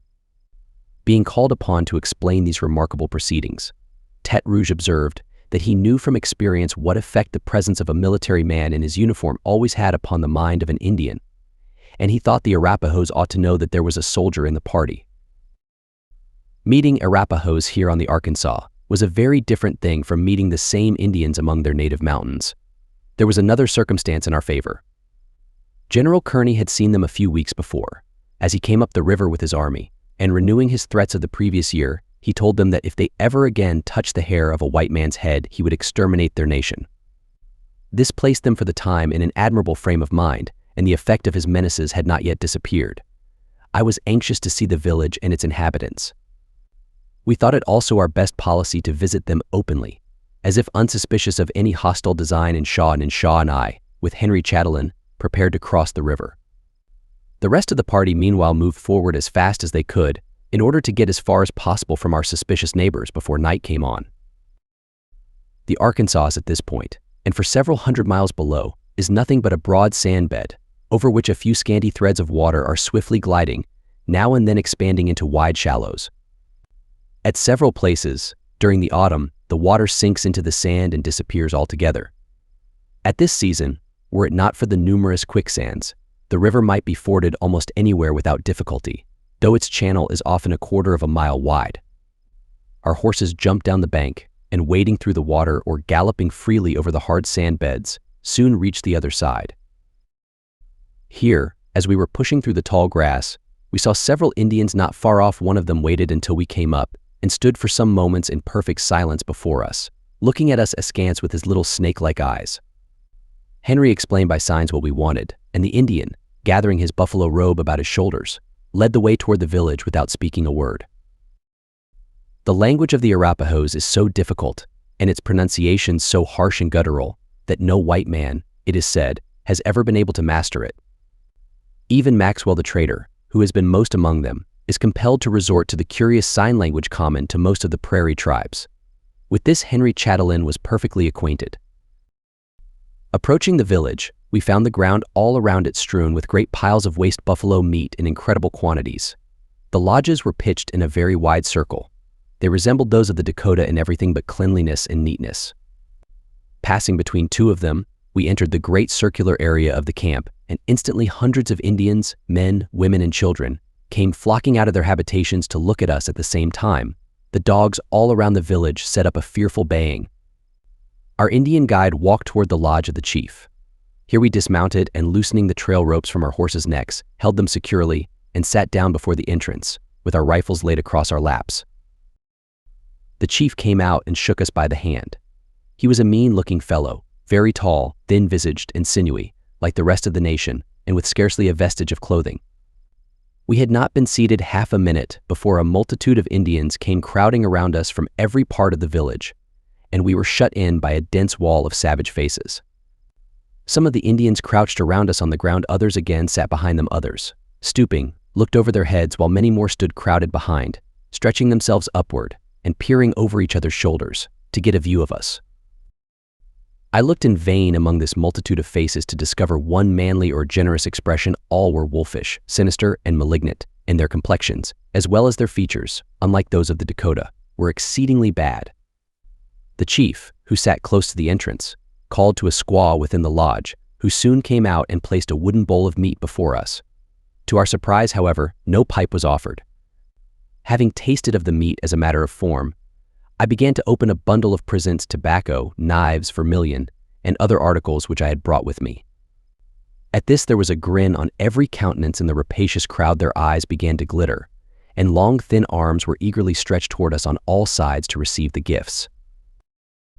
The Arapahoes set great value upon their shields, which they transmit carefully from father to son.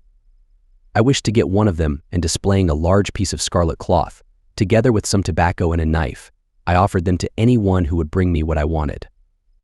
After some delay, a tolerable shield was produced. They were very anxious to know what we meant to do with it, and Henry told them that we were going to fight their enemies, the Pawnees. This instantly produced a visible impression in our favor, which was increased by the distribution of the presents. Among these was a large paper of albalwals, a gift appropriate to the women, and as we were anxious to see the beauties of the Arapaho village, Henry requested that they might be called to receive them. A warrior gave a shout as if he were calling a pack of dogs together. The squaws, young and old, hags of 80 and girls of 16, came running with screams and laughter out of the lodges, and as the men gave way for them, they gathered round us and stretched out their arms, grinning with delight, their native ugliness considerably enhanced by the excitement of the moment. Mounting our horses, which during the whole interview we had held close to us, we prepared to leave the Arapahoes.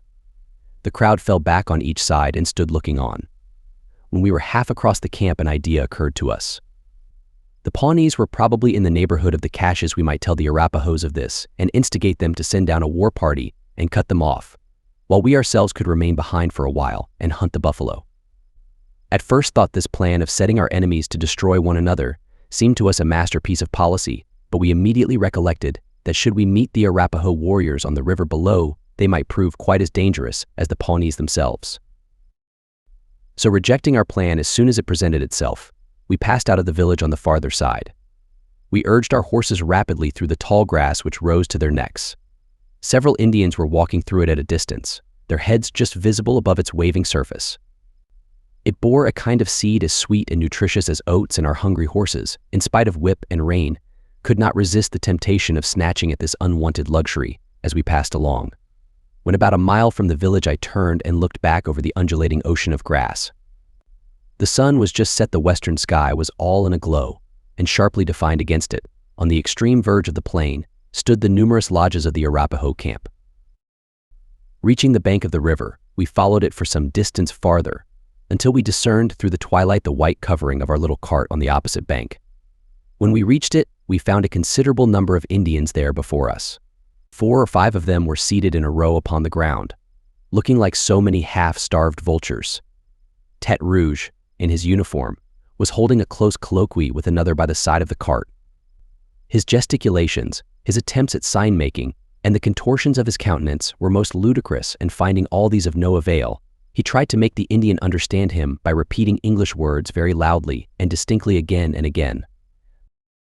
The Indian sat with his eye fixed steadily upon him, and in spite of the rigid immobility of his features, it was clear at a glance that he perfectly understood his military companion's character and thoroughly despised him. The exhibition was more amusing than politic, and Tête Rouge was directed to finish what he had to say as soon as possible. Thus rebuked, he crept under the cart and sat down there. Henry Chatelain stopped to look at him in his retirement and remarked in his quiet manner that an Indian would kill 10 such men and laugh all the time.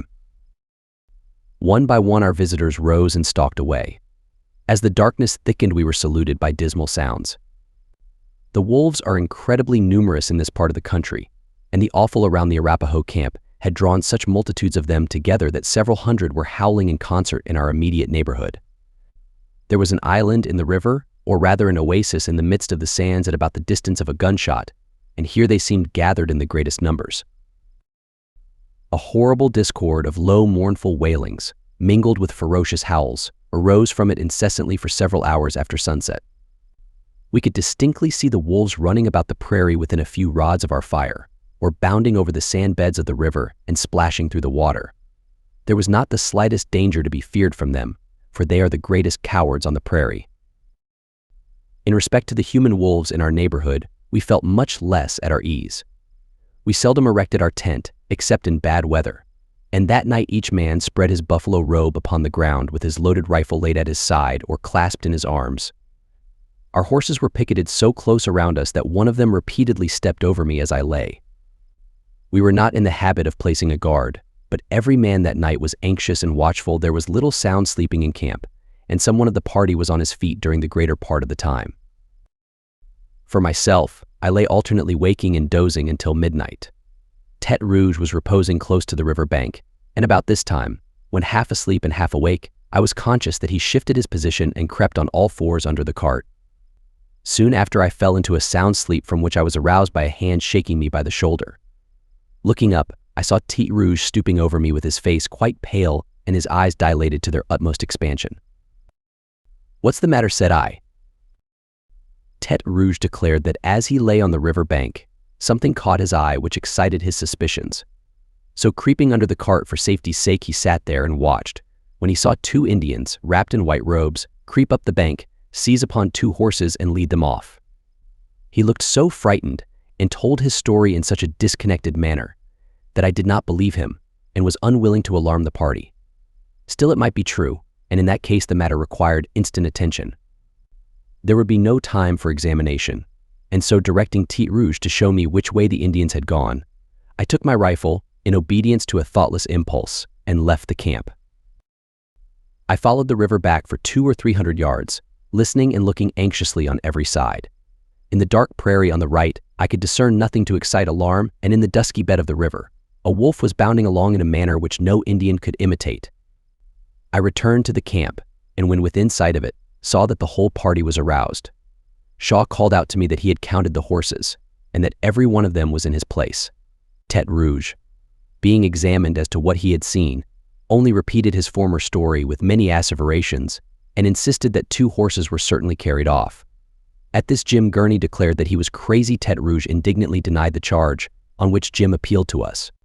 As we declined to give our judgment on so delicate a matter, the dispute grew hot between Tete Rouge and his accuser, until he was directed to go to bed and not alarm the camp again if he saw the whole Arapaho village coming.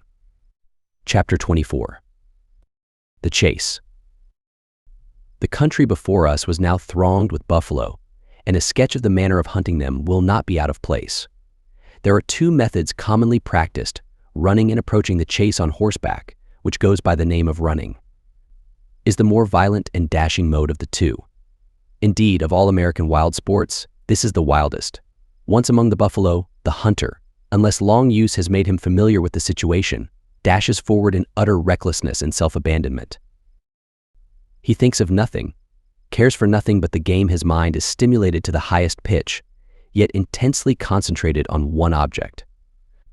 In the midst of the flying herd, where the uproar and the dust are thickest, it never wavers for a moment. He drops the rein and abandons his horse to his furious career. He levels his gun. The report sounds faint amid the thunder of the buffalo. And when his wounded enemy leaps in vain fury upon him, his heart thrills with a feeling like the fierce delight of the battlefield. A practiced and skillful hunter, well mounted, will sometimes kill 5 or 6 cows in a single chase, loading his gun again and again as his horse rushes through the tumult. An exploit like this is quite beyond the capacities of a novice. In attacking a small band of buffalo, or in separating a single animal from the herd and assailing it apart from the rest, there is less excitement and less danger.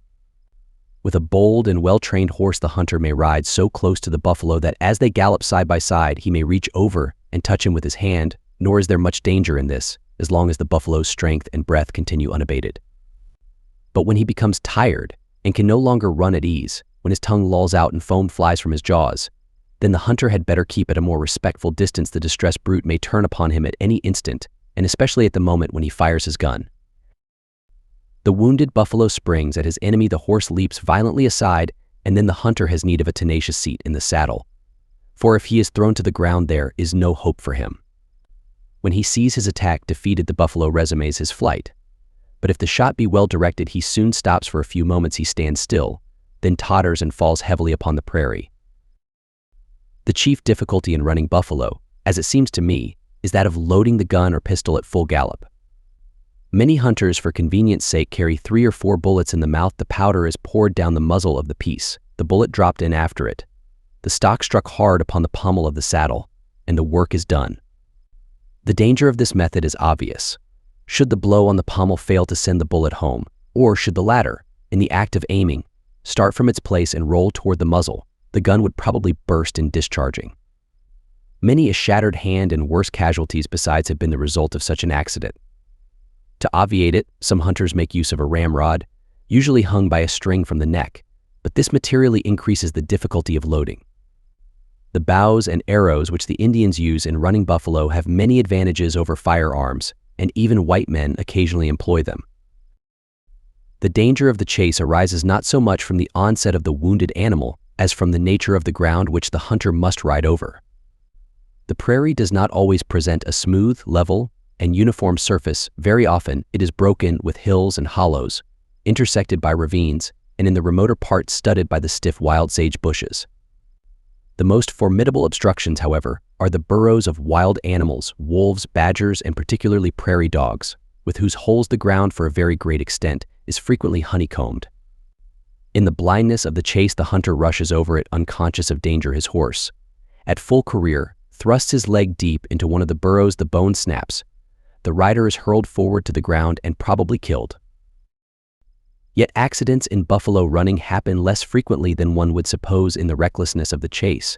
The hunter enjoys all the impunity of a drunken man, and may ride in safety over the gullies and declivities where, should he attempt to pass in his sober senses, he would infallibly break his neck. The method of approaching, being practiced on foot, has many advantages over that of running in the former. One neither breaks down his horse nor endangers his own life. Instead of yielding to excitement, he must be cool, collected, and watchful. He must understand the buffalo, observe the features of the country and the course of the wind, and be well skilled, moreover, in using the rifle. The buffalo are strange animals. Sometimes they are so stupid and infatuated that a man may walk up to them in full sight on the open prairie, and even shoot several of their number before the rest will think it necessary to retreat. Again, at another moment, they will be so shy and wary that in order to approach them, the utmost skill, experience, and judgment are necessary. Kit Carson, I believe, stands preeminent in running buffalo and approaching. No man living can bear away the palm from Henry Chatelain. To resume the story, after Tete Rouge had alarmed the camp, no further disturbance occurred during the night. The Arapahoes did not attempt mischief, or if they did, the wakefulness of the party deterred them from effecting their purpose. The next day was one of activity and excitement. For about 10 o'clock the men in advance shouted the gladdening cry of buffalo. Buffalo, and in the hollow of the prairie just below us, a band of bulls were grazing. The temptation was irresistible, and Shaw and I rode down upon them. We were badly mounted on our traveling horses, but by hard lashing we overtook them, and Shaw, running alongside of a bull, shot into him both balls of his double-barreled gun. Looking round as I galloped past, I saw the bull in his mortal fury rushing again and again upon his antagonist, whose horse constantly leaped aside and avoided the onset. My chase was more protracted, but at length I ran close to the bull and killed him with my pistols. Cutting off the tails of our victims by way of trophy, we rejoined the party in about a quarter of an hour after we left it. Again and again, that morning rang out the same welcome cry of buffalo, buffalo. Every few moments in the broad meadows along the river, we would see bands of bulls who, raising their shaggy heads, would gaze in stupid amazement at the approaching horsemen, and then breaking into a clumsy gallop, would file off in a long line across the trail in front, toward the rising prairie on the left.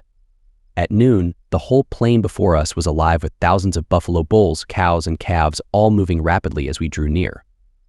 And far off beyond the river, the swelling prairie was darkened with them to the very horizon. The party was in gayer spirits than ever. We stopped for a nooning near a grove of trees by the riverside.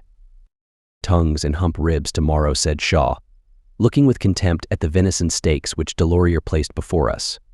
Our meal finished, we lay down under a temporary awning to sleep. A shout from Henry Chatelain aroused us, and we saw him standing on the cartwheel stretching his tall figure to its full height while he looked toward the prairie beyond the river. Following the direction of his eyes, we could clearly distinguish a large, dark object, like the black shadow of a cloud, passing rapidly over swell after swell of the distant plain behind it, followed another of similar appearance though smaller. Its motion was more rapid, and it drew closer and closer to the first. It was the hunters of the Arapaho camp, pursuing a band of buffalo. Shaw and I hastily sought and saddled our best horses, and went plunging through sand and water to the farther bank. We were too late. The hunters had already mingled with the herd, and the work of slaughter was nearly over. When we reached the ground, we found it strewn far and near with numberless black carcasses, while the remnants of the herd, scattered in all directions, were flying away in terror, and the Indians still rushing in pursuit. Many of the hunters, however, remained upon the spot, and among the rest was our yesterday's acquaintance, the chief of the village. He had alighted by the side of a cow, into which he had shot 5 or 6 arrows, and his squaw, who had followed him on horseback to the hunt, was giving him a draught of water out of a canteen, purchased or plundered from some volunteer soldier. Recrossing the river, we overtook the party, who were already on their way. We had scarcely gone a mile when an imposing spectacle presented itself. From the river bank on the right, away over the swelling prairie on the left, and in front, as far as we could see, extended one vast host of buffalo. The outskirts of the herd were within a quarter of a mile.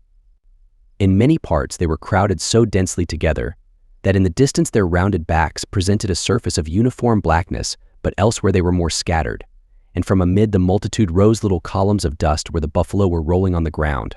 Here and there a great confusion was perceptible, where a battle was going forward among the bulls. We could distinctly see them rushing against each other, and hear the clattering of their horns and their hoarse bellowing. Shaw was riding at some distance in advance. With Henry Chatelain, I saw him stop and draw the leather covering from his gun. Indeed, with such a sight before us, but one thing could be thought of. That morning I had used pistols in the chase. I had now a mind to try the virtue of a gun. Delorier had one, and I rode up to the side of the cart. There he sat under the white covering, biting his pipe between his teeth and grinning with excitement. "Lend me your gun," Delorier said. I. "Oui, monsieur," "Oui," said Delorier, tugging with might and main to stop the mule, which seemed obstinately bent on going forward. Then everything but his moccasins disappeared as he crawled into the cart and pulled at the gun to extricate it. "Is it loaded?" I asked. "Oui, bien charge, you'll kill, mon bourgeois, yes. You'll kill si est bon fusil." I handed him my rifle and rode forward to Shaw. "Are you ready?" he asked. "Come on," said I. "Keep down that hollow," said Henry, "and then they won't see you till you get close to them." The hollow was a kind of ravine, very wide and shallow. It ran obliquely toward the buffalo, and we rode at a canter along the bottom until it became too shallow, when we bent close to our horses' necks, and then finding that it could no longer conceal us, came out of it and rode directly toward the herd. It was within gunshot. Before its outskirts, numerous grizzly old bulls were scattered, holding guard over their females. They glared at us in anger and astonishment, walked toward us a few yards, and then turning slowly round retreated at a trot, which afterward broke into a clumsy gallop. In an instant the main body caught the alarm. The buffalo began to crowd away from the point toward which we were approaching, and a gap was opened in the side of the herd. We entered it, still restraining our excited horses. Every instant the tumult was thickening. The buffalo, pressing together in large bodies, crowded away from us on every hand. In front and on either side we could see dark columns and masses, half hidden by clouds of dust, rushing along in terror and confusion, and hear the tramp and clattering of 10,000 hoofs. That countless multitude of powerful brutes, ignorant of their own strength, were flying in a panic from the approach of 2 feeble horsemen. To remain quiet longer was impossible. "Take that band on the left," said Shaw. "I'll take these in front." He sprang off, and I saw no more of him. A heavy Indian whip was fastened by a band to my wrist. I swung it into the air and lashed my horse's flank with all the strength of my arm. Away she darted, stretching close to the ground. I could see nothing but a cloud of dust before me, but I knew that it concealed a band of many hundreds of buffalo. In a moment, I was in the midst of the cloud, half suffocated by the dust and stunned by the trampling of the flying herd, but I was drunk with the chase and cared for nothing but the buffalo. Very soon, a long, dark mass became visible, looming through the dust. Then I could distinguish each bulky carcass, the hoofs flying out beneath, the short tails held rigidly erect. In a moment, I was so close that I could have touched them with my gun. Suddenly, to my utter amazement, the hoofs were jerked upward. The tails flourished in the air, and amid a cloud of dust the buffalo seemed to sink into the earth before me. One vivid impression of that instant remains upon my mind. I remember looking down upon the backs of several buffalo dimly visible through the dust. We had run unawares upon a ravine. At that moment, I was not the most accurate judge of depth and width, but when I passed it on my return, I found it about 12 feet deep and not quite twice as wide at the bottom. It was impossible to stop. I would have done so gladly if I could. So, half sliding, half plunging, down went the little mare. I believe she came down on her knees in the loose sand at the bottom. I was pitched forward violently against her neck and nearly thrown over her head among the buffalo, who amid dust and confusion came tumbling in all around. The mare was on her feet in an instant and scrambling like a cat up the opposite side. I thought for a moment that she would have fallen back and crushed me, but with a violent effort she clambered out and gained the hard prairie above. Glancing back, I saw the huge head of a bull clinging, as it were, by the forefeet at the edge of the dusty gulf. At length I was fairly among the buffalo. They were less densely crowded than before, and I could see nothing but bulls, who always run at the rear of the herd. As I passed amid them, they would lower their heads, and turning as they ran, attempt to gore my horse, but as they were already at full speed, there was no force in their onset, and as Pauline ran faster than they were always thrown behind her in the effort. I soon began to distinguish cows amid the throng. One just in front of me seemed to my liking, and I pushed close to her side. Dropping the reins, I fired, holding the muzzle of the gun within a foot of her shoulder. Quick as lightning, she sprang at Pauline. The little mare dodged the attack, and I lost sight of the wounded animal amid the tumultuous crowd. Immediately after, I selected another, and urging forward Pauline, shot into her both pistols in succession. For a while I kept her in view, but in attempting to load my gun, lost sight of her also in the confusion. Believing her to be mortally wounded and unable to keep up with the herd, I checked my horse. The crowd rushed onward. The dust and tumult passed away, and on the prairie, far behind the rest, I saw a solitary buffalo galloping heavily. In a moment, I and my victim were running side by side. My firearms were all empty, and I had in my pouch nothing but rifle bullets, too large for the pistols and too small for the gun.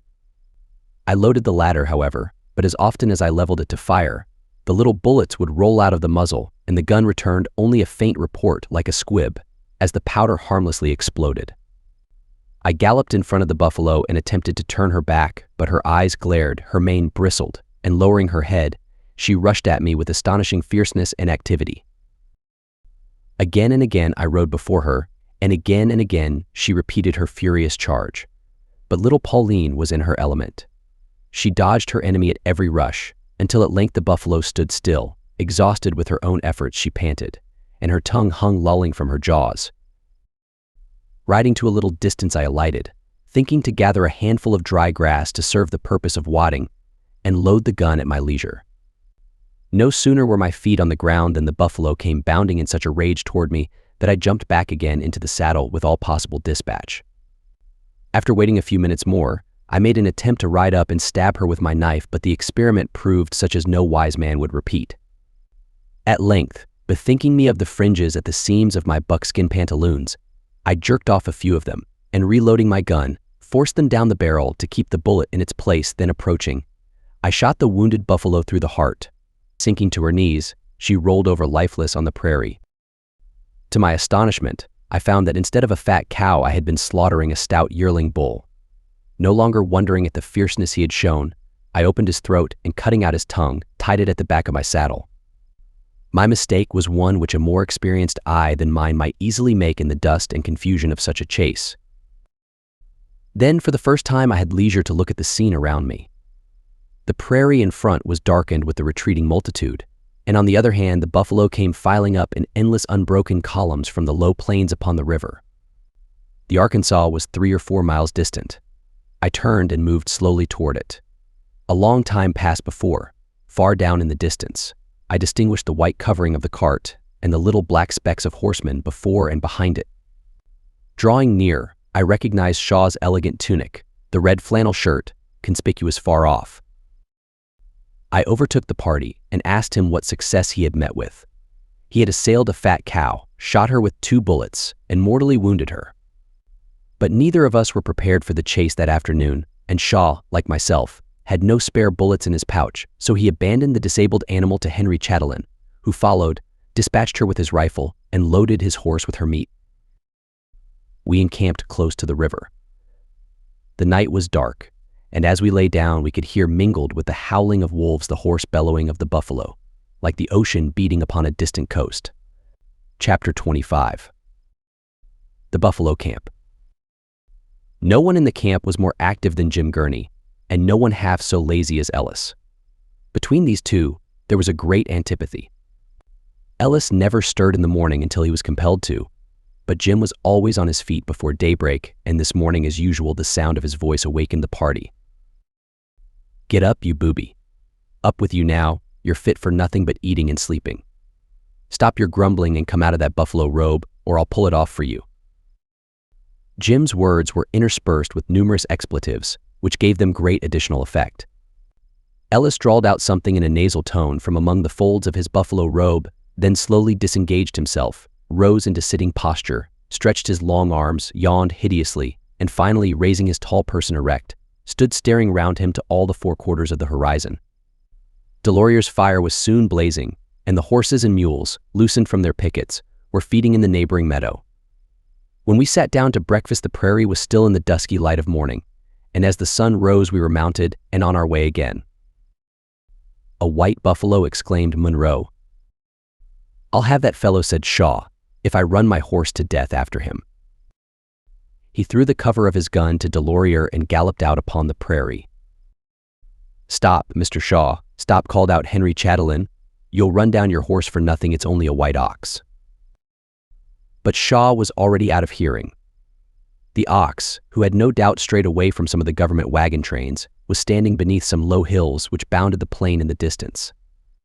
Not far from him a band of veritable buffalo bulls were grazing, and startled at Shaw's approach, they all broke into a run and went scrambling up the hillsides to gain the high prairie above. One of them in his haste and terror involved himself in a fatal catastrophe. Along the foot of the hills was a narrow strip of deep marshy soil, into which the bull plunged and hopelessly entangled himself. We all rode up to the spot. The huge carcass was half sunk in the mud, which flowed to his very chin, and his shaggy mane was outspread upon the surface.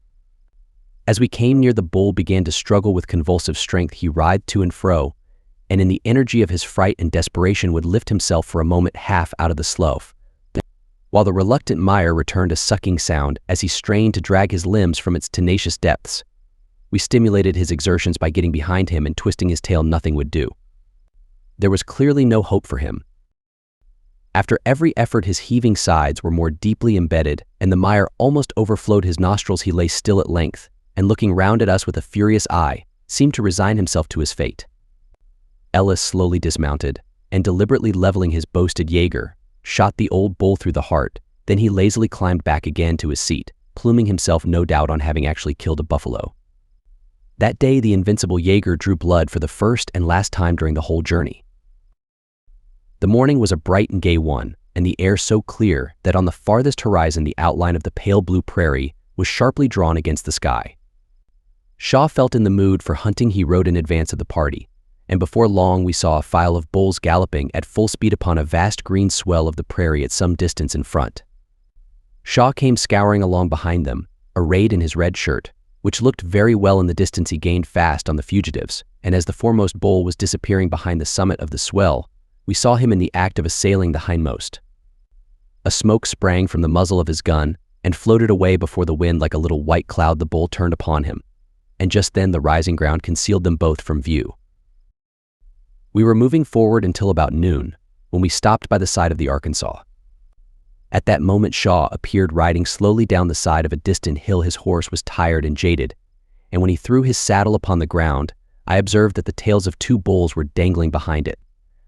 No sooner were the horses turned loose to feed than Henry, asking Monroe to go with him, took his rifle and walked quietly away. Shaw, Tete Rouge, and I sat down by the side of the cart to discuss the dinner which Delorier placed before us. We had scarcely finished when we saw Monroe walking toward us along the river bank. Henry, he said, had killed 4 fat cows and had sent him back for horses to bring in the meat. Shaw took a horse for himself and another for Henry, and he and Monroe left the camp together. After a short absence, all 3 of them came back, their horses loaded with the choicest parts of the meat. We kept 2 of the cows for ourselves and gave the others to Monroe and his companions. Delorier seated himself on the grass before the pile of meat and worked industriously for some time to cut it into thin, broad sheets for drying. This is no easy matter, but Delorier had all the skill of an Indian squaw. Long before night, cords of raw hide were stretched around the camp, and the meat was hung upon them to dry in the sunshine and pure air of the prairie. Our California companions were less successful at the work, but they accomplished it after their own fashion, and their side of the camp was soon garnished in the same manner as our own. We meant to remain at this place long enough to prepare provisions for our journey to the frontier, which, as we suppose, it might occupy about a month. Had the distance been twice as great and the party 10 times as large, the unerring rifle of Henry Chatelain would have supplied meat enough for the whole. Within 2 days we were obliged to remain, however, until it should be dry enough for transportation. So we erected our tent and made the other arrangements for a permanent camp. The California men, who had no such shelter, contented themselves with arranging their packs on the grass around their fire. In the meantime, we had nothing to do but amuse ourselves.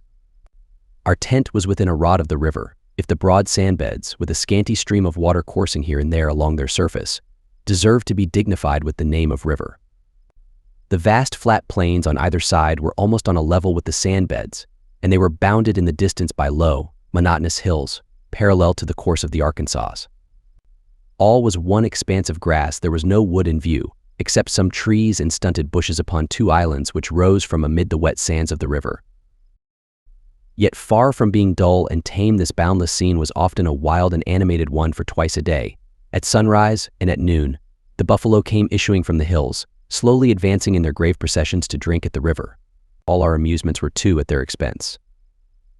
Except an elephant, I have seen no animal that can surpass a buffalo bull in size and strength, and the world may be searched in vain to find anything of a more ugly and ferocious aspect. At first sight of him, every feeling of sympathy vanishes. No man who has not experienced it can understand with what keen relish one inflicts his death wound, with what profound contentment of mind he beholds him fall. The cows are much smaller and of a gentler appearance, as becomes their sex. While in this camp we forbore to attack them, leaving to Henry Chatelain, who could better judge their fatness and good quality, the task of killing such as we wanted for use, but against the bulls we waged an unrelenting war. Thousands of them might be slaughtered without causing any detriment to the species, for their numbers greatly exceed those of the cows. It is the hides of the latter alone which are used for purpose of commerce and for making the lodges of the Indians, and the destruction among them is therefore altogether disproportioned. Our horses were tired, and we now usually hunted on foot. The wide, flat sandbeds of the Arkansas, as the reader will remember, lay close by the side of our camp. While we were lying on the grass after dinner, smoking, conversing, or laughing at Tete Rouge, one of us would look up and observe, far out on the plains beyond the river, certain black objects slowly approaching. He would inhale a parting whiff from the pipe, then rising lazily, take his rifle, which leaned against the cart, throw over his shoulder the strap of his pouch and powder horn, and with his moccasins in his hand walk quietly across the sand toward the opposite side of the river. This was very easy, for though the sands were about a quarter of a mile wide, the water was nowhere more than 2 feet deep. The farther bank was about 4 or 5 feet high and quite perpendicular, being cut away by the water in spring. Tall grass grew along its edge. Putting it aside with his hand and cautiously looking through it, the hunter can discern the huge shaggy back of the buffalo slowly swaying to and fro, as with his clumsy swinging gait he advances toward the water. The buffalo have regular paths by which they come down to drink. Seeing at a glance along which of these his intended victim is moving, the hunter crouches under the bank within 15 or 20 yards, it may be, of the point where the path enters the river. Here he sits down quietly on the sand. Listening intently, he hears the heavy, monotonous tread of the approaching bull. The moment after, he sees a motion among the long weeds and grass just at the spot where the path is channeled through the bank. An enormous black head is thrust out, the horns just visible amid the mass of tangled mane. Half sliding, half plunging, down comes the buffalo upon the riverbed below. He steps out in full sight upon the sands. Just before him, a runnel of water is gliding, and he bends his head to drink. You may hear the water as it gurgles down his capacious throat. He raises his head, and the drops trickle from his wet beard. He stands with an air of stupid abstraction, unconscious of the lurking danger. Noiselessly, the hunter cocks his rifle. As he sits upon the sand, his knee is raised and his elbow rests upon it, that he may level his heavy weapon with a steadier aim. The stock is at his shoulder, his eye ranges along the barrel. Still, he is in no haste to fire. The bull, with slow deliberation, begins his march over the sands to the other side. He advances his foreleg and exposes to view a small spot, denuded of hair, just behind the point of his shoulder. Upon this, the hunter brings the sight of his rifle to bear. Lightly and delicately, his finger presses upon the hair trigger. Quick as thought, the spiteful crack of the rifle responds to his slight touch, and instantly in the middle of the bare spot appears a small red dot. The buffalo shivers. Death has overtaken him. He cannot tell from whence. Still, he does not fall, but walks heavily forward, as if nothing had happened. Yet before he has advanced far out upon the sand, you see him stop. He totters, his knees bend under him, and his head sinks forward to the ground. Then his whole vast bulk sways to one side. He rolls over on the sand and dies with a scarcely perceptible struggle. Waylaying the buffalo in this manner, and shooting them as they come to water, is the easiest and laziest method of hunting them. They may also be approached by crawling up ravines, or behind hills, or even over the open prairie. This is often surprisingly easy, but at other times it requires the utmost skill of the most experienced hunter. Henry Chatelain was a man of extraordinary strength and hardihood, but I have seen him return to camp quite exhausted with his efforts, his limbs scratched and wounded, and his buckskin dress stuck full of the thorns of the prickly pear among which he had been crawling. Sometimes he would lay flat upon his face and drag himself along in this position for many rods together. On the second day of our stay at this place, Henry went out for an afternoon hunt.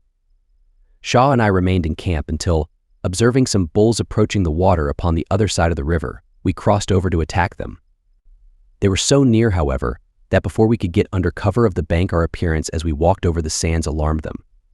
Turning round before coming within gunshot, they began to move off to the right in a direction parallel to the river. I climbed up the bank and ran after them. They were walking swiftly, and before I could come within gunshot distance, they slowly wheeled about and faced toward me. Before they had turned far enough to see me, I had fallen flat on my face. For a moment they stood and stared at the strange object upon the grass, then turning away, again they walked on as before, and I, rising immediately, ran once more in pursuit. Again they wheeled about, and again I fell prostrate. Repeating this 3 or 4 times, I came at length within 100 yards of the fugitives, and as I saw them turning again, I sat down and leveled my rifle. The one in the center was the largest I had ever seen. I shot him behind the shoulder. His 2 companions ran off. He attempted to follow, but soon came to a stand, and at length lay down as quietly as an ox chewing the cud.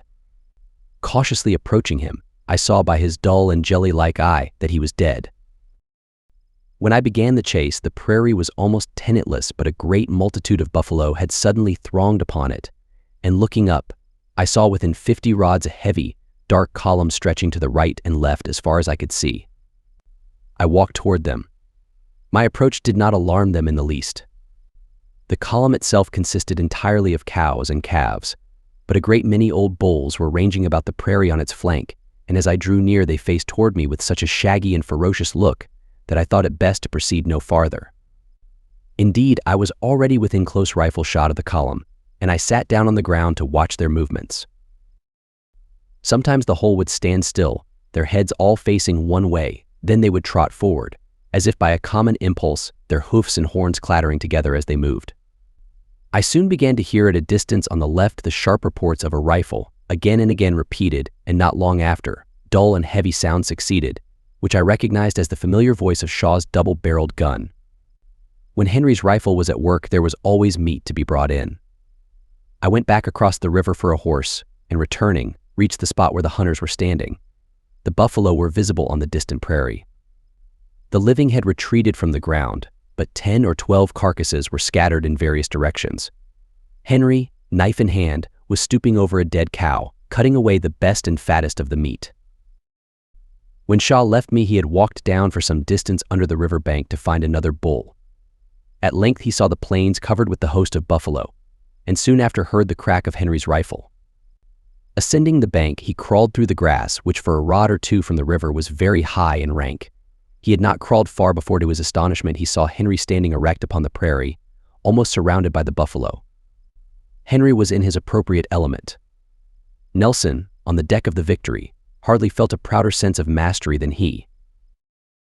Quite unconscious that anyone was looking at him, he stood at the full height of his tall, strong figure, one hand resting upon his side, and the other arm leaning carelessly on the muzzle of his rifle. His eyes were ranging over the singular assemblage around him. Now and then he would select such a cow as suited him, level his rifle, and shoot her dead, then quietly reloading, he would resume his former position. The buffalo seemed no more to regard his presence than if he were one of themselves. The bulls were bellowing and butting at each other, or else rolling about in the dust. A group of buffalo would gather about the carcass of a dead cow, snuffing at her wounds, and sometimes they would come behind those that had not yet fallen, and endeavor to push them from the spot. Now and then some old bull would face toward Henry with an air of stupid amazement, but none seemed inclined to attack or fly from him. For some time Shaw lay among the grass, looking in surprise at this extraordinary sight. At length he crawled cautiously forward, and spoke in a low voice to Henry, who told him to rise and come on. Still the buffalo showed no sign of fear. They remained gathered about their dead companions. Henry had already killed as many cows as we wanted for use, and Shaw, kneeling behind one of the carcasses, shot 5 bulls before the rest thought it necessary to disperse. The frequent stupidity and infatuation of the buffalo seems the more remarkable from the contrast it offers to their wildness and wariness at other times. Henry knew all their peculiarities. He had studied them as a scholar studies his books, and he derived quite as much pleasure from the occupation. The buffalo were a kind of companions to him, and as he said, he never felt alone when they were about him. He took great pride in his skill in hunting. Henry was one of the most modest of men, yet, in the simplicity and frankness of his character, it was quite clear that he looked upon his preeminence in this respect as a thing too palpable and well-established ever to be disputed. But whatever may have been his estimate of his own skill, it was rather below than above that which others placed upon it. The only time that I ever saw a shade of scorn darken his face was when 2 volunteer soldiers, who had just killed a buffalo for the first time, undertook to instruct him as to the best method of approaching. To borrow an illustration from an opposite side of life, an Eton boy might as well have sought to enlighten Porson on the formation of a Greek verb, or a Fleet Street shopkeeper to instruct Chesterfield concerning a point of etiquette. Henry always seemed to think that he had a sort of prescriptive right to the buffalo, and to look upon them as something belonging peculiarly to himself. Nothing excited his indignation so much as any wanton destruction committed among the cows, and in his view shooting a calf was a cardinal sin. Henry Chatelain and Tête Rouge were of the same age, that is, about 30. Henry was twice as large and fully 6 times as strong as Tête Rouge. Henry's face was roughened by winds and storms. Tête Rouge's was bloated by sherry cobblers and brandy toddy. Henry talked of Indians and buffalo, Tête Rouge of theaters and oyster cellars. Henry had led a life of hardship and privation. Tête Rouge never had a whim which he would not gratify at the first moment he was able. Henry, moreover, was the most disinterested man I ever saw, while Tête Rouge, though equally good-natured in his way, cared for nobody but himself. Yet we would not have lost him on any account. He admirably served the purpose of a jester in a feudal castle. Our camp would have been lifeless without him. For the past week he had fattened in a most amazing manner, and indeed this was not at all surprising, since his appetite was most inordinate. He was eating from morning till night. Half the time he would be at work cooking some private repast for himself, and he paid a visit to the coffee pot 8 or 10 times a day. His rueful and disconsolate face became jovial and rubicund. His eyes stood out like a lobster's, and his spirits, which before were sunk to the depths of despondency, were now elated in proportion. All day he was singing, whistling, laughing, and telling stories. Being mortally afraid of Jim Gurney, he kept close in the neighborhood of our tent. As he had seen an abundance of low, dissipated life, and had a considerable fund of humor, his anecdotes were extremely amusing, especially since he never hesitated to place himself in a ludicrous point of view, provided he could raise a laugh by doing so. Tête Rouge, however, was sometimes rather troublesome. He had an inveterate habit of pilfering provisions at all times of the day. He set ridicule at utter defiance, and being without a particle of self-respect, he would never have given over his tricks, even if they had drawn upon him the scorn of the whole party. Now and then, indeed, something worse than laughter fell to his share. On these occasions he would exhibit much contrition. But half an hour after we would generally observe him stealing round to the box at the back of the cart and slyly making off with the provisions which Delorier had laid by for supper. He was very fond of smoking, but having no tobacco of his own, we used to provide him with as much as he wanted, a small piece at a time. At first we gave him half a pound together, but this experiment proved an entire failure, for he invariably lost not only the tobacco, but the knife entrusted to him for cutting it, and a few minutes after he would come to us with many apologies and beg for more.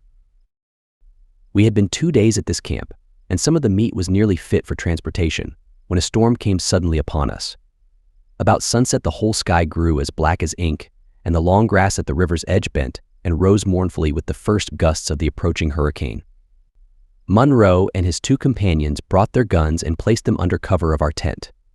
Having no shelter for themselves, they built a fire of driftwood that might have defied a cataract, and wrapped in their buffalo robes, sat on the ground around it to bide the fury of the storm. Delorier ensconced himself under the cover of the cart. Shaw and I, together with Henry and Tête Rouge, crowded into the little tent, but first of all the dried meat was piled together and well protected by buffalo robes pinned firmly to the ground. About 9 o'clock the storm broke. Amid absolute darkness it blew a gale, and torrents of rain roared over the boundless expanse of open prairie.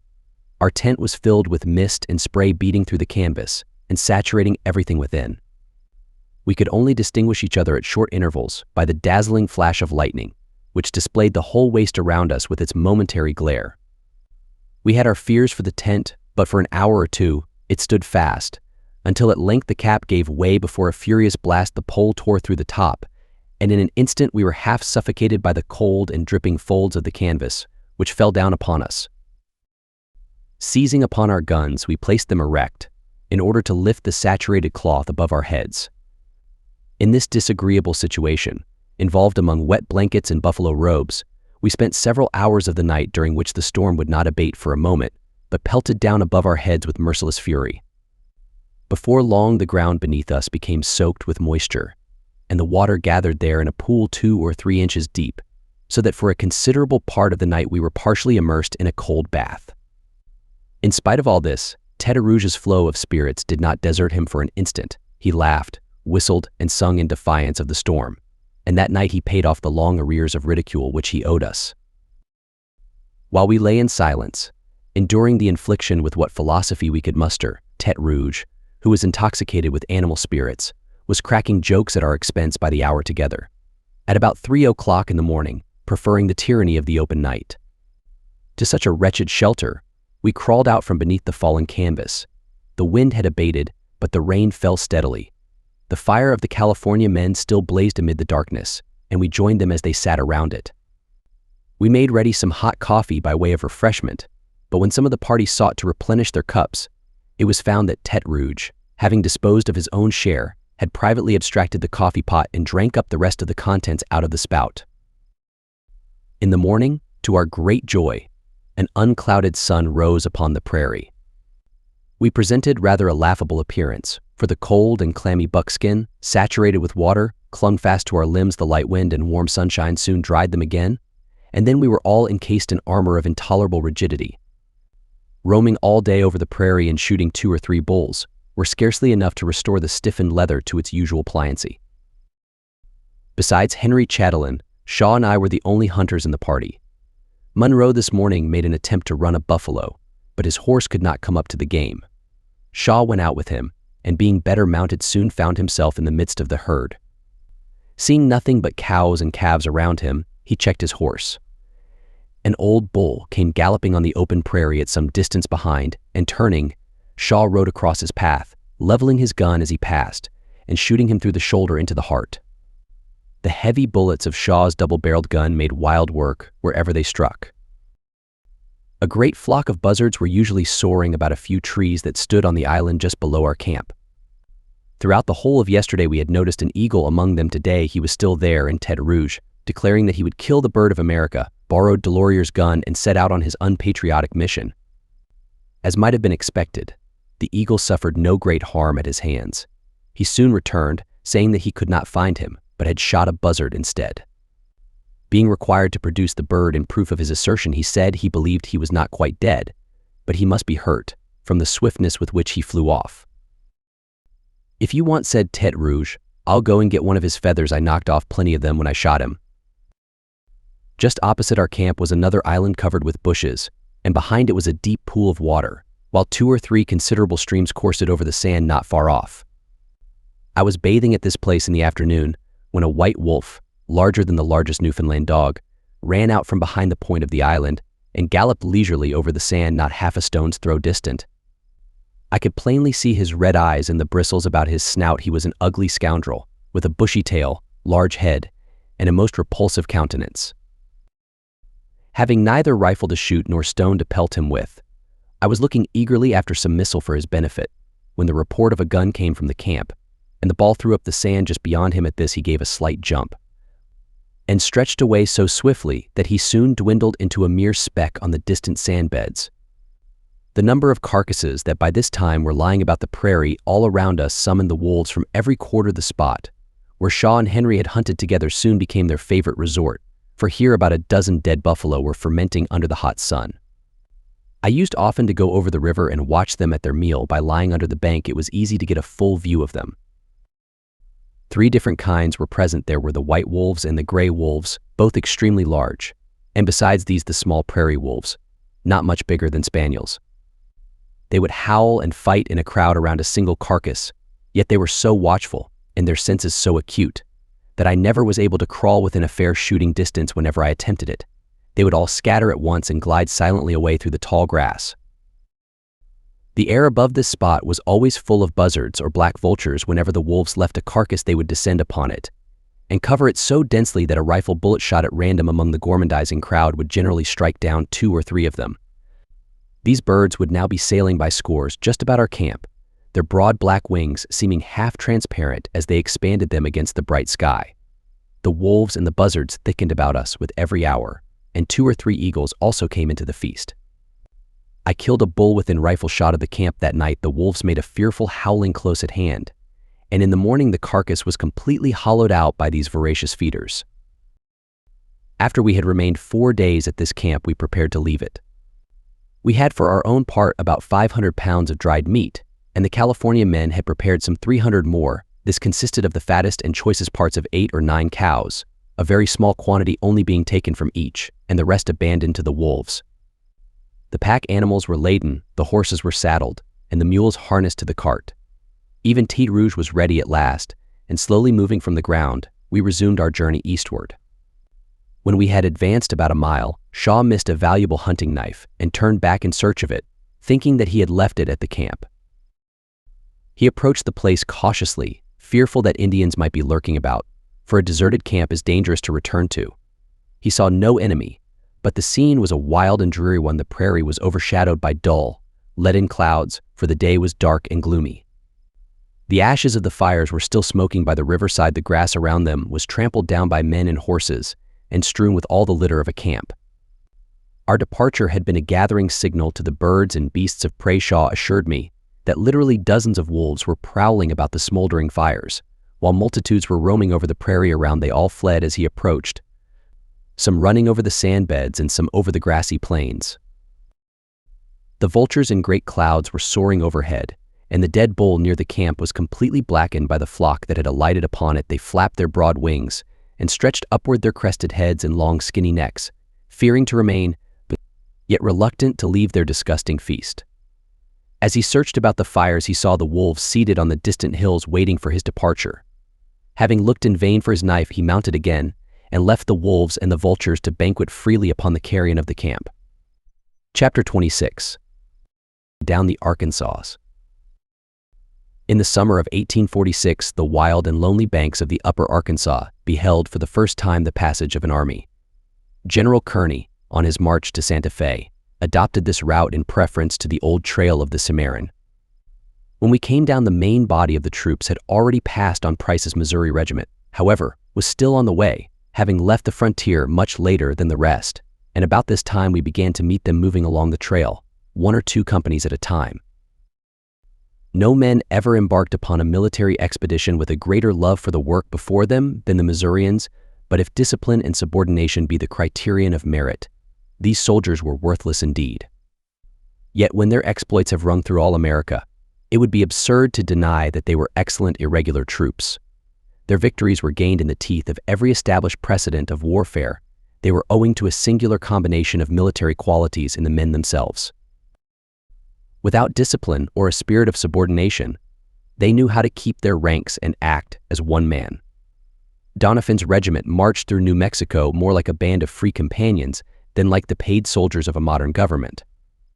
When General Taylor complimented Doniphan on his success at Sacramento and elsewhere, the colonel's reply very well illustrates the relations which subsisted between the officers and men of his command. "I don't know anything of the maneuvers. The boys kept coming to me to let them charge, and when I saw a good opportunity, I told them they might go. They were off like a shot, and that's all I know about it." The backwoods lawyer was better fitted to conciliate the goodwill than to command the obedience of his men. There were many serving under him, who both from character and education could better have held command than he. At the Battle of Sacramento, his frontiersmen fought under every possible disadvantage. The Mexicans had chosen their own position. They were drawn up across the valley that led to their native city of Chihuahua. Their whole front was covered by entrenchments, and defended by batteries of heavy cannon. They outnumbered the invaders 5 to 1. An eagle flew over the Americans, and a deep murmur rose along their lines. The enemy's batteries opened long. They remained under fire, but when at length the word was given, they shouted and ran forward. In one of the divisions, when midway to the enemy, a drunken officer ordered a halt. The exasperated men hesitated to obey.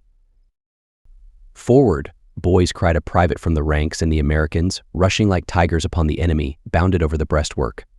400 Mexicans were slain upon the spot, and the rest fled, scattering over the plain like sheep.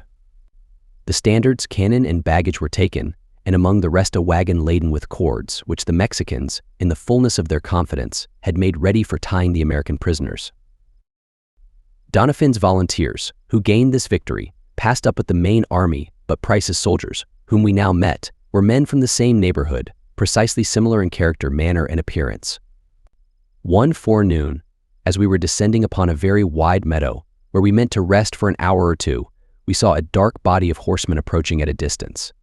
In order to find water, we were obliged to turn aside to the river bank, a full half-mile from the trail. Here we put up a kind of awning, and spreading buffalo robes on the ground, Shaw and I sat down to smoke beneath it. "We are going to catch it now," said Shaw. "Look at those fellows. There'll be no peace for us here." And, in good truth, about half the volunteers had straggled away from the line of march, and were riding over the meadow toward us. "How are you?" said the first, who came up, alighting from his horse and throwing himself upon the ground. The rest followed close, and a score of them soon gathered about us, some lying at full length and some sitting on horseback. They all belonged to a company raised in St. Louis. There were some ruffian faces among them, and some haggard with debauchery, but on the whole, they were extremely good-looking men, superior beyond measure to the ordinary rank and file of an army. Except that they were booted to the knees, they wore their belts and military trappings over the ordinary dress of citizens. Besides their swords and holster pistols, they carried slung from their saddles the excellent Springfield carbines, loaded at the breech. They inquired the character of our party, and were anxious to know the prospect of killing buffalo, and the chance that their horses would stand the journey to Santa Fe. All this was well enough, but a moment after a worse visitation came upon us. "How are you, strangers? War are you going, and war are you from?" said a fellow, who came trotting up with an old straw hat on his head. He was dressed in the coarsest brown homespun cloth. His face was rather sallow from fever and ague, and his tall figure, though strong and sinewy, was quite thin, and had besides an angular look, which, together with his boorish seat on horseback, gave him an appearance anything but graceful. Plenty more of the same stamp were close behind him. Their company was raised in one of the frontier counties, and we soon had abundant evidence of their rustic breeding. Dozens of them came crowding round, pushing between our first visitors and staring at us with unabashed faces. "Are you the captain?" asked one fellow. "What's your business out here?" asked another. "Where do you live when you're at home?" said a third. "I reckon your traders surmised a fourth, and to crown the whole, one of them came confidentially to my side and inquired in a low voice, 'What's your partner's name?' As each newcomer repeated the same questions, the nuisance became intolerable. Our military visitors were soon disgusted at the concise nature of our replies, and we could overhear them muttering curses against us. While we sat smoking, not in the best imaginable humor, Tete Rouge's tongue was never idle. He never forgot his military character, and during the whole interview he was incessantly busy among his fellow soldiers. At length we placed him on the ground before us, and told him that he might play the part of spokesman for the whole. Tete Rouge was delighted, and we soon had the satisfaction of seeing him talk and gabble at such a rate that the torrent of questions was in a great measure diverted from us. A little while after, to our amazement, we saw a large cannon with 4 horses come lumbering up behind the crowd, and the driver, who was perched on one of the animals, stretching his neck so as to look over the rest of the men, called out, "Where are you from, and what's your business?" The captain of one of the companies was among our visitors, drawn by the same curiosity that had attracted his men. Unless their faces belied them, not a few in the crowd might with great advantage have changed places with their commander. "Well, men," said he, lazily rising from the ground where he had been lounging, "it's getting late. I reckon we had better be moving." "I shan't start yet anyhow," said one fellow, who was lying half asleep with his head resting on his arm. "Don't be in a hurry, Captain," added the lieutenant. "Well, have it your own way. We'll wait a while longer," replied the obsequious commander. At length, however, our visitors went straggling away as they had come, and we, to our great relief, were left alone again. No one can deny the intrepid bravery of these men, their intelligence and the bold frankness of their character, free from all that is mean and sordid. Yet for the moment the extreme roughness of their manners half inclines one to forget their heroic qualities. Most of them seem without the least perception of delicacy or propriety, though among them individuals may be found in whose manners there is a plain courtesy, while their features bespeak a gallant spirit equal to any enterprise. No one was more relieved than Delorier by the departure of the volunteers, for dinner was getting colder every moment. He spread a well-whitened buffalo hide upon the grass, placed in the middle the juicy hump of a fat cow, ranged around it the tin plates and cups, and then acquainted us that all was ready. Tete Rouge, with his usual alacrity on such occasions, was the first to take his seat. In his former capacity of steamboat clerk, he had learned to prefix the honorary Mr. to everybody's name, whether of high or low degree, so Jim Gurney was Mr. Gurney, Henry was Mr. Henry, and even Delorier, for the first time in his life, heard himself addressed as Mr. Delorier. This did not prevent his conceiving a violent enmity against Tete Rouge, who, in his futile though praiseworthy attempts to make himself useful, used always to intermeddle with cooking the dinners. Delorier's disposition knew no medium between smiles and sunshine, and a downright tornado of wrath. He said nothing to Tete Rouge, but his wrongs rankled in his breast. Tete Rouge had taken his place at dinner. It was his happiest moment. He sat enveloped in the old buffalo coat, sleeves turned up in preparation for the work, and his short legs crossed on the grass before him. He had a cup of coffee by his side and his knife ready in his hand, and while he looked upon the fat hump ribs, his eyes dilated with anticipation. Delorier sat just opposite to him, and the rest of us by this time had taken our seats. "How is this, Delorier? You haven't given us bread enough." At this, Delorier's placid face flew instantly into a paroxysm of contortions. He grinned with wrath, chattered, gesticulated, and hurled forth a volley of incoherent words in broken English at the astonished Tete Rouge. It was just possible to make out that he was accusing him of having stolen and eaten 4 large cakes which had been laid by for dinner. Tete Rouge, utterly confounded at this sudden attack, stared at Delorier for a moment in dumb amazement, with mouth and eyes wide open. At last he found speech, and protested that the accusation was false, and that he could not conceive how he had offended Mr. Delorier, or provoked him to use such ungentlemanly expressions. The tempest of words raged with such fury that nothing else could be heard. But Tete Rouge, from his greater command of English, had a manifest advantage over Delorier, who, after sputtering and grimacing for a while, found his words quite inadequate to the expression of his wrath. He jumped up and vanished, jerking out between his teeth one furious sacre infant de grace. a Canadian title of honor, made doubly emphatic by being usually applied together with a cut of the whip to refractory mules and horses. The next morning we saw an old buffalo escorting his cow with 2 small calves over the prairie. Close behind came 4 or 5 large white wolves, sneaking stealthily through the long meadow grass and watching for the moment when one of the children should chance to lag behind his parents. The old bull kept well on his guard and faced about now and then to keep the prowling ruffians at a distance. As we approached our nooning place, we saw 5 or 6 buffalo standing at the very summit of a tall bluff. Trotting forward to the spot where we meant to stop, I flung off my saddle and turned my horse loose. By making a circuit under cover of some rising ground, I reached the foot of the bluff unnoticed and climbed up its steep side. Lying under the brow of the declivity, I prepared to fire at the buffalo, who stood on the flat surface about not 5 yards distant. Perhaps I was too hasty, for the gleaming rifle barrel leveled over the edge caught their notice. They turned and ran. Close as they were, it was impossible to kill them when in that position, and stepping upon the summit I pursued them over the high arid tableland. It was extremely rugged and broken. A great sandy ravine was channeled through it, with smaller ravines entering on each side like tributary streams. The buffalo scattered, and I soon lost sight of most of them as they scuttled away through the sandy chasms. A bull and a cow alone kept in view. For a while they ran along the edge of the great ravine, appearing and disappearing as they dived into some chasm and again emerged from it. At last they stretched out upon the broad prairie, a plain nearly flat and almost devoid of verdure, for every short grass blade was dried and shriveled by the glaring sun. Now and then the old bull would face toward me whenever he did, so I fell to the ground and lay motionless. In this manner I chased them for about 2 miles, until at length I heard in front a deep hoarse bellowing. A moment after, a band of about 100 bulls, before hidden by a slight swell of the plain, came at once into view. The fugitives ran toward them.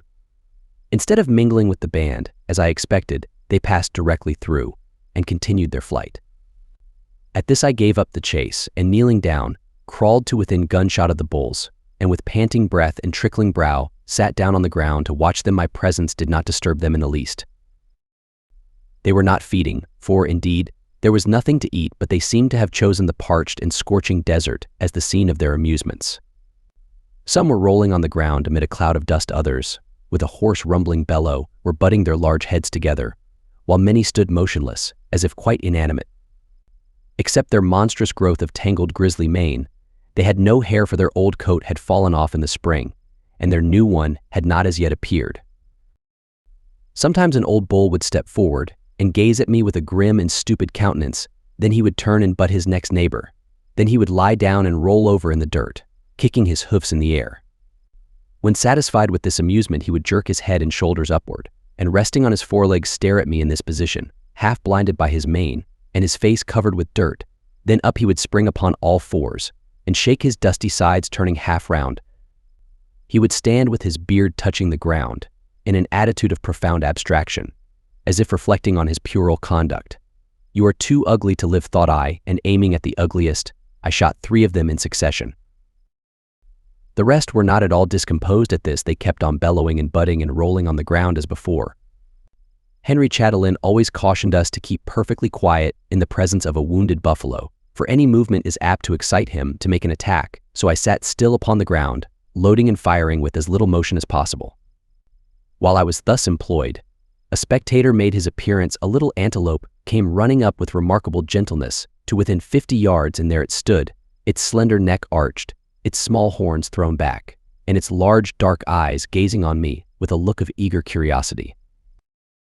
By the side of the shaggy and brutish monsters before me, it seemed like some lovely young girl wandering near a den of robbers or a nest of bearded pirates. The buffalo looked uglier than ever.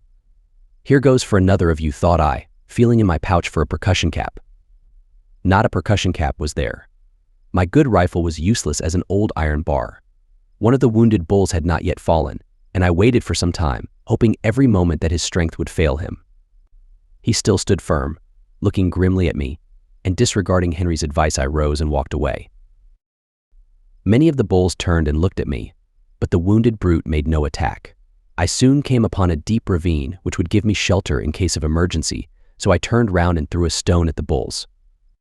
They received it with the utmost indifference. Feeling myself insulted at their refusal to be frightened, I swung my hat, shouted, and made a show of running toward them. At this, they crowded together and galloped off, leaving their dead and wounded upon the field. As I moved toward the camp, I saw the last survivor totter and fall dead. My speed in returning was wonderfully quickened by the reflection that the Pawnees were abroad, and that I was defenseless in case of meeting with an enemy. I saw no living thing, however, except 2 or 3 squalid old bulls scrambling among the sand hills that flanked the great ravine. When I reached camp, the party was nearly ready for the afternoon move. We encamped that evening at a short distance from the riverbank. About midnight, as we all lay asleep on the ground, the man nearest to me, gently reaching out his hand, touched my shoulder and cautioned me at the same time not to move. It was bright starlight. Opening my eyes and slightly turning, I saw a large white wolf moving stealthily around the embers of our fire, with his nose close to the ground. Disengaging my hand from the blanket, I drew the cover from my rifle, which lay close at my side. The motion alarmed the wolf, and with long leaps he bounded out of the camp. Jumping up, I fired after him. When he was about 30 yards distant, the melancholy hum of the bullet sounded far away through the night. At the sharp report, so suddenly breaking upon the stillness, all the men sprang up. "You've killed him," said one of them. "No, I haven't," said I. "There he goes, running along the river." "Then there's 2 of them. Don't you see that one lying out yonder?" We went to it, and instead of a dead white wolf, found the bleached skull of a buffalo. I had missed my mark, and what was worse, had grossly violated a standing law of the prairie. When in a dangerous part of the country, it is considered highly imprudent to fire a gun after encamping, lest the report should reach the ears of the Indians. The horses were saddled in the morning, and the last man had lighted his pipe at the dying ashes of the fire. The beauty of the day enlivened us all. Even Ellis felt its influence, and occasionally made a remark as we rode along, and Jim Gurney told endless stories of his cruisings in the United States service. The buffalo were abundant, and at length a large band of them went running up the hills on the left. "Do you see them buffalo?" said Ellis. "Now I'll bet any man I'll go and kill one with my Jaeger." And leaving his horse to follow on with the party, he strode up the hill after them. Henry looked at us with his peculiar humorous expression and proposed that we should follow Ellis to see how he would kill a fat cow. As soon as he was out of sight, we rode up the hill after him and waited behind a little ridge till we heard the report of the unfailing Jaeger. Mounting to the top, we saw Ellis clutching his favorite weapon with both hands and staring after the buffalo, who one and all were galloping off at full speed. As we descended the hill, we saw the party straggling along the trail below. When we joined them, another scene of amateur hunting awaited us. I forgot to say that when we met the volunteers, Tete Rouge had obtained a horse from one of them in exchange for his mule, whom he feared and detested. The horse he christened James. James, though not worth so much as the mule, was a large and strong animal. Tete Rouge was very proud of his new acquisition and suddenly became ambitious to run a buffalo with him. At his request, I lent him my pistols, though not without great misgivings, since when Tete Rouge hunted buffalo, the pursuer was in more danger than the pursued. He hung the holsters at his saddle bow, and now, as we passed along, a band of bulls left their grazing in the meadow and galloped in a long file across the trail in front. "Now's your chance, Tete, come, let's see you kill a bull," thus urged. The hunter cried, "Get up," and James, obedient to the signal, cantered deliberately forward at an abominably uneasy gait. Tete Rouge, as we contemplated him from behind, made a most remarkable figure. He still wore the old buffalo coat. His blanket, which was tied in a loose bundle behind his saddle, went jolting from one side to the other, and a large tin canteen half full of water, which hung from his pommel, was jerked about his leg in a manner which greatly embarrassed him. "Let out your horse, man, lay on your whip," we called out to him. The buffalo were getting farther off at every instant. James, being ambitious to mend his pace, tugged hard at the rein, and one of his rider's boots escaped from the stirrup. "Whoa-wah. I say, whoa-wah," cried Tete Rouge, in great perturbation, and after much effort James' progress was arrested. The hunter came trotting back to the party, disgusted with buffalo running, and he was received with overwhelming congratulations. "Too good a chance to lose," said Shaw, pointing to another band of bulls on the left. We lashed our horses and galloped upon them. Shaw killed one with each barrel of his gun. I separated another from the herd and shot him. The small bullet of the rifled pistol, striking too far back, did not immediately take effect, and the bull ran on with unabated speed. Again and again, I snapped the remaining pistol at him. I primed it a fresh 3 or 4 times, and each time it missed fire, for the touch hole was clogged up. Returning it to the holster, I began to load the empty pistol, still galloping by the side of the bull. By this time he was grown desperate. The foam flew from his jaws and his tongue lolled out. Before the pistol was loaded, he sprang upon me and followed up his attack with a furious rush. The only alternative was to run away or be killed. I took to flight, and the bull, bristling with fury, pursued me closely. The pistol was soon ready, and then looking back, I saw his head 5 or 6 yards behind my horse's tail. To fire at it would be useless, for a bullet flattens against the adamantine skull of a buffalo bull. Inclining my body to the left, I turned my horse in that direction as sharply as his speed would permit. The bull, rushing blindly on with great force and weight, did not turn so quickly. As I looked back, his neck and shoulders were exposed to view. Turning in the saddle, I shot a bullet through them obliquely into his vitals. He gave over the chase and soon fell to the ground. An English tourist represents a situation like this as one of imminent danger. This is a great mistake. The bull never pursues long, and the horse must be wretched indeed that cannot keep out of his way for 2 or 3 minutes. We were now come to a part of the country where we were bound in common prudence to use every possible precaution. We mounted guard at night, each man standing in his turn, and no one ever slept without drawing his rifle close to his side or folding it with him in his blanket. One morning our vigilance was stimulated by our finding traces of a large Comanche encampment. Fortunately for us, however, it had been abandoned nearly a week. On the next evening we found the ashes of a recent fire, which gave us at the time some uneasiness. At length we reached the caches, a place of dangerous repute, and it had a most dangerous appearance, consisting of sand hills everywhere broken by ravines and deep chasms. Here we found the grave of Swan, killed at this place, probably by the Pawnees, 2 or 3 weeks before. His remains, more than once violated by the Indians and the wolves, were suffered at length to remain undisturbed in their wild burial place. For several days we met detached companies of Price's regiment. Horses would often break loose at night from their camps. One afternoon we picked up 3 of these stragglers quietly grazing along the river. After we came to camp that evening, Jim Gurney brought news that more of them were in sight. It was nearly dark, and a cold, drizzling rain had set in, but we all turned out, and after an hour's chase 9 horses were caught and brought in. One of them was equipped with saddle and bridle. Pistols were hanging at the pommel of the saddle, a carbine was slung at its side, and a blanket rolled up behind it. In the morning, glorying in our valuable prize, we resumed our journey, and our cavalcade presented a much more imposing appearance than ever before. We kept on till the afternoon, when, far behind, 3 horsemen appeared on the horizon. Coming on at a hand gallop, they soon overtook us, and claimed all the horses as belonging to themselves and others of their company. They were of course given up, very much to the mortification of Ellis and Jim Gurney. Our own horses now showed signs of fatigue, and we resolved to give them half a day's rest. We stopped at noon at a grassy spot by the river. After dinner Shaw and Henry went out to hunt, and while the men lounged about the camp, I lay down to read in the shadow of the cart. Looking up, I saw a bull grazing alone on the prairie more than a mile distant. I was tired of reading, and taking my rifle I walked toward him. As I came near, I crawled upon the ground until I approached to within 100 yards. Here I sat down upon the grass and waited till he should turn himself into a proper position to receive his death wound. He was a grim old veteran. His loves and his battles were over for that season, and now, gaunt and war-worn, he had withdrawn from the herd to graze by himself and recruit his exhausted strength.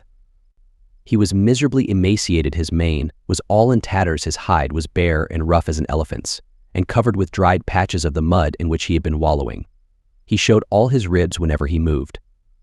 He looked like some grisly old ruffian grown gray in blood and violence, and scowling on all the world from his misanthropic seclusion. The old savage looked up when I first approached and gave me a fierce stare, then he fell to grazing again with an air of contemptuous indifference. The moment after, as if suddenly recollecting himself, he threw up his head, faced quickly about, and to my amazement came at a rapid trot directly toward me. I was strongly impelled to get up and run, but this would have been very dangerous. Sitting quite still, I aimed, as he came on, at the thin part of the skull above the nose. After he had passed over about 3/4 of the distance between us, I was on the point of firing when, to my great satisfaction, he stopped short. I had full opportunity of studying his countenance. His whole front was covered with a huge mass of coarse matted hair, which hung so low that nothing but his 2 forefeet were visible beneath it. His short, thick horns were blunted and split to the very roots in his various battles, and across his nose and forehead were 2 or 3 large white scars, which gave him a grim and at the same time a whimsical appearance. It seemed to me that he stood there motionless for a full quarter of an hour, looking at me through the tangled locks of his mane. For my part, I remained as quiet as he, and looked quite as hard. I felt greatly inclined to come to terms with him. My friend, thought I, if you'll let me off, I'll let you off at length. He seemed to have abandoned any hostile design. Very slowly and deliberately he began to turn about. Little by little his side came into view, all beplastered with mud. It was a tempting sight. I forgot my prudent intentions, and fired my rifle. A pistol would have served at that distance. Round spun old bull like a top, and away he galloped over the prairie. He ran some distance and even ascended a considerable hill before he lay down and died. After shooting another bull among the hills, I went back to camp. At noon, on the 14th of September, a very large Santa Fe caravan came up. The plain was covered with the long files of their white-topped wagons, the closed black carriages in which the traders travel and sleep, large droves of animals, and men on horseback and on foot. They all stopped on the meadow near us. Our diminutive cart and handful of men made but an insignificant figure by the side of their wide and bustling camp. Tête Rouge went over to visit them and soon came back with half a dozen biscuits in one hand and a bottle of brandy in the other. I inquired where he got them. "Oh," said Tête Rouge, "I know some of the traders." "Dr. Dobbs is there besides?" I asked who Dr. Dobbs might be. "One of our St. Louis doctors," replied Tête Rouge. For 2 days past I had been severely attacked by the same disorder which had so greatly reduced my strength, when at the mountains at this time I was suffering not a little from the sudden pain and weakness which it occasioned. Tête Rouge, in answer to my inquiries, declared that Dr. Dobbs was a physician of the first standing. Without at all believing him, I resolved to consult this eminent practitioner. Walking over to the camp, I found him lying sound asleep under one of the wagons. He offered in his own person but an indifferent specimen of his skill, for it was 5 months since I had seen so cadaverous a face. His hat had fallen off, and his yellow hair was all in disorder. One of his arms supplied the place of a pillow. His pantaloons were wrinkled halfway up to his knees, and he was covered with little bits of grass and straw, upon which he had rolled in his uneasy slumber. A Mexican stood near, and I made him a sign that he should touch the doctor. Up sprang the learned Dobbs, and sitting upright, rubbed his eyes and looked about him in great bewilderment. I regretted the necessity of disturbing him, and said I had come to ask professional advice. "Your system, sir, is in a disordered state," said he solemnly, after a short examination. I inquired what might be the particular species of disorder. "Evidently a morbid action of the liver," replied the medical man. "I will give you a prescription." Repairing to the back of one of the covered wagons, he scrambled in. For a moment I could see nothing of him but his boots. At length he produced a box which he had extracted from some dark recess within, and opening it, he presented me with a folded paper of some size. "What is it?" said I. "Calomel," said the doctor. Under the circumstances I would have taken almost anything. There was not enough to do me much harm, and it might possibly do good. So at camp that night I took the poison instead of supper. That camp is worthy of notice. The traders warned us not to follow the main trail along the river, unless, as one of them observed, "you want to have your throats cut." The river at this place makes a bend, and a smaller trail, known as the Ridge Path, leads directly across the prairie from point to point, a distance of 60 or 70 miles. We followed this trail, and after traveling 7 or 8 miles, we came to a small stream, where we encamped. Our position was not chosen with much forethought or military skill. The water was in a deep hollow, with steep, high banks. On the grassy bottom of this hollow we picketed our horses, while we ourselves encamped upon the barren prairie just above. The opportunity was admirable, either for driving off our horses or attacking us. After dark, as Tête Rouge was sitting at supper, we observed him pointing with a face of speechless horror over the shoulder of Henry, who was opposite to him. Aloof amid the darkness appeared a gigantic black apparition solemnly swaying to and fro. It advanced steadily upon us. Henry, half vexed and half amused, jumped up, spread out his arms, and shouted. The invader was an old buffalo bull, who with characteristic stupidity was walking directly into camp. It cost some shouting and swinging of hats before we could bring him first to a halt and then to a rapid retreat. That night the moon was full and bright, but as the black clouds chased rapidly over it, we were at one moment in light and at the next in darkness. As the evening advanced, a thunderstorm came up. It struck us with such violence that the tent would have been blown over if we had not interposed the cart to break the force of the wind. At length it subsided to a steady rain. I lay awake through nearly the whole night, listening to its dull patter upon the canvas above. The moisture, which filled the tent and trickled from everything in it, did not add to the comfort of the situation. About 12 o'clock Shaw went out to stand guard amid the rain and pitch darkness. Munro, the most vigilant as well as one of the bravest among us, was also on the alert. When about 2 hours had passed, Shaw came silently in and, touching Henry, called him in a low, quick voice to come out. "What is it?" I asked.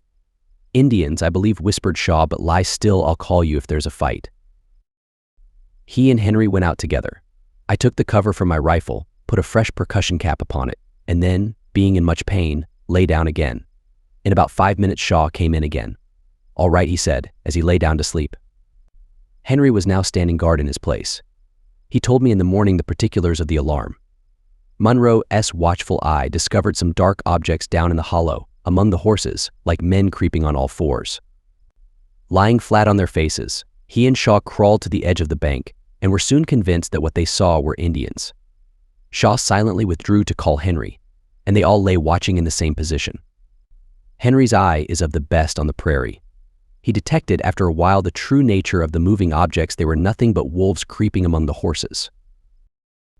It is very singular that when picketed near a camp, horses seldom show any fear of such an intrusion. The wolves appear to have no other object than that of gnawing the trail ropes of raw hide by which the animals are secured. Several times in the course of the journey my horse's trail rope was bitten in two by these nocturnal visitors. Chapter 27. The Settlements. The next day was extremely hot, and we rode from morning till night without seeing a tree or a bush or a drop of water. Our horses and mules suffered much more than we, but as sunset approached they pricked up their ears and mended their pace. Water was not far off. When we came to the descent of the broad, shallowy valley where it lay, an unlooked-for sight awaited us. The stream glistened at the bottom, and along its banks were pitched a multitude of tents, while hundreds of cattle were feeding over the meadows. Bodies of troops, both horse and foot, and long trains of wagons with men, women, and children were moving over the opposite ridge and descending the broad declivity in front. These were the Mormon battalion in the service of government, together with a considerable number of Missouri volunteers. The Mormons were to be paid off in California, and they were allowed to bring with them their families and property. There was something very striking in the half-military, half-patriarchal appearance of these armed fanatics, thus on their way with their wives and children to found, if might be, a Mormon empire in California. We were much more astonished than pleased at the sight before us. In order to find an unoccupied camping ground, we were obliged to pass a quarter of a mile up the stream, and here we were soon beset by a swarm of Mormons and Missourians. The United States officer in command of the whole came also to visit us, and remained some time at our camp. In the morning the country was covered with mist. We were always early risers, but before we were ready the voices of men driving in the cattle sounded all around us. As we passed above their camp, we saw through the obscurity that the tents were falling and the ranks rapidly forming, and mingled with the cries of women and children. The rolling of the Mormon drums and the clear blast of their trumpets sounded through the mist. From that time to the journey's end, we met almost every day long trains of government wagons, laden with stores for the troops and crawling at a snail's pace toward Santa Fe. Tête Rouge had a mortal antipathy to danger, but on a foraging expedition one evening, he achieved an adventure more perilous than had yet befallen any man in the party. The night after we left the ridge path, we encamped close to the river. At sunset, we saw a train of wagons encamping on the trail about 3 miles off, and though we saw them distinctly, our little cart, as it afterward proved, entirely escaped their view. For some days Tête Rouge had been longing eagerly after a dram of whiskey. So resolving to improve the present opportunity, he mounted his horse James, slung his canteen over his shoulder, and set forth in search of his favorite liquor. Some hours passed without his returning. We thought that he was lost, or perhaps that some stray Indian had snapped him up. While the rest fell asleep, I remained on guard. Late at night, a tremulous voice saluted me from the darkness, and Tete Rouge and James soon became visible, advancing toward the camp. Tete Rouge was in much agitation and big with some important tidings. Sitting down on the shaft of the cart, he told the following story. When he left the camp, he had no idea, he said, how late it was.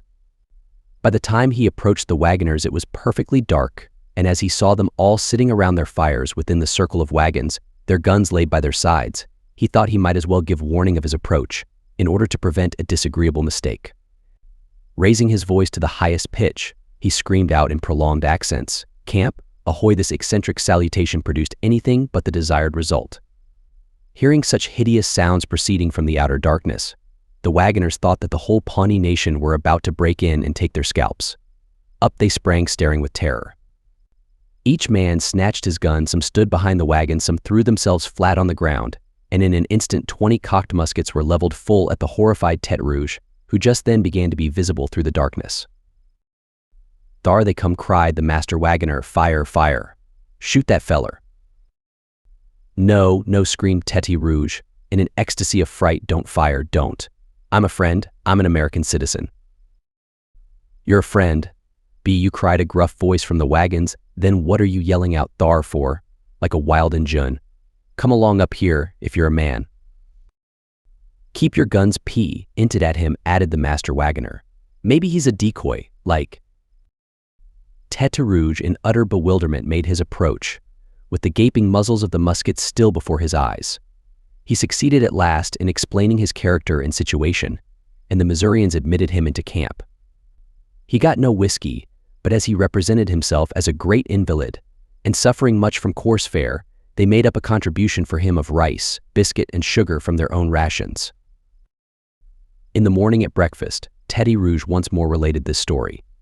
We hardly knew how much of it to believe, though after some cross-questioning we failed to discover any flaw in the narrative. Passing by the wagoners' camp, they confirmed Tete Rouge's account in every particular.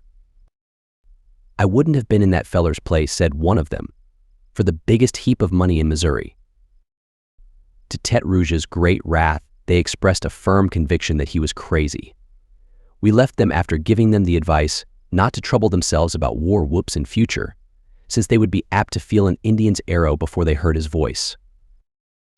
A day or two after, we had an adventure of another sort with a party of wagoners.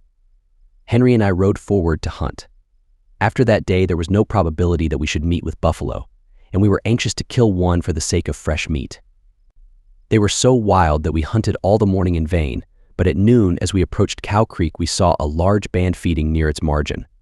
Cow Creek is densely lined with trees which intercept the view beyond, and it runs, as we afterward found, at the bottom of a deep trench. We approached by riding along the bottom of a ravine. When we were near enough, I held the horses while Henry crept toward the buffalo.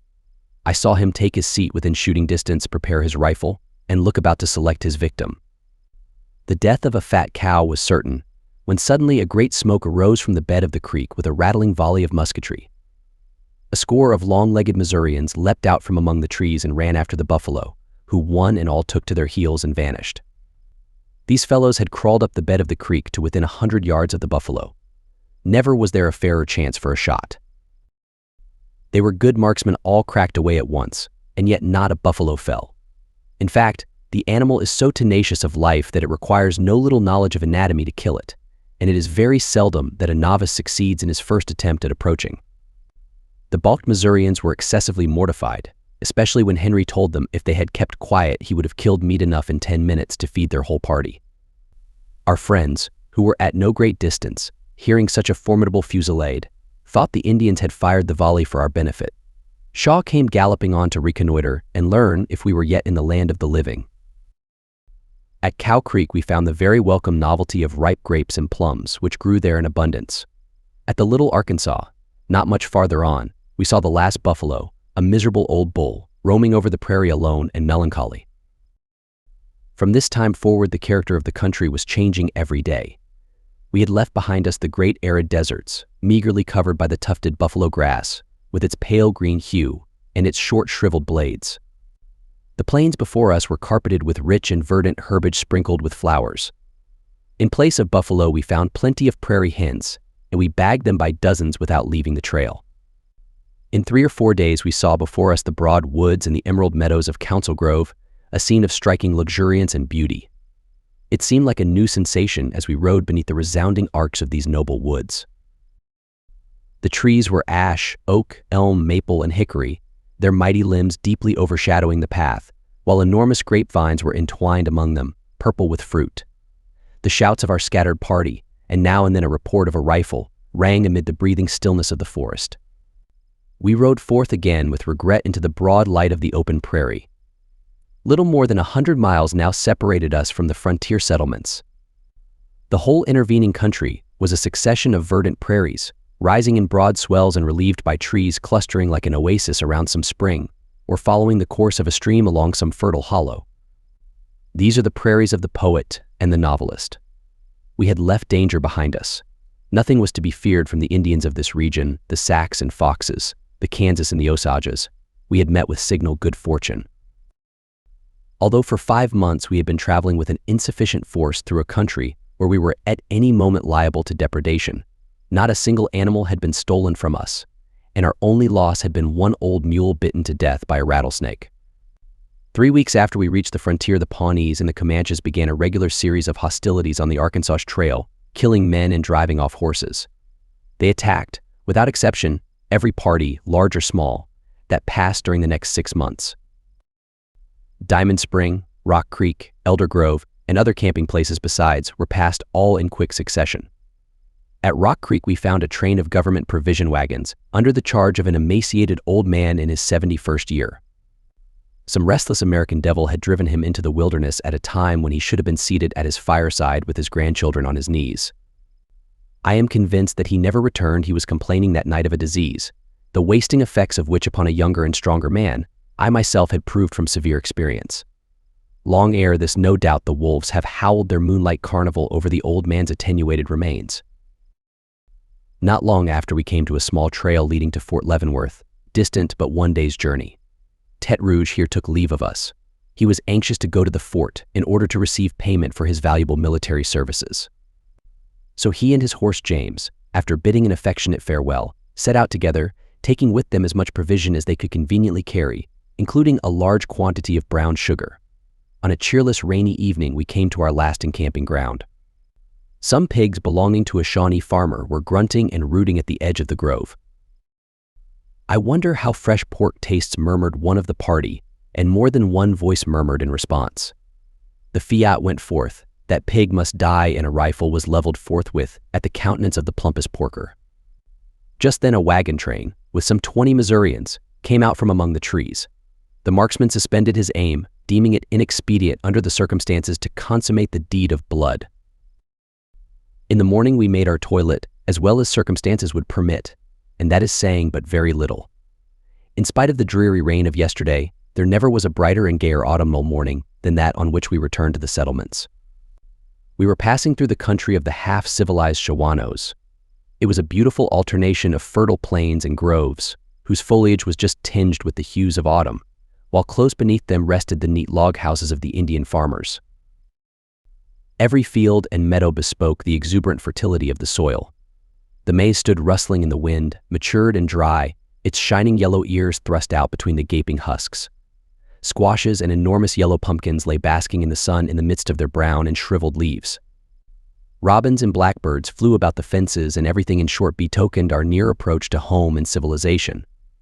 The forests that border on the Missouri soon rose before us, and we entered the wide tract of shrubbery which forms their outskirts.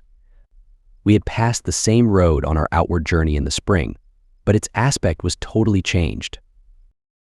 The young wild apple trees, then flushed with their fragrant blossoms, were now hung thickly with ruddy fruit.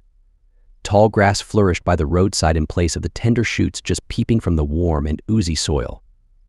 The vines were laden with dark purple grapes, and the slender twigs of the maple, then tasseled with their clusters of small red flowers, now hung out a gorgeous display of leaves stained by the frost with burning crimson. On every side we saw the tokens of maturity and decay, where all had before been fresh and beautiful. We entered the forest, and ourselves and our horses were checkered, as we passed along by the bright spots of sunlight that fell between the opening boughs. On either side, the dark, rich masses of foliage almost excluded the sun, though here and there its rays could find their way down, striking through the broad leaves and lighting them with a pure, transparent green. Squirrels barked at us from the trees. Coveys of young partridges ran rustling over the leaves below, and the golden oriole, the blue jay, and the flaming red bird darted among the shadowy branches. We hailed these sights and sounds of beauty by no means with an unmingled pleasure. Many and powerful, as were the attractions which drew us toward the settlements, we looked back even at that moment with an eager longing toward the wilderness of prairies and mountains behind us. For myself, I had suffered more that summer from illness than ever before in my life, and yet to this hour I cannot recall those savage scenes and savage men without a strong desire again to visit them. At length, for the first time during about half a year, we saw the roof of a white man's dwelling between the opening trees. A few moments after, we were riding over the miserable log bridge that leads into the center of Westport. Westport had beheld strange scenes, but a rougher-looking troop than ours, with our worn equipments and broken-down horses, was never seen even there. We passed the well-remembered tavern, Boone's Grocery, and old Vogel's dram shop, and encamped on a meadow beyond. Here we were soon visited by a number of people who came to purchase our horses and equipage. This matter disposed of, we hired a wagon and drove on to Kansas Landing. Here we were again received under the hospitable roof of our old friend Colonel Chick, and seated on his porch we looked down once more on the eddies of the Missouri. Delorier made his appearance in the morning, strangely transformed by the assistance of a hat, a coat, and a razor. His little log house was among the woods not far off. It seemed he had meditated giving a ball on the occasion of his return, and had consulted Henry Chatelain as to whether it would do to invite his bourgeois. Henry expressed his entire conviction that we would not take it amiss, and the invitation was now proffered. Accordingly, Delorier adding as a special inducement that Antoine Le Jeunesse was to play the fiddle. We told him we would certainly come, but before the evening arrived a steamboat, which came down from Fort Leavenworth, prevented our being present at the expected festivities. Delorier was on the rock at the landing place, waiting to take leave of us. Adieu. Mes bourgeois, adieu. Adieu, he cried out as the boat pulled off. When you go another time to de Rocky Montagnes, I will go with you. Yes, I will go. He accompanied this patronizing assurance by jumping about, swinging his hat, and grinning from ear to ear. As the boat rounded a distant point, the last object that met our eyes was Delorier still lifting his hat and skipping about the rock. We had taken leave of Munro and Jim Gurney at Westport, and Henry Chatelain went down in the boat with us. The passage to St. Louis occupied 8 days, during about a third of which we were fast aground on sandbars. We passed the steamer Amelia crowded with a roaring crew of disbanded volunteers, swearing, drinking, gambling, and fighting. At length one evening, we reached the crowded levee of St. Louis. Repairing to the planter's house, we caused diligent search to be made for our trunks, which after some time were discovered stowed away in the farthest corner of the storeroom. In the morning we hardly recognized each other. A frock of broadcloth had supplanted the frock of buckskin, well-fitted pantaloons took the place of the Indian leggings, and polished boots were substituted for the gaudy moccasins. After we had been several days at St. Louis, we heard news of T. Rouge. He had contrived to reach Fort Leavenworth, where he had found the paymaster and received his money. As a boat was just ready to start for St. Louis, he went on board and engaged his passage. This done, he immediately got drunk on shore, and the boat went off without him. It was some days before another opportunity occurred, and meanwhile the sutler's stores furnished him with abundant means of keeping up his spirits. Another steamboat came at last, the clerk of which happened to be a friend of his, and by the advice of some charitable person on shore he persuaded Tete Rouge to remain on board, intending to detain him there until the boat should leave the fort. At first Tete Rouge was well contented with this arrangement, but on applying for a dram, the barkeeper, at the clerk's instigation, refused to let him have it. Finding them both inflexible in spite of his entreaties, he became desperate and made his escape from the boat. The clerk found him after a long search in one of the barracks. A circle of dragoons stood contemplating him as he lay on the floor, maudlin drunk and crying dismally. With the help of one of them, the clerk pushed him on board, and our informant, who came down in the same boat, declares that he remained in great despondency during the whole passage. As we left St. Louis soon after his arrival, we did not see the worthless, good-natured little vagabond again. On the evening before our departure, Henry Chatelain, came to our rooms at the planter's house to take leave of us. No one who met him in the streets of St. Louis would have taken him for a hunter fresh from the Rocky Mountains. He was very neatly and simply dressed in a suit of dark cloth, for although, since his 16th year, he had scarcely been for a month together among the abodes of men, he had a native good taste and a sense of propriety which always led him to pay great attention to his personal appearance. His tall, athletic figure, with its easy, flexible motions, appeared to advantage in his present dress, and his fine face, though roughened by 1,000 storms, was not at all out of keeping with it. We took leave of him with much regret, and unless his changing features, as he shook us by the hand, belied him, the feeling on his part was no less than on ours. Shaw had given him a horse at Westport. My rifle, which he had always been fond of using, as it was an excellent piece, much better than his own, is now in his hands, and perhaps at this moment its sharp voice is startling the echoes of the Rocky Mountains. On the next morning we left town, and after a fortnight of railroads and steamboat we saw once more the familiar features of home. The end. Please subscribe to the best audiobooks for free channel to support us adding ever more free content.